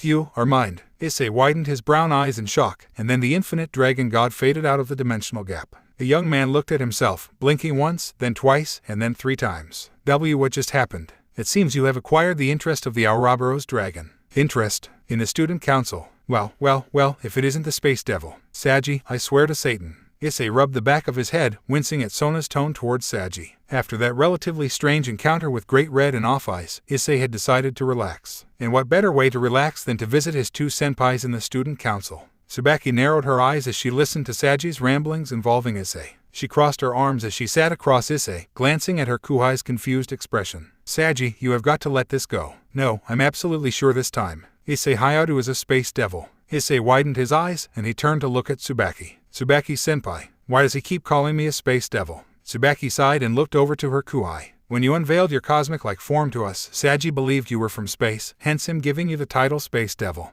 Issei rose an eyebrow at Tsubaki's explanation, and he turned to look back at Saji. Sona rubbed her forehead at her pun. It was bad enough that Serafal had trashed her room a day ago, because apparently she was supposed to tell her one Sama that Issei couldn't be reincarnated into a devil. But now, Saji had gotten this idiotic idea that Issei was some sort of space demon. And to be quite honest, Sona was greatly losing her patience. Saji, I've had enough of your theories. Stop this right now, or suffer the consequences. Saji curled his lips into a frown. No, I refuse to believe that he is not a space devil. Sona narrowed her eyes, and she angrily summoned a blue magic circle in her hand. Saji's eyes widened, finally remembering what position he was in Sona's peerage. Issei widened his eyes, not understanding what was about to happen. 100. But Kaichu, I'm positive that he's a space. 200. But, don't make me add another 100. Saji shut his mouth quickly, wisely choosing to shut up.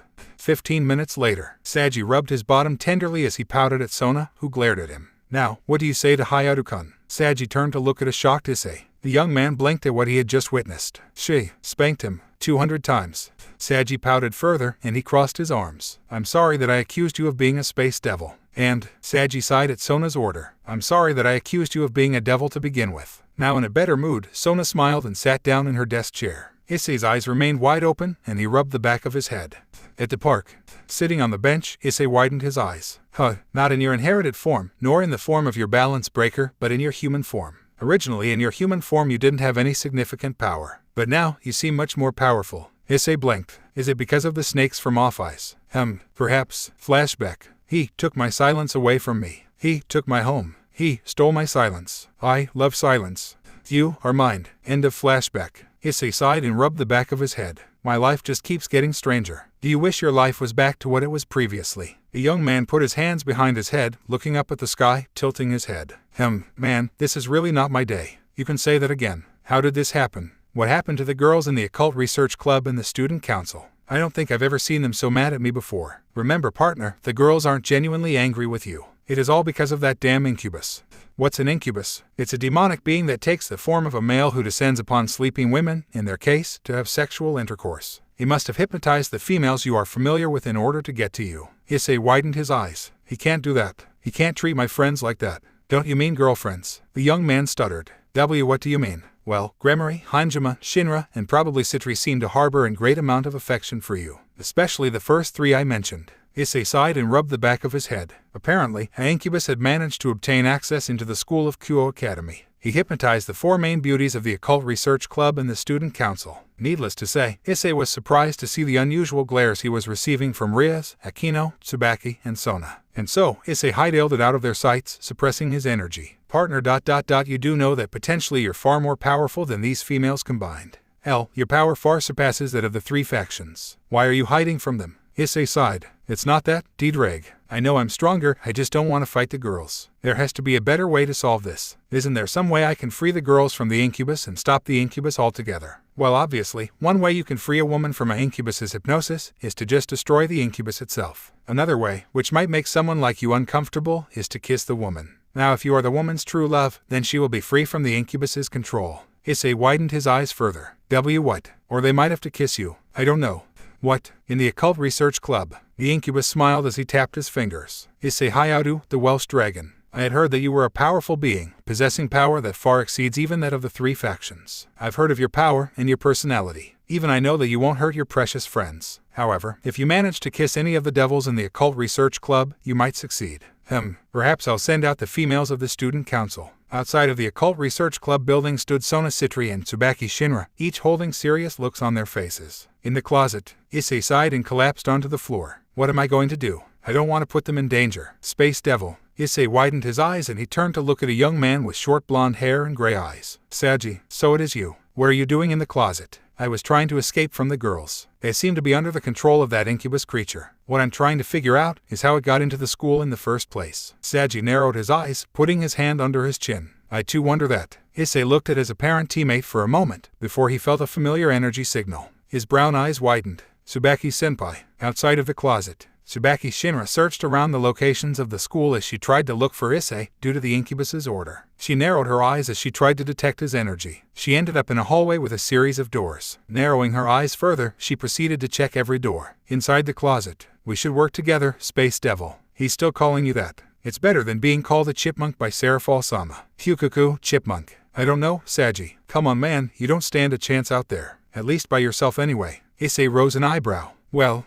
slam. Both Issei and Saji widened their eyes and quickly shut their mouths. Tsubaki-senpai's near us. Just transform, partner. No, I can't. They'll immediately sense my presence. I can't risk that.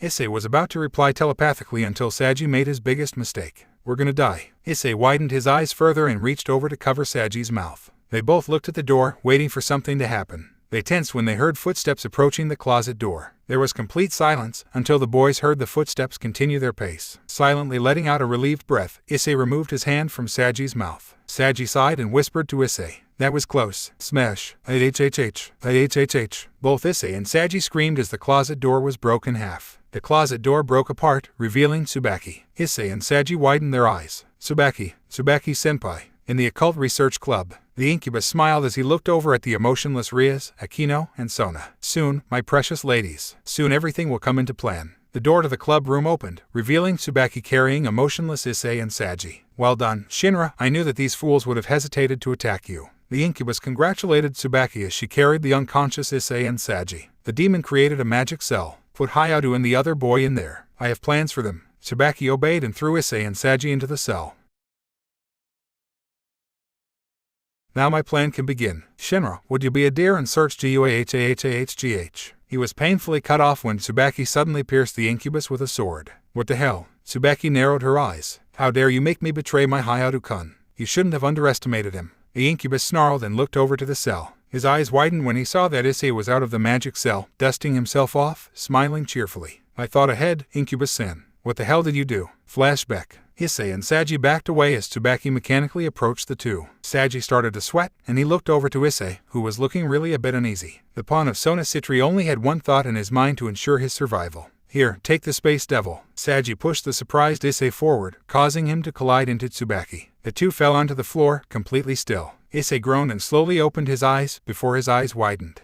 He was kissing Tsubaki. Cuckoo, get some, partner. At that moment, the emotionless look Tsubaki previously held began to soften as her light brown eyes started to flutter. Suddenly a pair of black bat wings protruded from her back, and they completely hovered above Issei and covered him, trapping him within her grasp. Saji looked on in shock. What the hell is happening? End of flashback. The incubus looked on in shock as Issei chuckled in modesty and rubbed the back of his head. Tsubaki held a light blush on her face at the memory. She was going to kill Saji when she got the chance. Issei smiled wider as he put his hands behind his head. It wasn't really that much of a good plan, but it was enough. I knew Tsubaki-senpai was going to take me back to the occult research club anyway, so after she returned to normal, she pretended to still be under your control and brought us here. The incubus narrowed his eyes, and he shot towards Tsubaki. Issei narrowed his eyes and he lifted his hand up as a pool of black energy emitted out from it. Narrowing his eyes further, Issei fired the energy blast, completely eradicating the incubus to pieces. The young man widened his eyes as he looked at his hands. I don't remember being able to shoot energy blasts in my normal form. Perhaps it is due to Off-Ice's snakes. Eyes-kun, my precious Kouhai. Issei looked up just in time to be tackled by Ria's Gremory and Akino Heimjima, with the girls repeatedly giving him kisses on the cheeks. Issei widened his eyes as he struggled to breathe. Tsubaki narrowed her eyes slightly until she heard a groan from Sona. The Citri devil rubbed her head. Are you alright, Kaichu? Yes, I'm fine, thanks to Hyoudou-kun. The two devils looked on as they watched Issei being attacked by the two devils of the Occult Research Club. 10 minutes later, Issei remained the only one in the Occult Research Club, his hand under his chin. What a strange day, Hyoudou-kun. Issei looked up to see Tsubaki standing near the club door with her arms crossed. Her face showed a cool and uncaring look. Issei widened his eyes, and he rubbed the back of his head, walking over to the club door to talk to Tsubaki. Gomen Nasai, for kissing you Tsubaki-senpai. I didn't expect Saji to push him. He was cut off when Tsubaki suddenly locked her lips onto his cheek. Issei widened his eyes as Tsubaki's bat wings began to cover him, edging him towards her. His brown eyes widened further as Tsubaki placed her hand on Issei's cheek. Don't apologize, Hyoudou-kun. Despite it starting as an act of cowardice from Saji, the kiss was very pleasant. I enjoyed it. Issei's face reddened. Why you did? Tsubaki allowed a warm smile to form on her face. Yes, I did. Patting Issei's cheek, Tsubaki gently locked her lips with Issei's own, causing Issei's face to redden like a cherry tomato.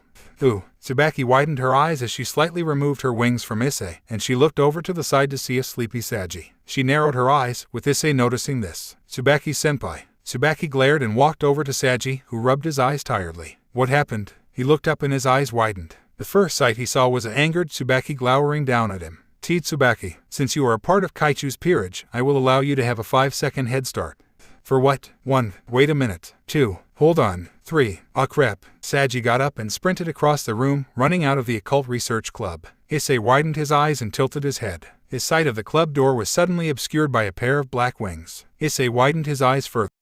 2 energy beams exploded on contact as they collided. The collision caused a bright flash to emit onto the field. The light slowly faded, revealing Issei and Volley in their balance breaker forms. Their armors glistened, shining throughout. Settling themselves into battle positions, the Welsh Dragon and Vanishing Dragon shot towards each other, clenching their fists. Increasing the intensity of their auras, Issei and Volley brought their fists forward, punching each other in the face. They both remained in the air, grunting at the forces of their punches. Narrowing their eyes, the two warriors backed away from each other, each charging a sphere of energy. Enhancing his energy with his magic, Volley reared his arm back. Using only a portion of his inherited power to enhance his emerald-colored energy sphere, Issei reared his arm back. They both shot their energy attacks each other, and the Welsh Dragon and Vanishing Dragon were locked into a beam struggle. The two warriors attempted to overpower the other, each putting their all into their energy blasts. As they got ready to increase their power, Issei and Volley's beam struggle was interrupted when suddenly a large beam of crimson energy appeared in front of the two energy blasts, canceling out the energy struggle. Issei and Volley widened their eyes. They looked at each other in confusion. D-Drag, do you know what happened? Someone interfered in the battle. A very strong being. You might actually have trouble, partner. What do you mean? Volley narrowed his eyes and looked towards Issei. Hyoudou, what's going on? I don't. Issei cut himself off when he suddenly sensed a massive surge of power, and he saw a shadow appear behind Volley. Volley, look out. Volley widened his eyes and turned around, but he was too late to move as he was suddenly pierced by a single arrow, with the tip covered in blood. Volley widened his eyes in sudden pain as he started to fall onto the ground. Issei's eyes widened in shock, and he quickly flew to capture his rival. He was almost near Volley until the same shadow appeared in front of him. Issei widened his eyes. It's you. It was the man dressed in light armor with a cape. Issei narrowed his eyes darkly. Xiaoba Beelzebub. Xiaoba smirked, but his smirk disappeared due to Issei quickly punching in the face. Xiaoba clutched his face, which was covered with blood. He narrowed his eyes darkly. A mere rotten dragon ... to harm a Mao. You stupid brat OOF. He was sharply punched in the abdomen and was sent up into the air due to an uppercut from Issei. Xiaoba growled darkly as he regained his balance. "You dare to touch me, scum." Summoning a magic circle, another single arrow appeared. Issei narrowed his eyes and tightened his fists. "That's the same arrow that weakened Volley." Xiaoba smirked and rushed forward, piercing Issei with the arrow. Issei widened his eyes at the unexpected attack, and he grunted as he shed off the boosted gear and transformed into his cosmic form. Xiaoba's smirk widened, and he reached for Issei's neck. Issei was about to teleport, but his eyes widened as he suddenly felt his cosmic energy being drained from him. "What's going on?" "Hey ha ha ha. What's going on is that I'm absorbing all of your power." Issei's eyes widened further. "What? Ha. It had taken a long while, but finally I was able to obtain the ability to absorb the power of the first being to exist in the universe. And it's all thanks to the Great Red." The young man's eyes widened in shock. "What? No, Great Red wouldn't say something like that. He never seemed like the type to help someone, especially as someone as evil as this guy." "What?" Issei looked down to see Volley with his eyes widened in shock. The vanishing dragon grunted to suppress the immense amount of pain he was enduring. Xiaoba smiled cruelly at the vanishing dragon. "What's wrong, Volley? What happened to your proud demonic powers? Your power of the vanishing dragon. What happened to it?" "Thiwa. You are just a mixed breed between a human and a devil, so there was no way for you to win against me who is the real Mao." Volley gritted his teeth at the growing pain. "I don't want to hear it from you who names himself a Mao while borrowing the powers of others. Thiwa. It only matters if you win in the end. Now, there is one more thing I want." Turning to look at Issei, Xiaoba smiled as he absorbed the last portion of Issei's inherited power. Issei's eyes widened as he felt what was his main power source being extracted from him. Then suddenly, the young man coughed out a pool of blood as he collapsed onto the ground, causing a thud. Issei gritted his teeth as the pain increased further. He struggled to get up, trying to endure through it. The young man felt like he had his entire life force ripped out of his body. Volley widened his eyes in shock. "Hyoudou. Dre. What's happening? Partner, Beelzebub has somehow acquired the ability to absorb all of your power. He has also embedded within you the curse of Samael, the Dragon Eater. He was a dragon, fallen angel that possessed a curse that is extremely fatal to dragons and dragon possessors." Issei tried to catch his breath as he listened to the Welsh dragon. "So that's why he took my inherited power. Darn it." He lost his balance, falling onto the floor. Without the inherited power of the being, Issei's body felt cold as it was shaking in pain. Issei ... It has reached even close to me. I lost my consciousness at certain times. Issei widened his eyes as he coughed out a pool of blood. His mouth dripping with the copper taste, Issei narrowed his eyes as he looked up at Xiaoba, whose eyes widened with shock as he witnessed the young man still standing. Issei felt his last bit of energy leaving him, and he collapsed once more onto the ground, breathing out his very last breath. The area was completely white, showing no traces of life anywhere. Brown eyes fluttered and they widened. Issei looked around his surroundings, and he tried to get up, before he felt his body failing him. Darn it. Gritting his teeth, Issei narrowed his eyes to see that the immense pain he had felt earlier had finally faded. Where am I? D-Drag. Issei widened his eyes in shock. D-Drag. He looked all around himself, not knowing what was happening. The young man's brown eyes softened. D-Drag. I'm here, partner. Weakened, but still here. Issei widened his eyes and sighed in relief. A small aura of the familiar cosmic energy manifested around him. Issei sighed and put his head down. The leftover inherited power, it must have balanced out Samael's curse. I only have a little bit left ... and it's not increasing or regenerating at all like it usually does. I can't even morph into my cosmic form anymore. There's limits. Xiaoba literally took almost all of the being's power. If I were to use any of the being's abilities, that's it. It won't regenerate anymore. Phew. Issei widened his eyes and he looked around to see a figure with dark silver hair and light blue eyes, laying onto the ground. He was dressed in normal clothing, in great contrast to the white armor he had been wearing previously. Volley. Issei struggled to get up, but once again his body failed him, and he dropped onto the ground. Grunting at the pain, Issei resorted to crawling towards his rival. Narrowing his eyes, Issei quickened his crawling, finally near his rival. Sighing in tiredness, Issei looked over his rival to see that he was still breathing, yet bleeding heavily, with puddles of blood spurting out of his mouth. Volley ... You sure are a tenacious one. Issei narrowed his eyes, and he lifted his hand up as a small amount of cosmic energy began to pour onto Volley. Volley set his sights over to Issei, and his eyes narrowed slightly. What's Hyoudou doing? His eyes growing heavier, Issei lowered his hand and dropped his head onto the ground. Volley gritted his teeth, and then his blue eyes widened. What's this? The pain he had formerly suffered. It was gone. Volley widened his eyes further and looked over to the unconscious Issei. Issei Hyoudou, what did you do? 20 minutes later, brown eyes opened, and they widened once again. Issei shot up, and he winced slightly. My body, it's feeling better. Humph, you're finally awake. Issei looked up to see Volley looking down at him with an unreadable expression on his face. Volley scoffed and crossed his arms. What is this place? Issei looked around him, and he sighed. I have no idea. The young man looked up at his rival. Volley, spare me your words, Hyoudou. You lent me a portion of your own power, and I healed you with my own magic. And as it turns out, we both have used almost the last remaining traces of our power. Issei widened his eyes at the devil's words. Volley looked down at Issei with a serious gaze. Or even, the two rivals stared at each other before the brown-haired young man sighed and lifted himself up. He looked over to Volley. Is Albion still with you? Yeah. Issei nodded in relief to his rival's answer. He then thought of another question. Volley, do you still have any traces of magic left? Volley narrowed his eyes. Only a little bit. I used almost the last of it to heal you. Like I said, we're even. Issei's eyes softened and he looked away. Do you still have that cosmic form of yours, Hyoudou? Issei narrowed his eyes. I can't transform into my cosmic form anymore. I only have a little bit of cosmic energy left. I used half of it to heal you from Samuel's curse. The only problem is that the cosmic energy can't regenerate like it used to anymore. I actually have a limit now. Volley narrowed his eyes again and clicked his teeth. Humph, so you only have a little bit. So obviously creating a portable dimension is not going to happen. The two rivals were quiet as they looked around the area of the white endless dimension they currently resided in. Great Red, Issei said. Volley blinked and looked over to his rival. Xiaoba had said that he had gained the ability to steal my power, and it was all due to Great Red. But Great Red doesn't seem like that type of guy to do something like that. Volley stared at his rival for a moment, and then he put his hands in his pockets. Hyoudou, the true Red Dragon Emperor God can descend into people's thoughts and turn dreams into reality. Issei widened his eyes at Volley's explanation. So he must have descended into Xiaoba's thoughts by accident. Probably because he was distracted from doing all of those biker tricks. The young man narrowed his eyes. Darn it, now he has my inherited power, and we have no idea what's going on out there. Issei's eyes widened.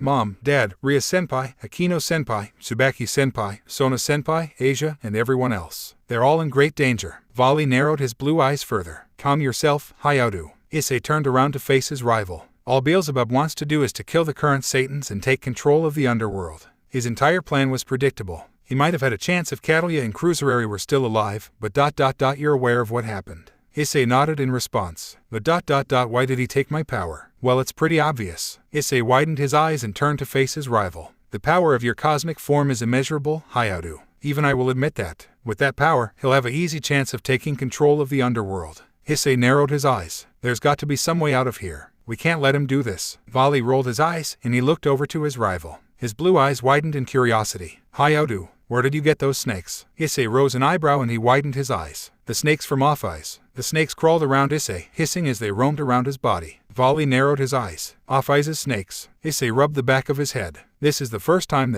It was cut when he began to hear a different sound coming from the snakes.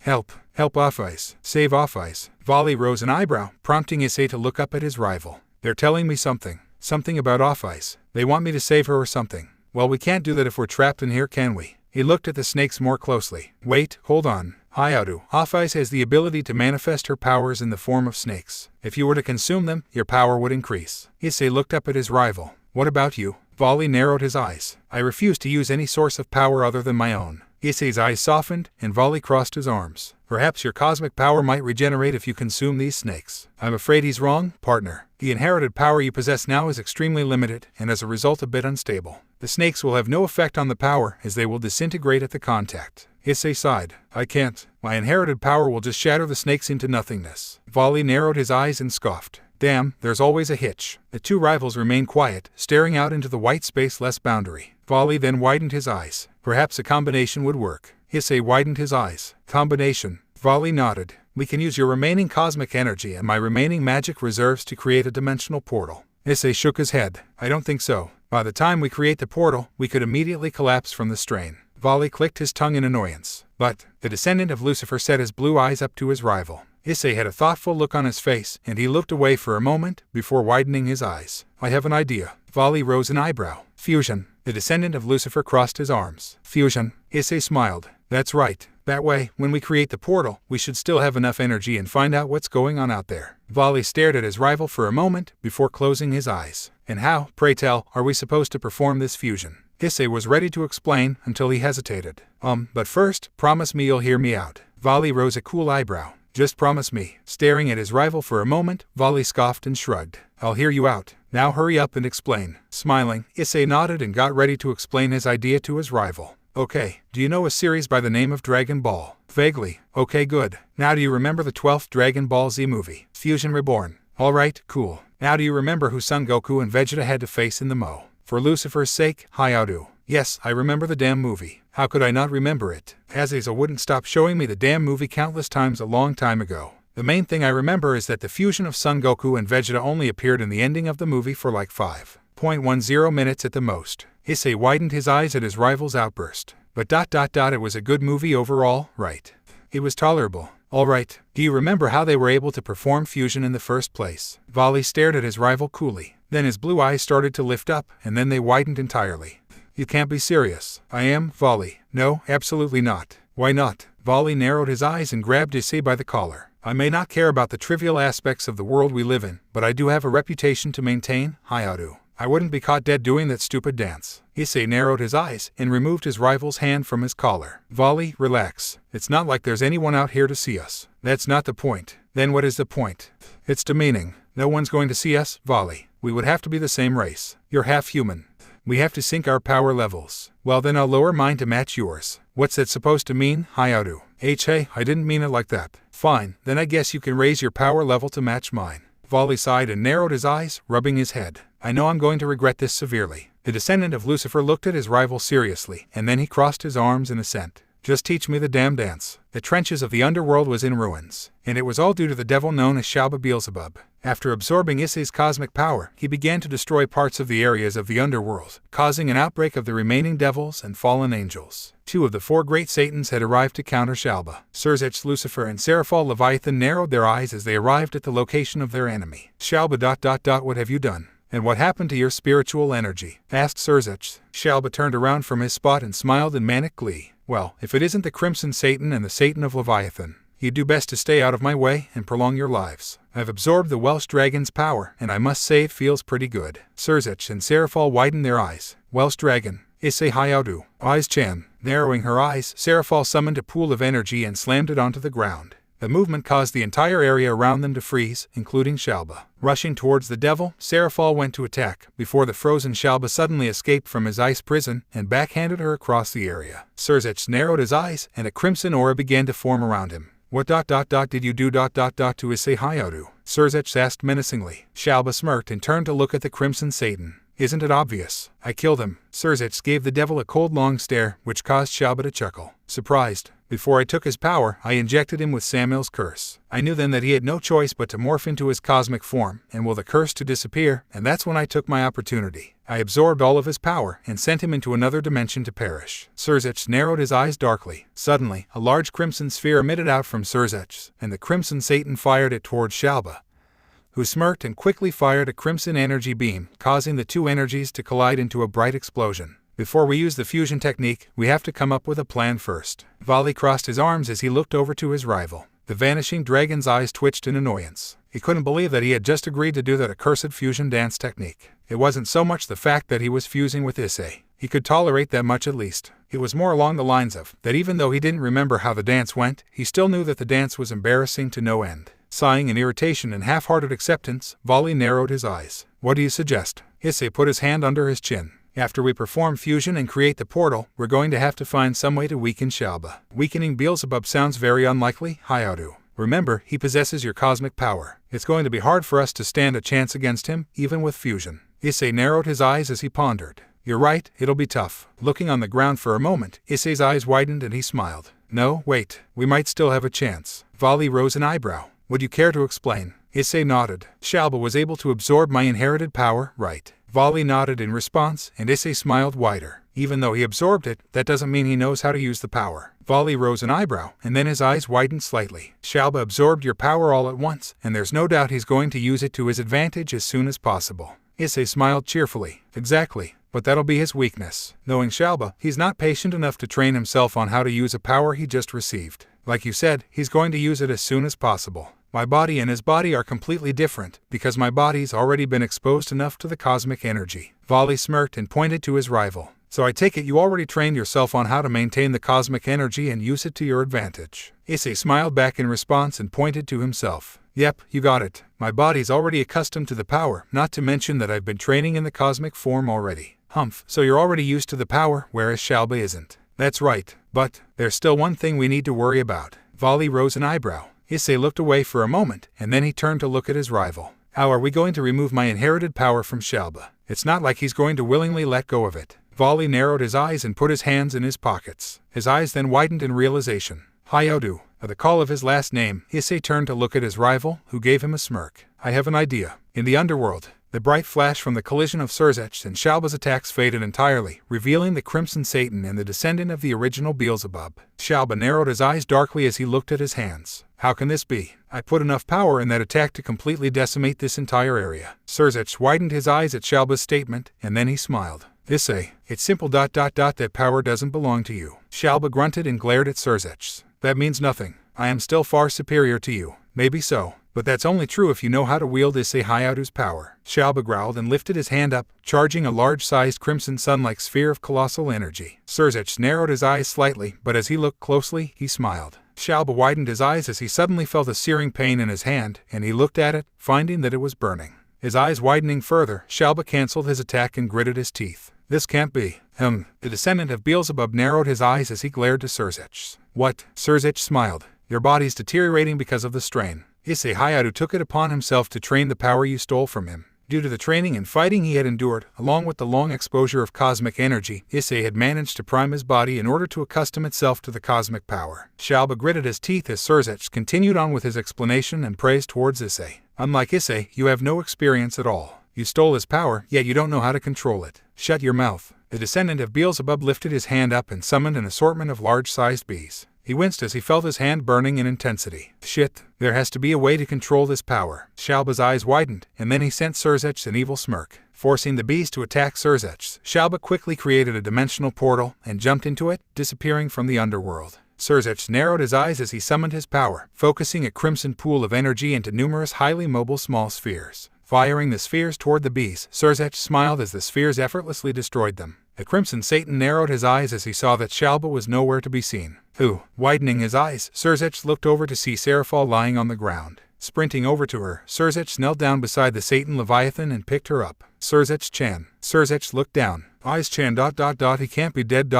He can't be. Her violet eyes closed, falling into a state of unconsciousness. Surzech narrowed his eyes as he walked forward, making sure to be careful. I hope you're right, Sira. That actually does sound like a good plan, but will it work? Volley narrowed his eyes as he crossed his arms. It has to. Since the fusion is going to be the result, that means our sacred gears are going to change as well. Issei frowned softly.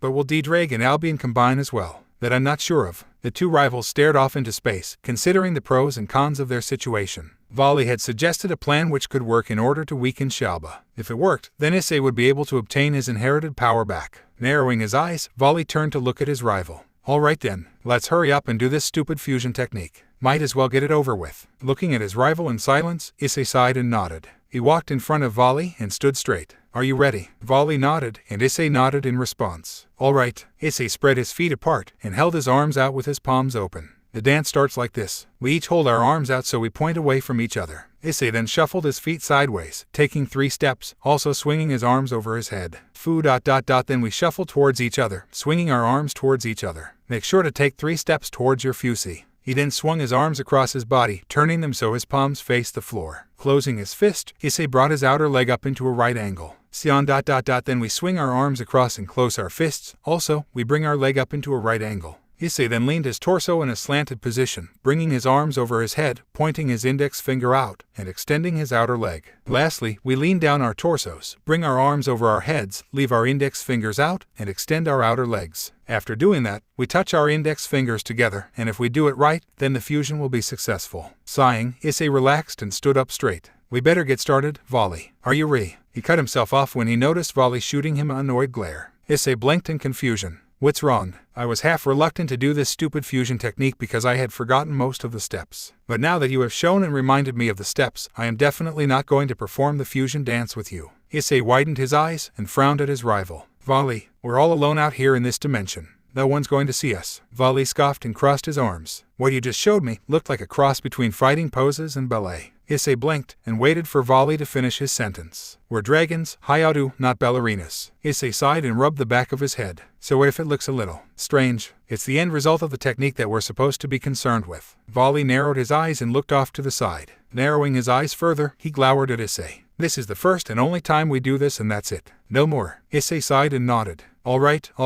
I'll never ask again, promise. Scowling in annoyance, Volley stiffly nodded, and the two rivals set into positions in order to begin the fusion technique. Standing 6 paces from each other, Issei and Volley held their arms out. They shuffled their feet towards each other. Fu, crash. Issei and Volley looked up in shock to see the Apocalypse Dragon himself crashing through the dimension. The two rivals blinked their eyes. Issei widened his eyes. Great Red. The massive red Western dragon soared throughout the dimension, about to pass through another one. Volley narrowed his eyes. Hyoudou, quit gawking in amazement and let's grab onto him. Maybe he can take us to another dimension. Issei widened his eyes further and smiled. You're right, maybe he can take us back to the dimensional gap so we can save off eyes. In mutual agreement, the Welsh dragon and the vanishing dragon latched onto Great Red, all of them traveling into another dimension. Off-Eyes tilted her head as she floated around in her former home. Her eyes widened slightly as she felt a powerful source of energy. In rare curiosity, she turned around to see a man dressed in a light armor with a cape. The Ouroboros dragon tilted her head once more. Suddenly the man appeared in front of her instantly, and he lowered his hand.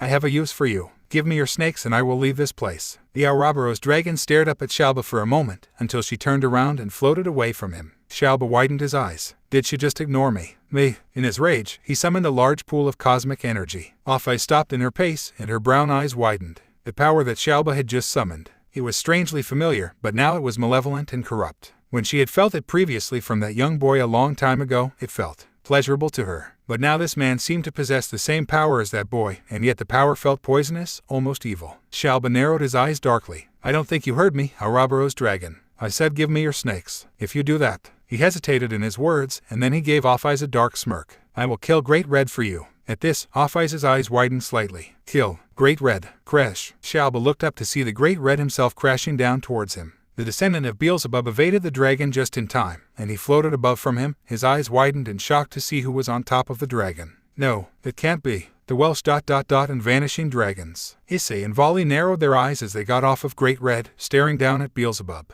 My, Welsh dragon. Issei widened his eyes and he looked over to see brown empty eyes staring at him. Ouroboros Sin. Volley narrowed his eyes as he glared at Xiaoba. Hyoudou, don't lose your focus. You can let Off-Eyes keep calling you her Welsh dragon after we're done. Issei shook his head, ready to get back to the situation. Right. Xiaoba stared in shock at the two for a moment, before letting out a full-blown laughter. Phew ha ha ha. This is very amusing. The Welsh dragon and the vanishing dragon working together. I never thought I would see the day. He laughed again as Issei and Volley glowered at the devil. Welsh dragon, I am now the most powerful being in the entire universe. With your cosmic power coursing through my veins, along with my own powers, there is absolutely no chance of you fools winning. Issei narrowed his eyes and looked over to his rival. Volley smirked in response. Issei floated across from Volley, and the two rivals set in position to perform their technique. Standing across from each other from 6 paces, side to side, Issei and Volley held their arms out. Fu. They shuffled their feet 3 steps towards each other, swinging their arms around. Xian. They swung their arms across their bodies, closing their fists and bringing their outer legs at a right angle.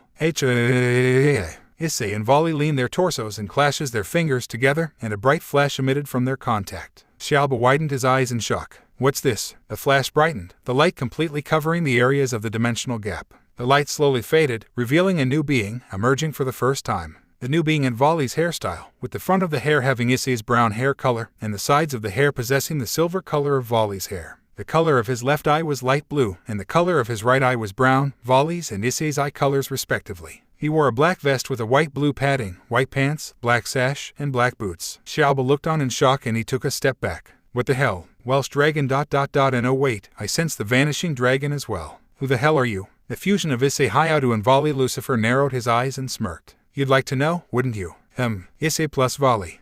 Let's see now. How about Valsei Lucidou? Valsei. You like the name? Alright then, it's settled. I guess you can call me Valsei. The combination of the hosts of the 2 heavenly dragons then narrowed his eyes in seriousness. You crossed the line when you stole Issei Hyoudou's inherited power from him. Scum like you doesn't deserve privileges such as that power. Xiaoba narrowed his eyes darkly. You shut your mouth. The Welsh dragon was just a child who used the being's power as a plaything. Valsei crossed his arms. You seem to have it all wrong, Beelzebub. However, now's not the time for talking. It's time to claim that power back. With the combination of Issei's limited cosmic power and Volley's leftover magic, Valsei's power increased greatly, and he lifted his hand up. Vanishing Welsh Dragon over Booster. A crimson and white-blue aura began to manifest around Valsei, and the aura formed into a crimson armor with white-blue highlights. On his left arm laid the boosted gear, and on his right hand laid the divine dividing gear. Xiaoba's eyes widened. A combination of sacred gears. That's impossible. Valsei smiled within his fused scale male form, and he pointed to Xiaoba. You always call Issei Hyoudou the Welsh Dragon, and Vali Lucifer the Vanishing Dragon. Well, what happens when you combine the two? I'll tell you. You get the Vanishing Welsh Dragon. With a burst of speed, Valsei soared towards the shocked Xiaoba and landed a sharp punch to his face. Narrowing his eyes, Xiaoba got ready to strike the fused being, until he felt something being drained from him. Xiaoba widened his eyes when he felt his energy being drained. No, the cosmic power. Xiaoba narrowed his eyes and went to punch Valsei, but his eyes widened in surprise when Valsei blocked it effortlessly. What is going on? Smirking widely at his opponent, Valsei explained it to Xiaoba. Did you really believe that absorbing Issei Hyoudou's power would do anything spectacular? While it did indeed grant you power, it didn't give you the ability to control it. Face it, without proper control, you're weak. Xiaoba widened his eyes and growled at the fusion. He lifted his hand up, a large light spear manifesting in his hand. Grinning widely, Xiaoba fired the light spear towards Valsei, but much to his surprise, Valsei absorbed the light spear. Xiaoba gritted his teeth and reared his fist back, and shot it forward, grinning when he landed a successful punch to Valsei's face. Valsei stiffened for a moment, but then he started to chuckle. Hey hey, hella hey hey. Ha. Xiaoba widened his eyes. What's so fun? He was cut off when Valsei gripped him by the throat tightly, pressuring it ever so slightly. How is this possible? Valsei narrowed his eyes darkly, and he tightened his grip. Because Xiaoba, Issei Hyoudou is the true possessor of the being's power, not you. You really thought absorbing his power meant that you could use it however you wish. Well, you were wrong. Issei Hyoudou trained himself in his cosmic form, and the more he did that, the longer he was exposed to the being's power, allowing him to adapt to it. You, on the other hand, were far too stupid to learn how to control the cosmic power. Don't you criticize me, you. Boost, boost, boost, boost. He was once again cut off when he saw Valsei charge a blue-colored energy sphere and fired it at him. The descendant of Beelzebub widened his eyes as he was enveloped by the attack. Valsei flew away from the devil, and he edged towards Offeyes, who was watching the fight in interest. You all right? Offeyes looked up at the fusion of Issei and Vali and tilted her head. Welsh Dragon, Vanishing Dragon. 1. Valsei smiled and nodded. That's right. Crash. He widened his eyes when he felt a familiar presence from above, and he smiled. Just in time. From above, Great Red soared throughout the dimensional gap, and Valsei smiled as he flew in front of the Apocalypse Dragon. If the Great Red was able to make Xiaoba's wish a reality, then perhaps he could do the same for me. Closing his eyes and manifesting a pool of crimson-blue energy, Valsei stood still as Great Red soared through him, causing a flash to illuminate in the dimensional gap. Xiaoba, now recovering from Valsei's surprise attack, looked up and covered his eyes at the light. Suddenly, he clutched his abdomen, feeling a powerful pressure upon him. What is this feeling? No, wait. No, this can't be. The cosmic energy he had obtained from Issei Hyoudou ... It was fading away. But where is the energy going? His pupils constricted widely. No, not to that fused brat. The cosmic energy flowed throughout the dimensional gap, being pulled along as though it was through a magnetic force. The light faded, revealing Valsei with a wide smile. Charging in a burst of speed, Valsei sped towards the vast amount of cosmic energy, and his eyes closed in concentration as he absorbed the cosmic energy. Xiaoba looked at his hands, now feeling weaker than before. No. Hey, what's the matter? The descendant of Beelzebub looked up in anger as an aura of cosmic energy and demonic power began to manifest around Valsei. Opening his eyes and then narrowing them, Valsei lifted his hands up. Above his boosted gear, a sphere of emerald-colored energy formed in colossal size, and then in his divine dividing gear, a sphere of crimson-colored energy formed to a large size. Xiaoba started to sweat, and he turned around to hightail it away. Gritting his teeth, Valsei charged towards the cowardly devil, increasing the power of his 2 energy spheres. Xiaoba screamed in pure agony as he was hit by the 2 spheres of energy, completely obliterated. The attack caused a bright illuminating light to spread across the dimensional gap. Leaving his eyes open, Valsei stared solemnly at the remains of the Beelzebub devil. Crossing his arms, Valsei scoffed and turned his head away. Humph, good riddance, woe. The fusion of Issei and Vali was cut off when he was carried by an unknown figure. What is this? Hit. Valsei turned to look at Offeyes hitting the ground, which was covered in scales. Valsei rose an eyebrow. I shall defeat Great Red. The fusion widened his eyes. So we're on top of Great Red, huh? He then looked at Offeyes, who kept hitting the Great Red. Why are you on the Great Red? Aren't you going to remain here? Offeyes ceased in her hitting against Great Red and looked into the fusion's eyes. The Welsh Dragon, he is mine. That is why I am here. I will go home with the Welsh Dragon. Valsei rose a cool eyebrow. So the Ouroboros dragon seems to have an affection for Issei Hyoudou. Who would have thought? Offeyes lifted her hand up, forming her index finger into the shape of a gun. Where is the Welsh Dragon? Valsei blinked and then he smiled. Don't worry, Ouroboros-san. He's still here. Issei Hyoudou combined with Volley Lucifer to form me. Once the fusion time runs out, you'll be able to see him. Off-Ice tilted her head, and then she lowered her hand, causing Valsei to chuckle a little bit. In the underworld, Surzech sighed as he healed Serafal, who was still unconscious. Suddenly, a portal emerged next to him, and Surzech quickly evaded just in time to avoid a massive red dragon shooting out of the portal. Surzech widened his eyes as he saw two figures on top of the dragon. Hold on, I see Off-Ice, but then this other being. His energy is familiar. His blue-green eyes widened further. Issei, no, I sense the descendant of Lucifer as well. Did they fuse? Jumping off of Great Red, Valsei and Off-Ice turned to look at the massive red dragon. Thanks again, Great Red. Hit. Off-Ice flicked the Great Red on one of his scales, causing the dragon to huff in annoyance, before warping to another dimension. Valsei chuckled and looked around, his eyes immediately narrowing. Then, the underworld looks like hell. No pun intended. Lifting his hand up, portions of the underworld began to reform itself, the environment and areas regenerating back to its normal state. Surzech's eyes widened as the underworld began to change back to its original state. He looked over to Valsei, who smiled in satisfaction. Valsei noticed the stare he was receiving and he looked over to Surzech and smiled. Yo, Surzech, you alright? The Crimson Satan nodded a bit dumbly and then he composed himself. Issei, is that you? Valsei smiled wider. Not exactly. I'm a much different person than Issei Hyoudou and Volley Lucifer. Surzech's eyes widened, and then he smiled. So you two fused. That's right. Valsei looked down at the person in Surzech's arms, and his eyes widened slightly. Serafal, is she alright? Surzech looked down and nodded. Yes, I'm almost done healing her. He looked back up at the fusion of Issei and Volley. So were you able to defeat Xiaoba? Valsei smirked. Yeah. And not only that, but I was able to absorb Issei Hyoudou's cosmic energy back. So his inherited power has returned. Surzech smiled. While that certainty is good news. I will go home to the Welsh dragon's house. Valsei looked down at Off-Ice, who was holding his hand. Rubbing his head in the same way as one of his fusees, Valsei chuckled. Man, you seem to really like Issei, huh? On the roof at Kuoh Academy, two rivals stood quietly at the top of the roof of Kuoh Academy, the area around them very serene. One had a cheerful yet serene smile, while the other held a calm and serious look. Issei smiled wider as he looked up at the peaceful sky.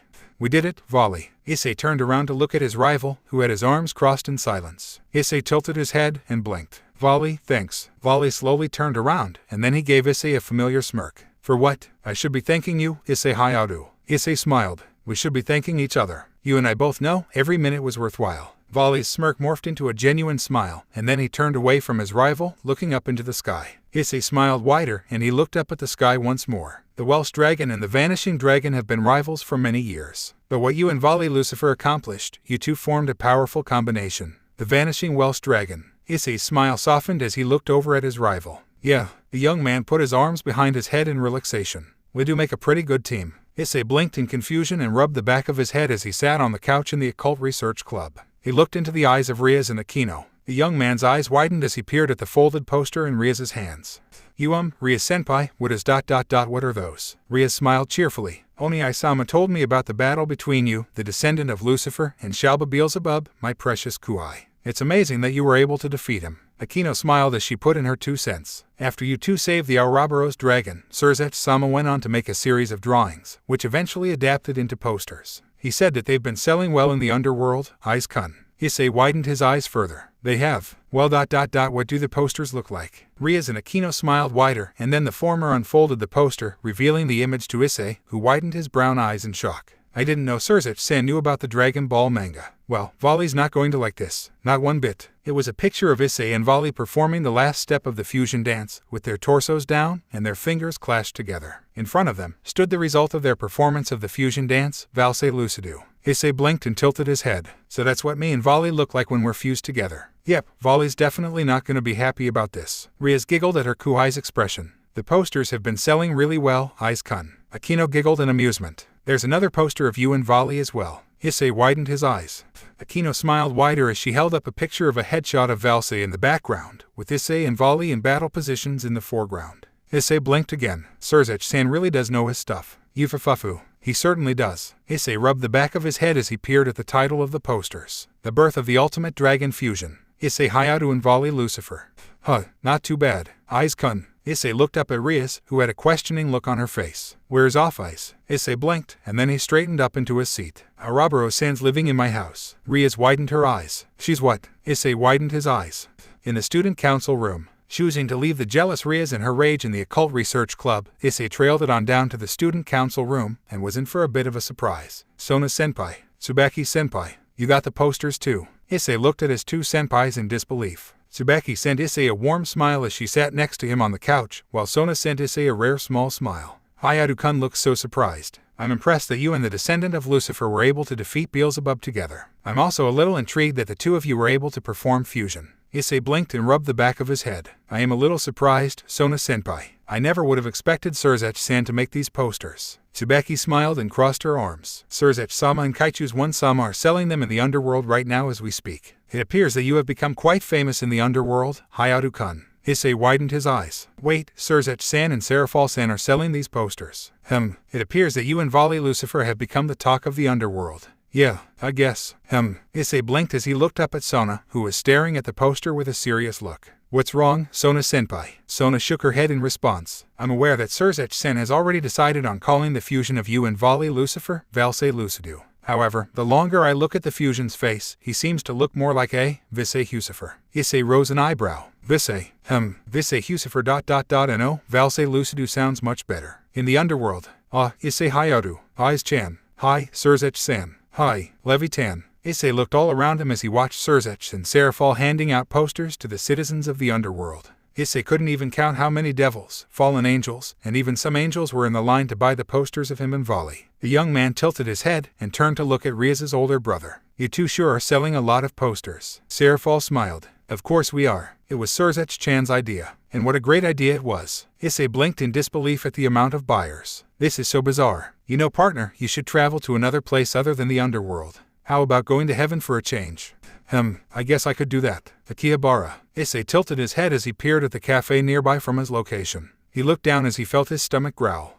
Issei widened his eyes. I can't even remember anymore. I am kind of hungry. I guess I can go to this cafe. His decision made, Issei walked up to the cafe of Akihabara and he looked around it. Sitting at a table was an extremely beautiful woman with curly blonde hair and a voluptuous figure. The woman tilted her head at the young man with brown hair and innocent soft brown eyes. Smiling warmly, she got up from her seat and walked towards Issei, who was looking around nervously. Hello there. Issei widened his eyes and turned around to see a beautiful blonde woman with pure-colored white wings. His brown eyes widened further. Hi. The woman giggled, putting her hand over her mouth. Don't be shy. Would you like to come sit with me? Issei blinked and rubbed the back of his head, nodding silently. Smiling, the woman led Issei to her table and they sat down. The woman smiled wider and introduced herself. My name is Gabriel. Issei blinked, and he opened his mouth to introduce himself, until Gabriel spoke up again. Pardon my interruption, but I know who you are. In fact, all of the angels in heaven know who you are, Issei Hyoudou. Issei widened his eyes in surprise. They do. But this is the first time I've been here. Gabriel giggled. Yes, that's true. However, a lot of talk goes on throughout the three factions, Eyes-kun. Issei blinked in confusion, and he looked around the cafe. Gabriel smiled wider. Do you like the setting? Issei rubbed the back of his head. It looks beautiful out here. It's just that it looks unfamiliar to me. This is my first time traveling to heaven. I never would have expected there would be a nearby cafe. The cafe itself is one of the bases for the angels in order to watch over our district. Issei widened his eyes at the information, and he straightened himself in his seat. The young man felt really nervous at the new setting he was in. He had already become accustomed to the underworld, and to his home already, but to heaven, not by a long shot. You look so nervous, Eyes-kun. Issei looked at the angel and a blush appeared on his face. Gomen nasai, Gabriel-sama, It's all right. You can call me Gabriel. The angel cut Issei off as she grabbed his hand gently, causing Issei to feel a bit uncomfortable. Gabriel, remaining oblivious to Issei's nervousness, smiled warmly. You don't have to be so shy, Eyes-kun. She lifted her hand up and caressed Issei on his cheek, causing Issei's blush to redden into the familiar color of cherry tomato red. The angel giggled. He's so innocent. Perhaps even one of the purest beings I have seen in such a long time. He would make a good angel. She smiled warmly as she moved her hand and placed it on top of Issei's head, ruffling his hair softly. He's so adorable. The energy she felt from Issei, it felt warm to her, almost pleasurable. A blush made itself known on Gabriel's face as she smiled. Issei widened his eyes as he noticed something strange. Out of nowhere, Gabriel's wings started to turn into a shade of black. Issei widened his eyes. Gabriel-san. Hearing Issei calling her name, Gabriel came back to reality and shook her head a little, causing her wings to revert back to its original white color. Blinking in confusion, Issei only looked at the angel in bewilderment, while Gabriel sent Issei another warm smile and giggled at him. 1 hour later. Goodbye, Eyes-kun. Come again. Issei waved back to Gabriel as he departed away from the cafe. Gabriel smiled and put her hand on her chest. I have to be careful for thinking such impure thoughts. But Aiz-kun is so adorably pure, I wouldn't mind being with a little angel like him. Issei's house. My, Welsh dragon. Issei blinked in confusion as he heard Off-Eyes greet him in his room. Rainier, Calawarner, and Donaseek were a little uneasy about Off-Eyes sleeping in Issei's room, so Issei took it upon himself to modify the house so that more rooms could be used. He had put a room for Rainier and Calawarner, a room for Donaseek, and another room for Asia and Midalt. Off-Eyes refused to move herself out of Issei's room, so the young man didn't bother to make the Ouroboros dragon a room. The Ouroboros dragon sat on top of Issei's bed and tilted her head as she mashed a series of buttons on her new game system. In order to preoccupy Off-Eyes so she wouldn't follow him around everywhere, Issei created a game system for her to enjoy. Who would have thought that she would like Dragon Ball Z? Boom, boom, boom. Seems like she's really getting into it. Sitting on the bed next to his new roommate, Issei tilted his head as he thought of something. I wonder if Volley ever saw any of those posters. Volley Lucifer's eyes twitched as he looked at the posters of him and Issei performing the fusion dance. He had decided to take a stroll to the underworld, and the first thing he saw was the large amount of fallen angels and devils holding posters of him and Issei. Volley's eyes twitched again as he looked at the other poster with the fusion form of himself and Issei in the background, and he and Issei in the foreground. His teeth gritted in annoyance. Not a damn word, Albion. Not a single damn word. There's no many devils and fallen angels here. Anyone with eyes can see that, Hyoudou. Issei Hyoudou looked over to his rival, friend Volley Lucifer, and sighed. Both Serzech and Azazel had called him and Volley up to the underworld in order to participate in a convention. After Serzech and Serafal had sold numerous posters of Issei and Volley, the Crimson Satan had decided to host an event in the underworld, in which fans would be able to have discussions with the two rivals. Needless to say, Issei was hesitant about the whole thing, and Volley ... Well, you can guess how Volley felt about the whole situation. This is degrading, Volley said. Issei turned to his rival, and he rose an eyebrow. Well ... At least they're not asking us to do fusion. Don't jinx it, Hyoudou. The two rivals settled themselves in their chairs as they looked out into the crowd of devils and fallen angels. Remember, partner, there's another convention you and Volley Lucifer have to attend to as well. In heaven. Yeah, I know. Seconds later, the leader of the four great Satans appeared and sat in the chair next to Issei. Then, the former governor of the fallen angels appeared, sitting in the chair next to Volley. Serzech smiled as he looked over to Issei. Are you ready, Issei Hyoudou? Issei blinked and looked at the crowd. He slowly nodded and looked over to his irritated rival. We might as well get a move on, Issei said in attempted reassurance. Volley's expression didn't even flinch, and the vanishing dragon crossed his arms. Issei sighed and folded his hands on the table. Serzech and Azazel smiled wider, and the fallen angel of the duo lifted his hand. Let the panel begin. Beginning of panel. Immediately the crowds of the underworld began to chatter about, raising their hands so Issei and Volley would answer their questions. Issei sighed and rubbed the back of his head. Looks like we're going to be stuck here for a while. It could be worse. Issei's house. Alright, I believe you all know why I've arranged this meeting at my Kuhai's house. Fufu, don't you mean our Kuhai? You seem to be mistaken. Hyoudou-kun is my Kuhai as well. As much as I do not want to admit it, Hyoudou-kun is a person I've come to value. No, he's my cute little chipmunk. My, Welsh dragon. Alright, I get the point. Ria's Gremory pouted as she looked at the crowd of people in front of her. Next to her was Akino Heimjima, who smiled in amusement. In front of the crimson-haired devil was Tsubaki Shinra, Sona Citri, Serafal Leviathan, and lastly, the Ouroboros dragon, also known as Off-Eyes. Rias composed herself shortly after and crossed her arms. The reason I've called all of you down here today was because I wanted to discuss a topic in which we are all aware of. She paused in her words, looking at the faces of her comrades. Issei Hyoudou. She looked at them again, with the girls showing no expression of facial reactions. The crimson-haired devil looked over to Off-Eyes, staring into her brown empty eyes. Now Off-Eyes-san doesn't count in this meeting, seeing as she already lives here. The Welsh dragon is mine. Rias gave the Ouroboros dragon a blank stare, and then she looked over to see a game system. Picking it up, she gave the system to Off-Eyes, who slowly grabbed it and floated away upstairs. Sighing, Rias sat on the couch and rubbed her forehead. Alright, now I've come up with a plan to make sure we can all divide our time with Issei. If we all manage to contribute our time, I think it should work. Sona rose an eyebrow. And what is this plan of yours, Rias? Rias smiled, and in her hand, a crimson magic circle manifested from above, showing a glowing calendar. Now all we have to do is decide on which days Aiz-kun can spend time with either of us. For Monday, I will have him, Akino will have him on Tuesday, Sona will have him on Wednesday, Tsubaki will have him on Thursday, and lastly, Serafal-sama will have him on Friday. So, what do you think? It was quiet in Issei's living room. Rias only received a couple of blank stares in response, until Sona spoke up. Why are you the first to have him? Rias rose an eyebrow. Because I saw him first. Fufu, that's not true, Rias. That day when Aiz-kun first came to Kuoh Academy, I saw him first. You simply asked about him. Rias stuttered. I kissed him first. Tsubaki rose an eyebrow as she crossed her arms. Stealing Hyoudou-kun's first kiss doesn't mean you get to have him first. I didn't steal his first kiss. Who made the initial contact? What? Who started the kiss? Did you move your lips onto Hyoudou-kun's own? Yes. Did he blush profusely?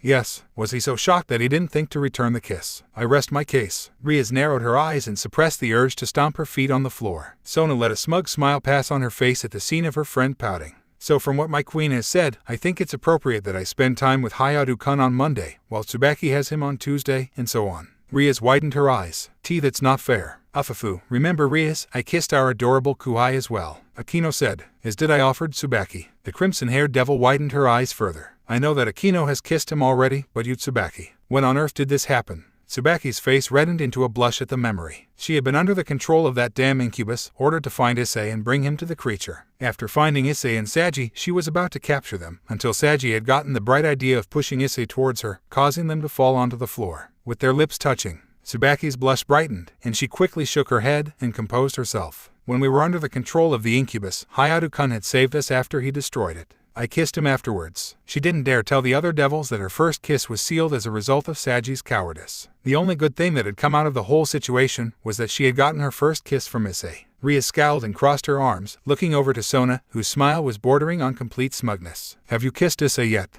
Not yet. What do you mean yet? One-chan, I want to kiss my little chipmunk too, you know. Sona widened her eyes and looked over to her older sister. Why do you keep calling Hyoudou-kun a chipmunk?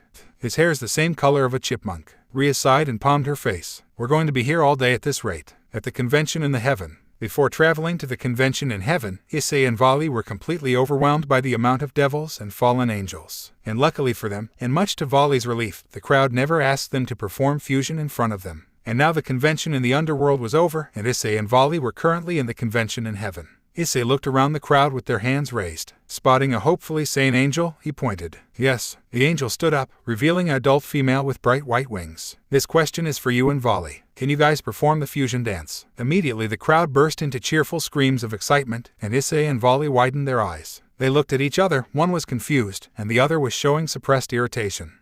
We better get started, Vali. Are you ready? TCH. This better be the last time. Nodding in assent, the vanishing dragon stood up, along with the Welsh dragon, and they stood 6 paces away from each other. They held their arms out, and shuffled towards each other, swings their arms over their heads. Fu. They swung their arms across their bodies, and brought their outer legs up into a right angle. Sion. They then leaned their torsos over in a slanted position, bringing their arms over their heads, and clashed their fingers together. Immediately at the contact, a bright flash illuminated within the area of heaven. The crowd covered their eyes from the light, and when the light faded, cheerful screams commenced. Valse, Valse, Valse, Valse, Valse Lucidou, the vanishing Welsh dragon, the fusion of Issei Hyoudou, the Welsh dragon, and Vali Lucifer, vanishing dragon, smiled as he looked out onto the crowd. Ah, it's good to be back. Outside of Issei's house. Issei sighed as he rubbed the back of his head. Man, today was rough. Not only did Vali and I have 2 conventions to go to, but we ended up having to do fusion. Well, at least I can relax at home. He reached over to his house door and turned it open. Walking into his house, Issei widened his eyes at the scene in his living room.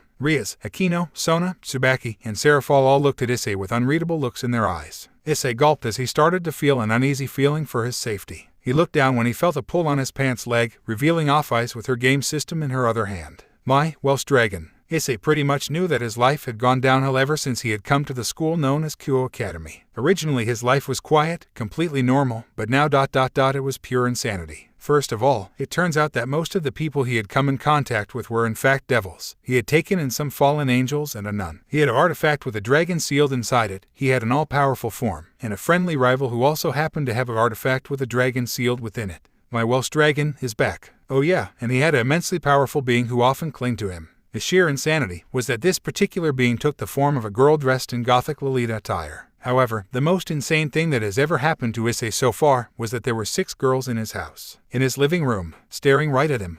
Issei looked at the devils currently in his living room, and he rubbed the back of his head. What are all of you doing here? His brown eyes widened further. Wait, how did you even get inside the house? I didn't leave any spare house keys outside. He was very nervous from the glances he was receiving from Riaz, Akino, Tsubaki, Sona, and Serafal. Off-Ice's occasional stares. He was used to that already, seeing as she stared at him whenever he went to sleep anyway. It slightly creeped Issei out, but he wasn't too frightened. Off-Ice didn't seem like that type of being to jump anyone.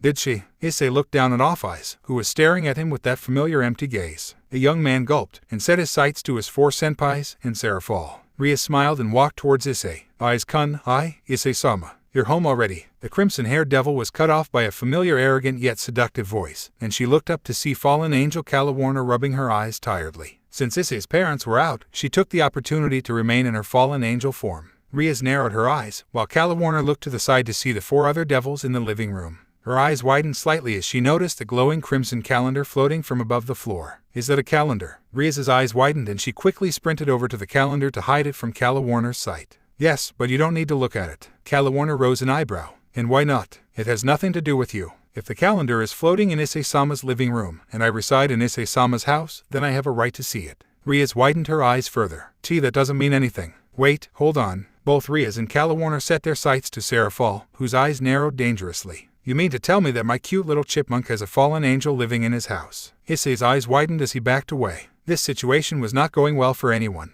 Welsh Dragon has 3 female fallen angels. Off-Eyes, such a tattletale. Who knew? What? One-sama, please calm yourself. No, I will not calm down. Sona palmed her face and sighed. In her opinion, she didn't really mind it if Issei had fallen angels. After all, the treaty between the 3 factions was signed, so she didn't know why Serafall was overreacting. Afafu. Ara. Akino giggled in amusement as she watched the scene unfold in front of her. So my adorable Kuhai has more people living in his house.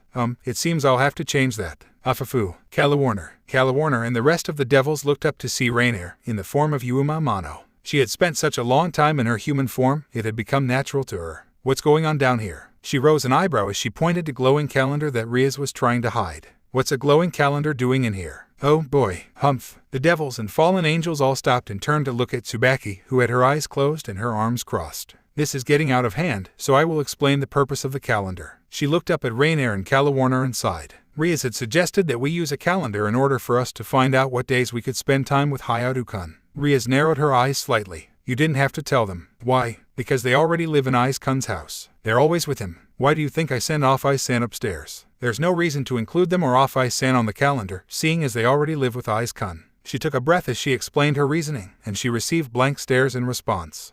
What? That's not fair. Riaz widened her eyes as she looked over to an annoyed Calawarner. What's not fair? You won't include Rainier and I in the calendar, while you neglect to consider that perhaps we want to spend time with Issei-sama. You already live in the house with him. You can spend time with him whenever you want. It's still not fair. Issei's eyes widened in absolute disbelief at the scene before him. I don't understand what's going on. Cuckoo. Either way, this is amusing. Knock knock. Issei widened and turned around to open the door, revealing 2 girls. One girl had light brown hair and violet eyes, with her hair styled into twin-side ponytails. The other girl was strangely familiar, with short blue hair with a green fringe and brown eyes. They were both dressed in black, skin-tight unitards with short sleeves and pauldrons, matching fingerless gloves, and thigh-high boots. Issei widened his eyes further and backed away. Who are these people? And how do they keep finding my house? Riaz widened her eyes as she noticed the 2 girls. Irina, Zenobia, what are you 2 doing here? Issei turned around to face Riaz. She knows them. Zenobia crossed her arms. I felt the Welsh dragon's energy far away while we were at the convention. So Irina and I followed him.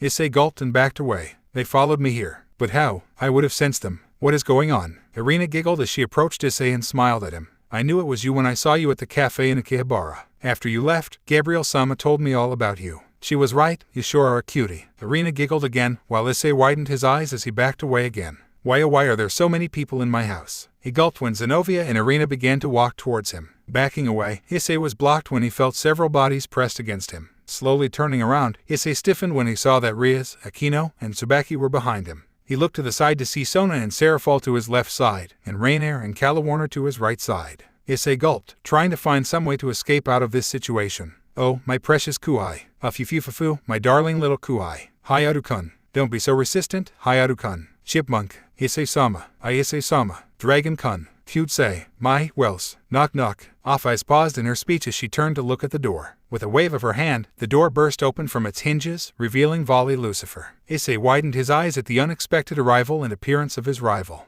There were numerous amounts of kisses on the vanishing dragon's face. Volley narrowed his eyes and gritted his teeth. Damn those fangirls. Issei Hyoudou ... do you want to live? Issei looked at the numerous girls surrounding him, and he gulped at the strange looks he was receiving. He quickly nodded gratefully to his rival, whose expression hardened. This is the only time I'm going to suggest this, Hyoudou. We're going to have to use fuss. My, Welsh dragon. Issei and Volley, and as well as the girls, turned to look at a slightly annoyed Offeyes with numerous snakes surrounding her. With a point of her finger, Offeyes sent the snakes crawling towards the girls, who quickly shook themselves off of Issei. Volley rose an eyebrow. Or I guess, Offeyes can do what she just did. Issei took the opportunity to escape from the girl's grasp and sprinted out of his house, with Volley running after him. Watching her snakes attack the girls, Offeyes floated over to the red glowing calendar and placed her finger on it. Immediately after that, her name appeared in the columns on the calendar. A strange smile appeared on Offeyes' face, and she lifted her finger in the shape of a gun. Issei Hyoudou, the Welsh dragon, you are mine. The Kuoh Academy. Both Issei and Volley sighed as they made it to the rooftop of the school. The Welsh dragon turned to look at the vanishing dragon. That was a close one. Don't need you to tell me that, Hyoudou. Issei sighed as he laid onto his bed. That fiasco with Rias, Aquino, Tsubaki, Sona, Serafal, Rainier, Calawarner, Irina, Zenobia, and Offeyes was finally over. It only took about 2 hours for the situation to stop, but Issei's house was finally quiet. Well, it seems your life has changed. The only question is, has it changed for the better or for the worst? Issei sighed again and sat up on his bed. His life had changed, no doubt about that. He had 4 senpais, a Satan, an angel, a devil, 2 fallen angels, and a powerful dragon god after him. He was just lucky that the 2 fallen angels and the dragon god lived with him, and not the rest of them. Whoosh! Issei widened his eyes when he felt a huge and immense surge of energy. He looked around his room, enhancing his senses in order to sense the presence. For some reason it felt familiar to him. What is this? Reincarnation how interesting. Issei widened his eyes. Who was that? The voice didn't sound anything like D-Drag. It sure as heck didn't sound like Albion either. Issei looked around searchingly. Who's there? So you cannot see me. Very well, allow me to clear the air. The area around Issei began to dissolve entirely, revealing a series of stars. Issei widened his eyes in astonishment as he looked around his surroundings. What is this place? So you are the one who inherited my power. How amusing. Issei stopped in his pace, and he looked up, his eyes widening further. In his sights was a colossal being composed of immeasurable cosmic energy. The being looked down at Issei, its face showing an expression akin to amusement. Are you? Indeed, it is I. Issei took a step back, almost collapsing onto the floor. I can't believe it. You're the being. But D-Drag told me that you faded away into existence. The being, the first primordial entity to predate the universe, crossed its arms and looked away. Originally, I did. However, I extracted a portion of my power into the far trenches of space. The power I extracted was, and is, still me. I wanted to see who was worthy enough to have my power. And it seems that the power has chosen you. Issei blinked several times in shock, and he took a step back. He couldn't believe it. The power he had inherited long ago. This being was its progenitor. He had never expected he would ever meet the being. Issei looked up at the being. I have grown bored in watching you so far. With my power, you have been able to defeat and outsmart the most powerful beings you have met. But, the being smirked and shook its head in further amusement. The being put its hand on its chin. Perhaps I can make things more interesting. By changing you. It pointed down to Issei, who took another step back in worry. What do you mean change me? What are you talking about? The being smirked and lifted its finger, charging a pool of cosmic energy. Issei widened his eyes and summoned an energy shield, but suddenly it shattered apart. The young man gasped and looked up. This power was originally mine, my reincarnation. Shielding yourself will not work against me. Issei narrowed his eyes, and his left arm began to gain a crimson aura.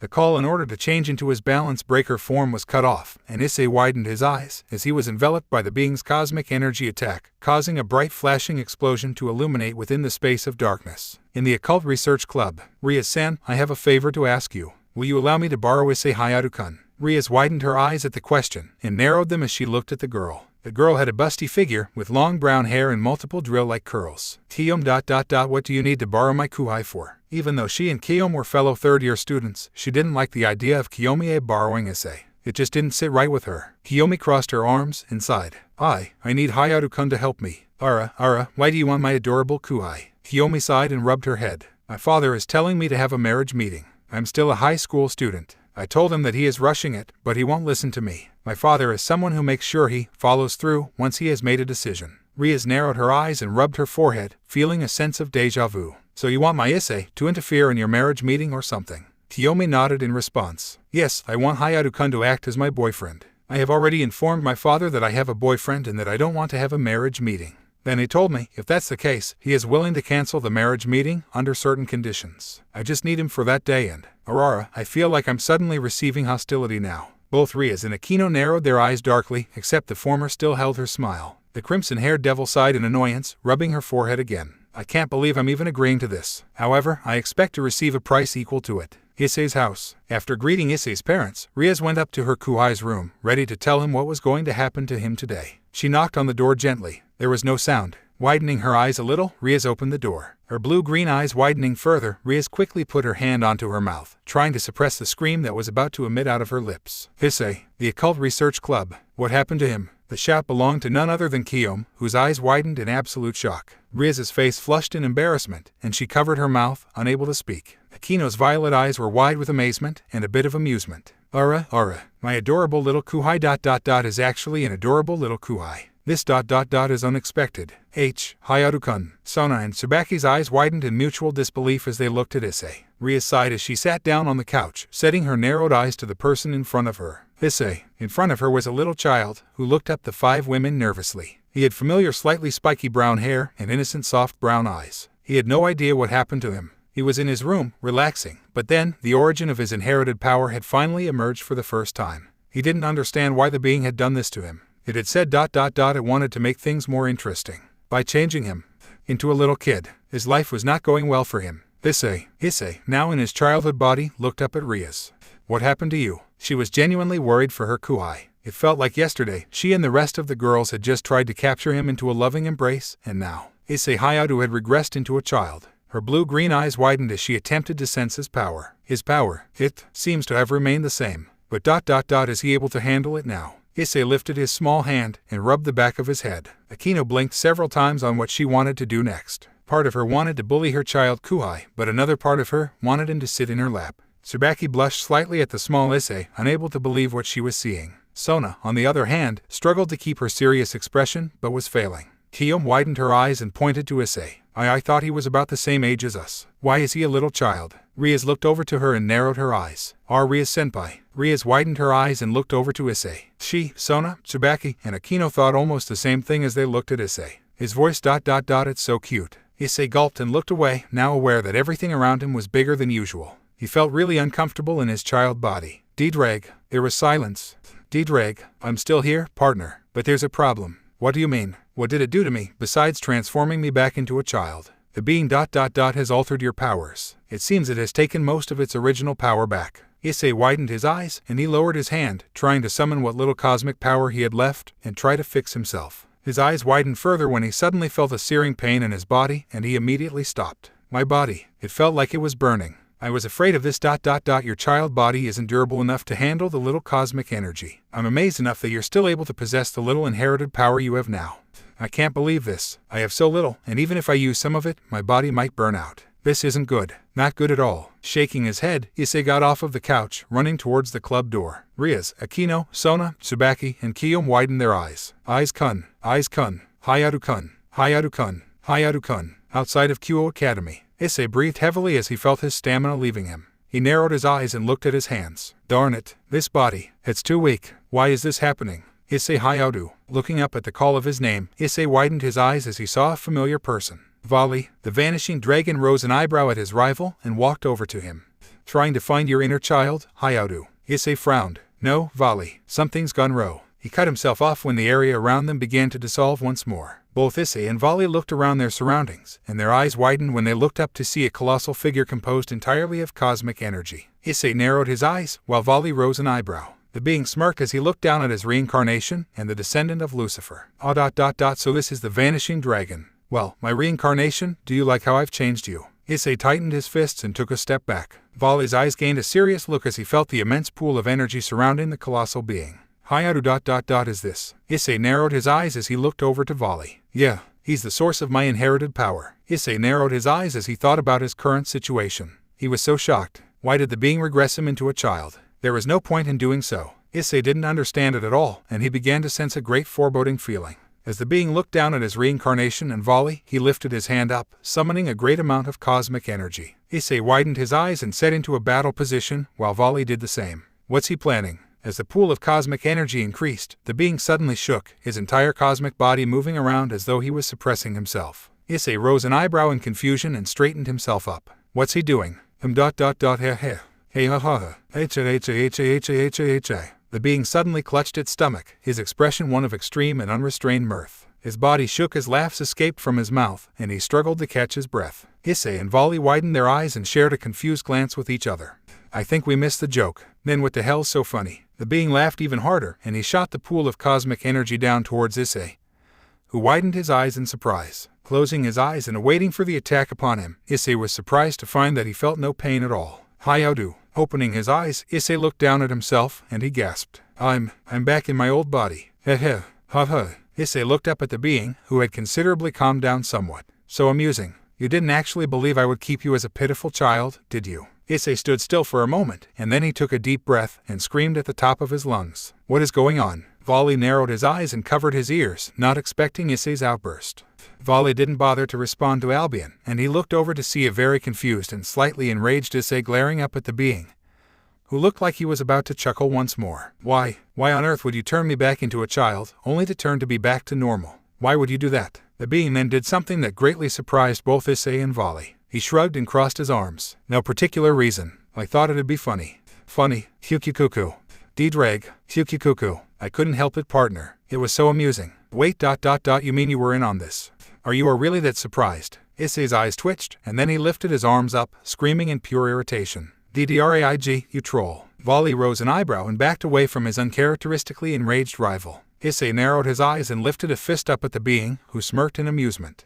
Both you and D-drag were in on this. Well, of course, I have been dormant within your body for some time now, and as I've said before, I was getting bored. So the Welsh dragon offered to bring me some entertainment. As soon as the being finished his sentence, Issei immediately lost it again, by turning me into a kid. Yep, you know. Both Issei and the being looked towards Volley, who crossed his arms in puzzlement. As the source of Hyoudou's ultimate power, I was expecting you to be, I don't know, boring, wise, stoic. The being scoffed in response. Issei's eyes twitched, and then he just palmed his face. Hyukikuku. You mad, bro? After calming himself so to make sure he wouldn't lose his newfound temper, Issei took a deep breath as he regained his thoughts. Was trolling me the only reason for you coming out in the first place? Humph. It wasn't the only thing, my reincarnation. There is something I must inform you before I retreat into your body once more. Issei narrowed his eyes at the being, but then widened them as he noticed that the being now had a serious look on its face. Feeling a serious tension, Volley kept quiet, watching his rival talk with the other source of his powers. Issei nodded in response to the being's statement. Seeing his reincarnation nod, the being closed his eyes. Issei rose an eyebrow. What do you mean? The being looked down at his reincarnation for a moment, and then he looked up. After I extracted a portion of my power, I did, in fact, choose to fade away. I was confident and satisfied with the fact that my reincarnation would inherit my power after he had earned it. However, there was something else that had happened. Something that only I know. Issei widened his eyes as he listened to the being's explanation. The being narrowed his eyes and looked down at Issei. Before I faded away, boredom must have been more influential than I had anticipated. When I faded away, another portion of my power remained. After my departure, that energy continued to travel into many dimensions, until it landed in the first location that I had created. Both Issei and Volley looked up at the being in great interest.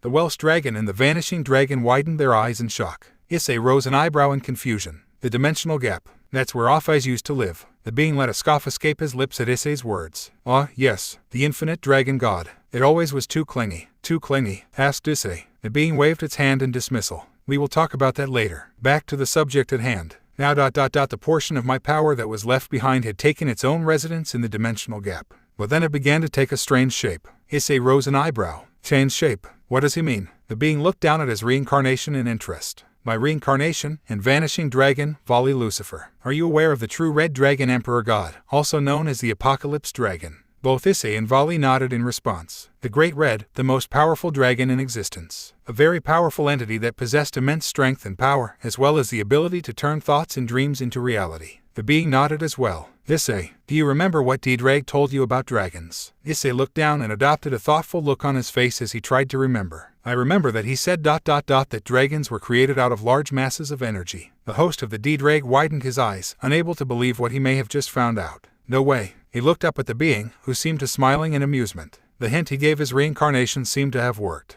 Issei widened his eyes further, and he took a step back. Are you saying that Great Red? The being smiled and closed his eyes. You are correct, my reincarnation. The true Red Dragon Emperor God has lived for many millennia, and the beings that were born after his existence did not know anything about his origin, except for myself. But now, you and the Vanishing Dragon know. Volley widened his eyes in great surprise, and he looked over to Issei, who seemed to be frozen in absolute shock. Are you saying that you're the Great Red? The being shrugged. Well, the other portion of my power left behind is the Great Red. Why it took on the form of a massive red western dragon is beyond me. He then looked down at Issei, who trembled. My reincarnation. Do you remember the day when you inadvertently visited the dimensional gap for the first time? Do you remember your encounter with the Great Red in Off-Ice? Issei looked away as he tried to remember, and he crossed his arms. D-Drake told me ... that the Great Red didn't like to be stared at. But when he and I locked gazes ... he just scoffed and flew away. The being chuckled. Because ... he recognized me. Within you. Issei clutched his forehead and collapsed onto the ground. I don't believe it. It kinda makes sense now. The Great Red dragons are created out of colossal amounts of energy, and because of that fact ... that means ... the Great Red. He looked up at the being. He's you, and you're him. He's a part of you. Issei widened his eyes as the being chuckled. As a matter of fact, I guess you can be considered a miniature Great Red. A miniature true dragon. Issei took a step back and placed his hand on his forehead. Volley looked over at his rival, and he crossed his arms. Issei ... he potentially possesses the power of the Apocalypse Dragon. You truly are an interesting rival, Issei Hyoudou. Issei blinked in confusion and looked up at the being. Wait a minute ... if I'm theoretically a part of Great Red ... then why is Off-Ice ... so clingy to me? She hates Great Red, doesn't she? The being was ready to speak in order to answer his reincarnation's question, until he felt a familiar presence. Both Issei and Volley looked up, and their eyes widened as they looked at a familiar being. It was a girl with black hair and dark brown-gray eyes dressed in a gothic Lolita fashion. Issei Hyoudou. My darling, Welsh dragon. Ouroboros-san. Issei asked as he watched Off-Ice descend towards him. Watching the infinite dragon god float towards Issei, the being rolled his eyes and crossed his arms. Well, my reincarnation. Ask away. Issei blinked several times as Off-Ice got into his face. Ouroboros-san, you say you hate the Great Red. If so, then what are your feelings towards me? The young man really wanted to know as he was genuinely curious. It puzzled him why Off-Ice showed nothing but annoyance towards the Apocalypse Dragon, and yet she seemed to be so clingy towards him. Off-Ice tilted her head as she lifted her finger and placed it on Issei's forehead. A reminiscent gesture from her first meeting with the Welsh dragon. The entity and Baka Red are one and the same, Off-Ice began as she tilted her head. However, you are different. Your power fills ... my nothingness. Issei widened his eyes at Off-Ice's declaration, while Volley stood with his arms crossed. Interesting. Hyoudou really seems to attract a lot of people. Ouroboros-san, Issei said. Off-Ice puckered out her lips and gave Issei a kiss on his forehead. My Welsh dragon. The being chuckled as he stared at his reincarnation. Looking around his surroundings, the being nodded to Issei. Issei, I believe our conversation should end here. I shall speak to you another time. The young man widened his eyes. Wait, you're leaving so soon. Not to worry, I'll be back soon enough. Expect another troll session, my reincarnation. Kukuka.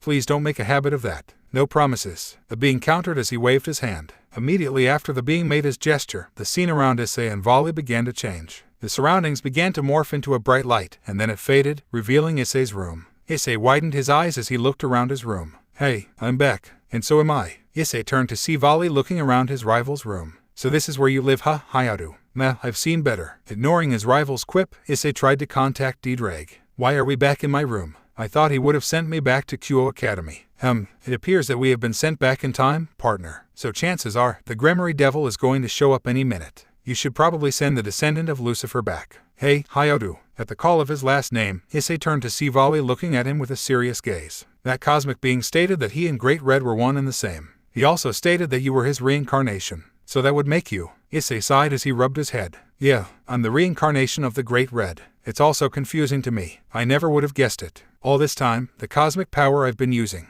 belonged to the Great Red. The two rivals stood silently, trying to figure out what to say next. Volley then spoke as he pointed to his rival. Hyoudou, my dream has changed. There's something I want to do other than planning on fighting the Dragon of Dragons. Issei rose an eyebrow. And what's that, Volley?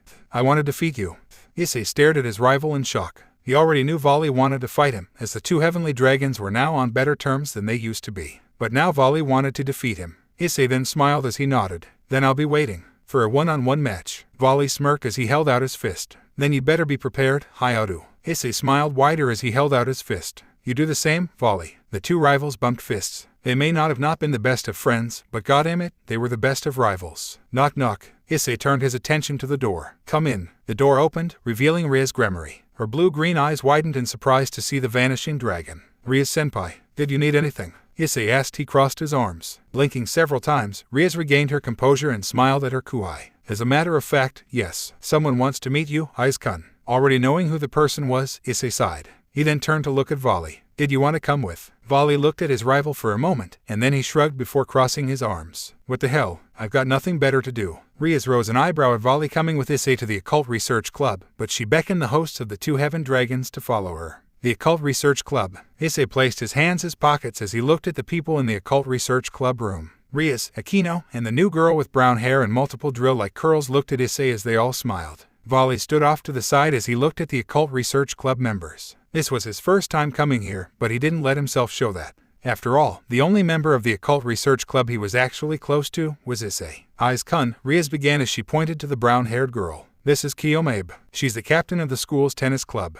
We have a tennis club. Who would have thought? She's also a beast tamer, Aquino added in her 2 cents. Issei nodded as he looked to Kiyom. So I guess you're my 5th senpai. Issei began as he smiled. It's nice to meet you. Kiyom smiled at Issei's politeness. It's nice to meet you too, Issei-kun. I have a favor to ask you. Would you please listen to it? Sure, Issei said as he nodded. Well, Kiyom began as she tried to put out her words. Can I borrow you? Issei blinked several times in confusion. He glanced over at Volley, who shared his surprised expression. Actually, Kiyom said as she tried to restate her question. Can I borrow you and Volley Lucifer? This time both Issei and Volley widened their eyes in surprise. The vanishing dragon slowly but surely regained his composure. Why are you involving me in this, beast tamer? Kiyom waved her hands in defense as she chuckled nervously. Well, as it turns out, my father is actually a fan of the vanishing Welsh dragon. At the mention of their fusion, Issei and Volley widened their eyes at each other. You mean Valse? Issei asked in disbelief. Our combined form that results from that stupid dance. Volley asked as he tried to restrain himself from shouting. That's the one. Kiyom smiled as she put her hands behind her back. My father has bought an entire supply of the posters featuring you two in your fusion. There's even a poster featuring a what-if fusion of the two heavenly dragons. What? Issei and Volley winced as they heard the displeased cries of their respective dragons. Issei rubbed his head at the situation that had been placed between him and Volley. So, your father wants to see our fusion because... No, Volley began as he waved his arm aside. No more fusion. It's bad enough that the Crimson Satan keeps selling those damn posters. There's no point in using fusion, especially in this situation. Kiyom sighed as she turned to look at Issei. Issei-kun, my father is pressuring me into marriage. I'm still in high school, so he's rushing me into accepting his proposition. But he's really rushing it. So, I want Valse to act as my boyfriend. Since my father's a huge fan of your fusion, then I'm sure he'll be so happy that he'll have no choice but to cancel the marriage meeting. Issei wisely kept his mouth shut as he looked over to Volley, whose eyes twitched every time Kiyom mentioned their fusion. Volley, do you really think fusion is going to solve your problem, beast tamer? Volley questioned as he looked over to Kiyom. Even if Hyoudou and I do perform fusion, its effects will wear off after 30 minutes. What'll happen then? Volley, I could just will the time limit of the fusion technique to make it last longer. His blue eyes twitching, Volley set his glare towards Issei, who regretted the second he opened his big mouth. Damn it, Hyoudou. She wasn't supposed to know that. Volley screamed as he lunged at his rival. Volley, calm down. Issei yelled out as he narrowly dodged his rival's attack. Kiyom, elated beyond belief, smiled cheerfully as she hugged both Issei and Volley. The Welsh dragon and the vanishing dragon widened their eyes as the beast tamer hugged them. I'm so glad to hear that. Thank you so much for doing this, you guys. Hyoudou, Volley said as his eyes twitched once more. Yeah, Issei answered as he felt Kiyom hug him tighter. I hate you so much right now. Volley grunted as he clenched his fists. Normally, Volley Lucifer was a collected battle maniac. He remained focused and cool at all times. Yet, his rival Issei Hyoudou, also known as the reincarnation of the Great Red, just couldn't go through one day without tormenting him. Hyoudou, I'm going to kill you. You just couldn't keep your big mouth shut, could you? Volley shouted as he glared at Issei. Volley, calm down. It's not like I told her on purpose. Besides, her marriage meeting thing doesn't start till 4 days from now. We don't have to use fusion right now. After he and Issei had agreed to let Valse become Kiyom's boyfriend, Volley, to say the least, was absolutely livid. The vanishing dragon vanished on top of the Kuoh Academy to give the Welsh dragon a piece of his mind. Gah! Volley shouted as he glared harder at Issei. If I had the ability, I would travel to another dimension just to escape this moment. Hell, even an alternate universe would do. Issei opened his mouth to respond, until he was interrupted by the Red Dragon Emperor himself. Partner, if you remember what I told you before, your past incarnation had the ability to warp reality. Perhaps this ability will be useful in calming down the descendant of Lucifer, especially Albion, since he's whining like a temperamental bitch. Shaking his head from listening to the two heavenly dragons arguing, Issei turned his attention to Volley. Hey Volley. What? The vanishing dragon asked moodily. If it really bothers you that much, maybe I can use Great Red's power to send ourselves to another dimension. Volley rose an eyebrow in response. The vanishing dragon then pondered. This dimension so far was succeeding in finding ways to annoy the hell out of him. Maybe traveling to another dimension would help him calm down. Plus, maybe he and Issei could find strong opponents. Alright, Hyoudou, you've got a deal. Issei sighed as he finally got his rival to calm down.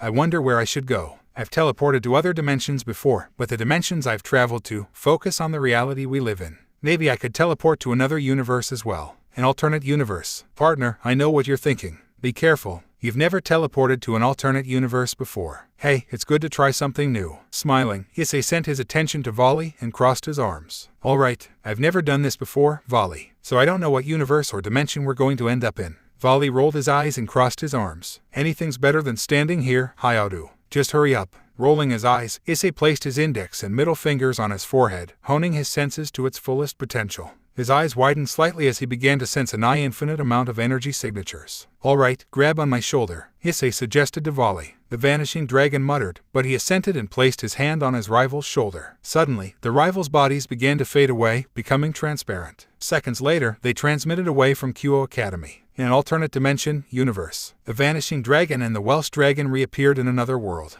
Issei and Volley widened their eyes as they looked around their surroundings. The rivals looked to see that they were surrounded by a lush and fertile world. What is this place? Issei asked Ddraig telepathically. It seems that we are in a realm similar to the Garden of Eden, partner. We are. Did we go back in time or something? Before Ddraig could respond, Volley tapped Issei on the shoulder to get his attention. Hyoudou, look over there. A trio of women. What the hell are they dressed in? Looking to where his rival was pointing it, Issei widened his eyes at the sight of the women. One woman had long black hair and a ponytail. Her face was round, with dignified brown eyes narrowing at the sight of the two earthlings in her realm. She was dressed in a short, blue-colored bustier that stopped and split above her navel. She also wore a blue thong, coronet, thigh-high boots, silver eardrops, and a tiara on her head. The second woman rose an eyebrow at the unexpected appearance of the unfamiliar males in their universe. She had brown-black hair and a darker skin tone, and wore a green version of the first woman's outfit. Issei rose an eyebrow as he noticed that the woman in the green outfit was giving him a suggestive look. Partner, look at the last woman. I'm getting a bad feeling about her. At Ddraig's suggestion, Issei looked over to the last woman, and he suddenly felt a foreboding chill go up his spine.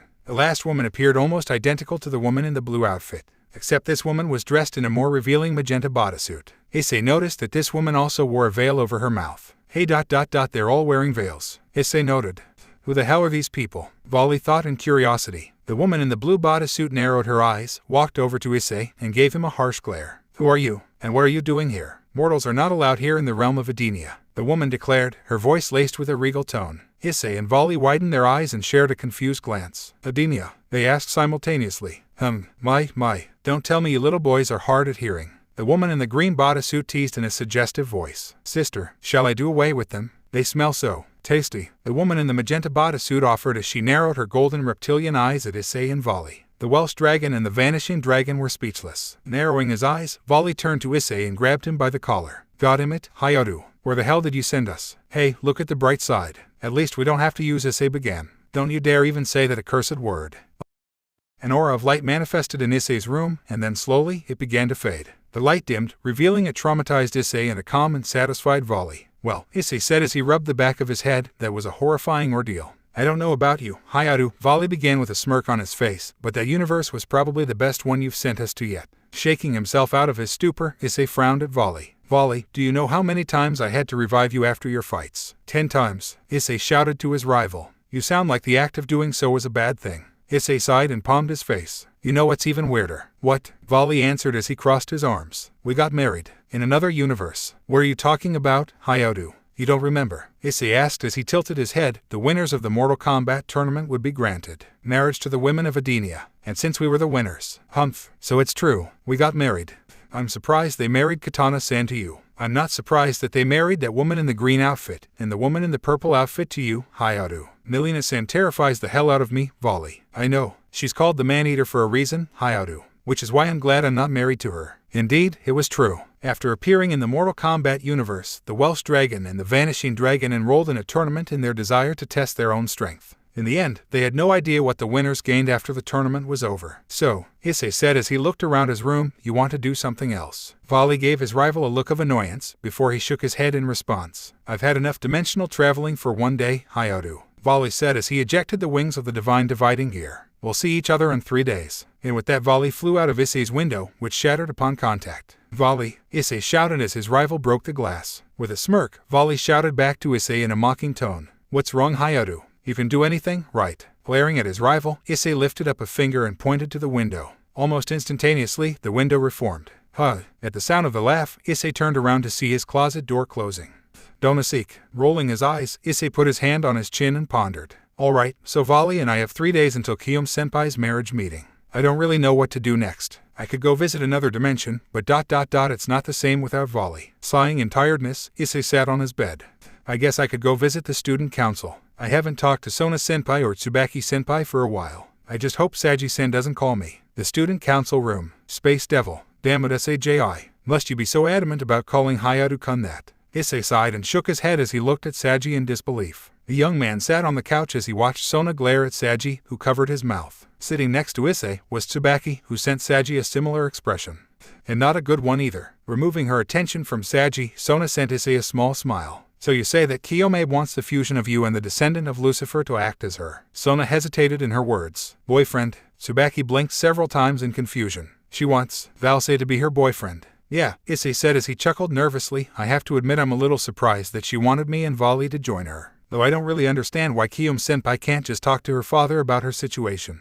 What do you mean? Remember, partner, Ria's Gremory was forced to marry that turkey. You stopped it from happening. Now the beast tamer requires the assistance of you and the vanishing dragon.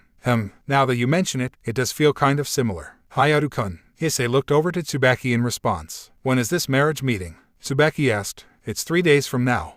I see. Widening his eyes in confusion, Issei looked back up at Sona, who had a concentrated look on her face. Sona-senpai, what are you thinking about? Sona smiled in response in Issei's question. Perhaps Tsubaki and I shall accompany Rias and the rest of her group. My one-sama will be glad to go as well. No. The members of the student council jumped in surprise at Issei's outburst. Realizing he had screamed out loud, Issei lowered his head. If she really has to go, just promise me one thing. What? Sona asked. Make sure she doesn't bring her wand. Anyway, Sona began so she could relieve the awkward tension. It'll be interesting to see how your fusion with Lucifer fares against the monsters of the Beast Tamer. Monsters. Awesome. Saji cheered as he lifted his fist up. I can't wait to take pictures. Pictures? Issei asked. Well, yeah. From what the people in the underworld have been saying, you and Vali are famous. Especially your fusion.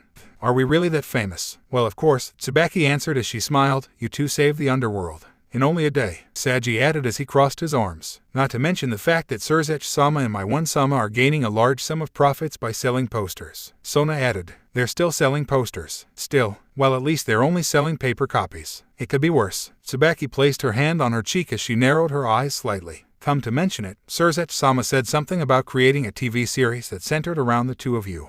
What? That asshole. In the underworld. Vali. How good to see you. Cut the crap, Azazel. Azazel, the leader of the fallen angels, smiled as he sat calmly in his chair. His smile widened in amusement as he looked at the angry look on Vali's face. The vanishing dragon just wanted to relax after a hard day's work of fighting. He wanted to take a nice long stroll in the underworld. He would have enjoyed it, if not for the fact that there were cameras surrounding him at every direction. Getting irritated at the unwanted attention, Vali sensed for Azazel's energy signature and flew over to him. Glaring at Azazel with utmost annoyance, Vali lifted a finger in order to give Azazel a piece of his mind, until Azazel interrupted him. I see you've heard about our next project. Narrowing his eyes, Vale lowered his arm and crossed his arms in response. I have, and let me tell you, I refuse to participate in it. I thought you would say that. And let me tell you, Vali, that you and Issei Hyoudou do not have to be in the TV show at all. We'll just hire actors.